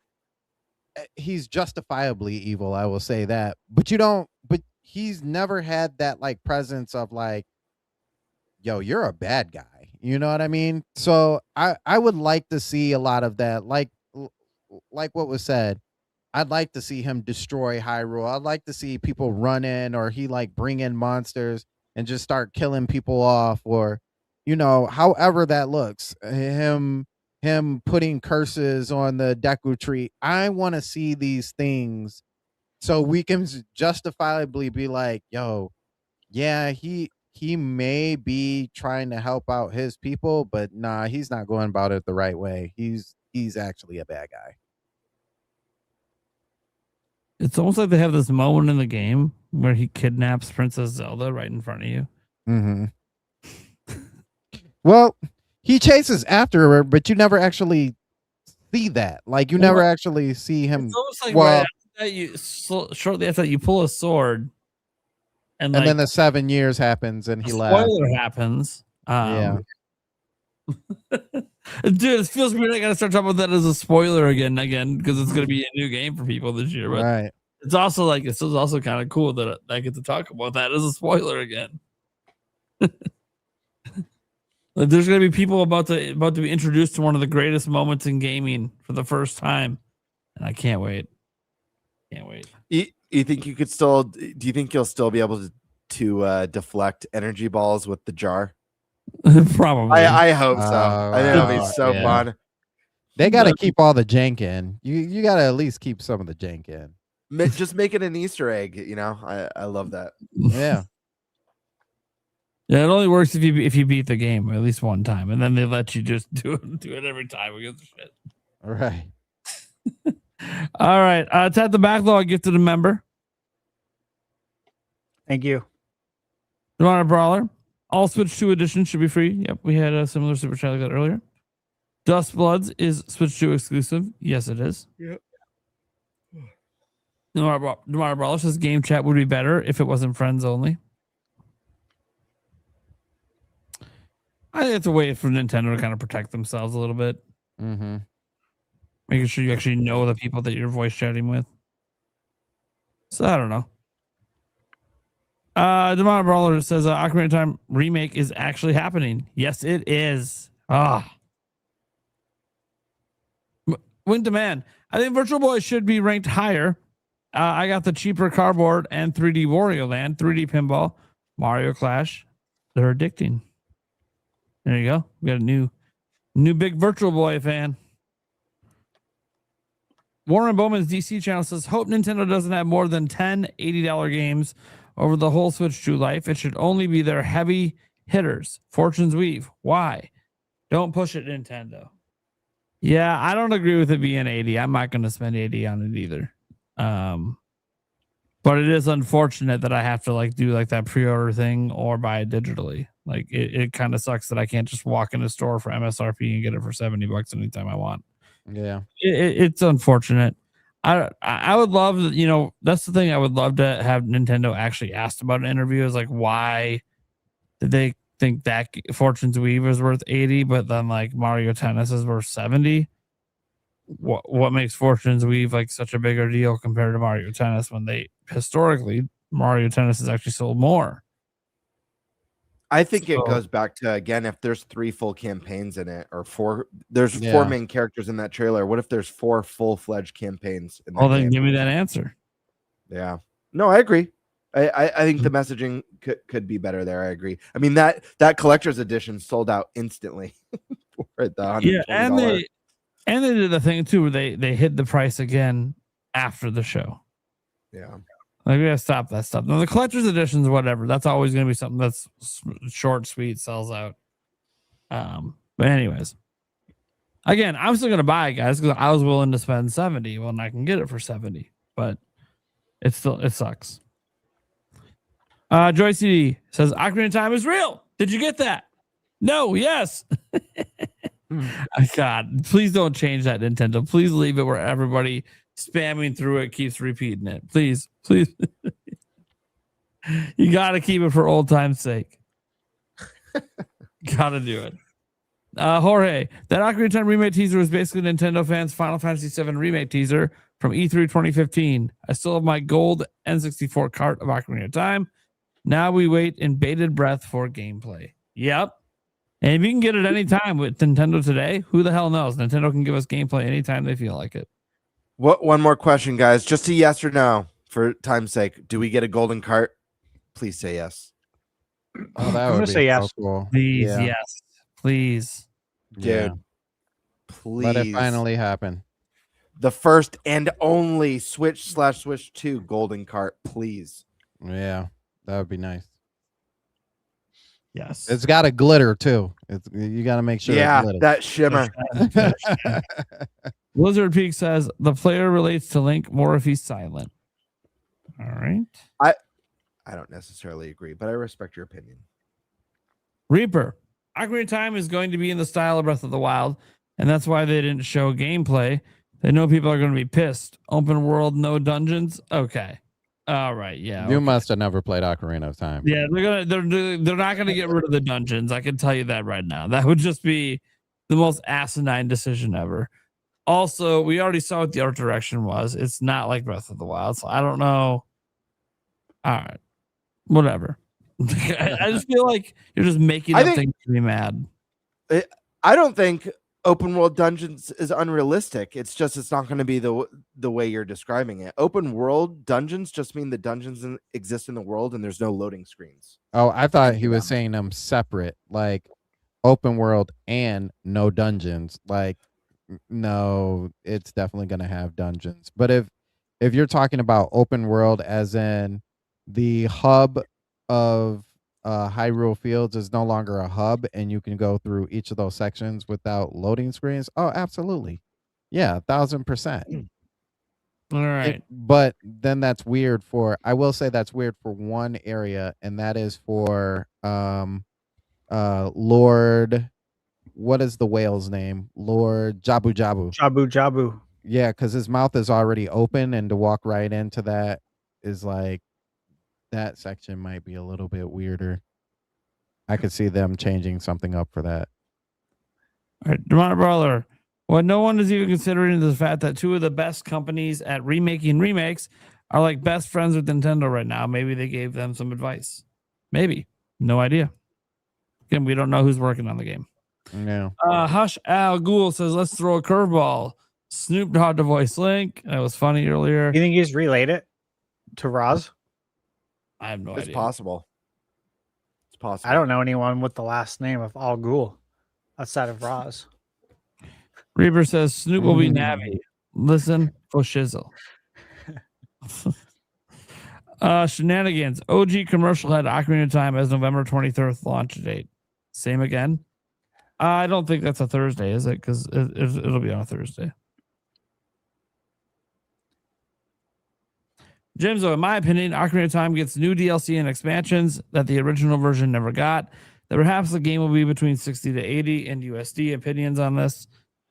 Well, the DLC would have been Majora's Mask had they kept it like it was, but back in the day, there was no such thing as DLC, so it was an entirely different game. Well, we could get Ura Master Zelda, Quest. aka the Master Quest. Yeah. Master Quest makes the most sense for DLC. Look, they're calling this just Ocarina of Time, so whatever they include in it is just what's now part of Ocarina of Time. Right. So whatever they decide to put in here, look, it's going to be a $70 or an $80 game regardless. Yeah, it's just I don't know what they're going to put in it. You know, Watch it be 40. That'd be sick. That would be sick. I think what we need to talk about though is I wouldn't say if, but what amiibos we're gonna get with this. I don't even want to get into that conversation. The amiibo might cost as much as the game itself just to buy one. Great Deku Tree amiibo. Right. Dude, make it, Twin Rover amiibo I'm buying day one. Dude, that'd be cool if they did. The Great Decatrue should be like a 12-inch amiibo. Yeah. Great Fairy amiibo should be 12 inches. Waffle Bioful Ploy says a plumbered Kingdom Heart game or a numbered Kingdom Heart game. A numbered Kingdom Heart game. Being on Nintendo day one is huge. They usually get the side games while PlayStation gets the numbered games. Yeah, I think that was the whole point. They wanted to make a statement. Want to make a statement. We're here. We're day one, and we're committed to Switch 2. That's the statement Square Enix made. Same statement Capcom's been making as well. The Japanese devs are on board. So the rest of the world, what the fuck you doing? Expedition 33, what are you doing? Let's get that announcement. Let's get on Switch 2. All right, guys, let's go around the room, let them know what we got going on, where they can find us, and get the hell out of here. We'll start with our only remaining guest, Mr. Sandstorm McDowell. Yo, it is Sandstorm McDowell. You can find me on the Sandstorm Show Rebirth, as you see in my little subtitle here. We talk about gaming just like on here. We're a unique channel where we also talk to our subscribers about both faith and mental health, as well as gaming. So if you guys want to come through and have that conversation, we're always there to help you guys out, and we always send prayers and everything else as well. We will be next month, July. I can't remember the dates. The 12th through the 14th, I want to say, is DreamCon, which is RDC World's con, I guess, if you how you put it. We will be there, and we'll be giving out merch as well. So if you guys are going to DreamCon, make sure that you come and find me and come pick up some merch. Other than that, you guys can find me on Twitter as well. Action Jack, Nintendo Cisco, Trey Vito, and Geronimo, who are also a part of the Stormcast. But I want to thank you guys so much. Thank you, Prime, Stash, Game Bird, and Eric, who is not here. So in spirit, thank you guys for letting me come on again and talking about one of the most hype times. I actually think this is the most hype time of 2026 so far. So thank you guys. Oh yeah. Thank you, Sandstorm. Game Bird. Hell yeah, guys. You can find me here on YouTube at GameBird Classic or on Twitter at _Birdmaster. Tuesday night, I will be doing my GameBird live stream, so definitely tune in for that. Should be a fun time. Last show, I got pied in the face at the end of it, and that was an exciting time. I've been super busy, man, from hospital visits to new career opportunities. It's been all over the place for me. But what an exciting time. Definitely keep your eyes peeled for some Ocarina of Time discussions on the channel. Maybe even getting some people together for a full, now that it's official, Ocarina of Time wish list collab video. I don't know. I haven't talked to anyone yet about it, but I do think that would be a fun one to do. And I'll be sure to be keeping you guys entertained that way. All right. Stash. You can find me on YouTube at Thunderstash Gaming. And I got a lot I'm working on. Obviously, I just got back from Summer Game Fest. Played a ton of games, insane amount. I got footage for all of them. Converted all the footage yesterday and today. So I'm going to start working on getting those videos out. So stay tuned to my channel for tons of Summer Game Fest content, tons of gameplay for games that aren't out and don't have demos. Could only play them there. So should be pretty cool. I'm excited to show you guys. Awesome. All right, guys. Well, I'm Nintendo Prime. I got your daily news videos over here. You guys can go ahead and follow our NintenByte Podcast Clips channel. That's where Eric does all his magic over there, clipping up each topic for you guys. You guys can go ahead and also follow us everywhere our audio podcast is heard. It is on Apple, Spotify, everywhere. Just, look us up. Otherwise, guys, thank you so much for being here, and we will catch you same time next week. Gosh knows what we'll be talking about because the news is just flowing. It's summertime, baby. Bye, everyone. Yay. Right. Peace.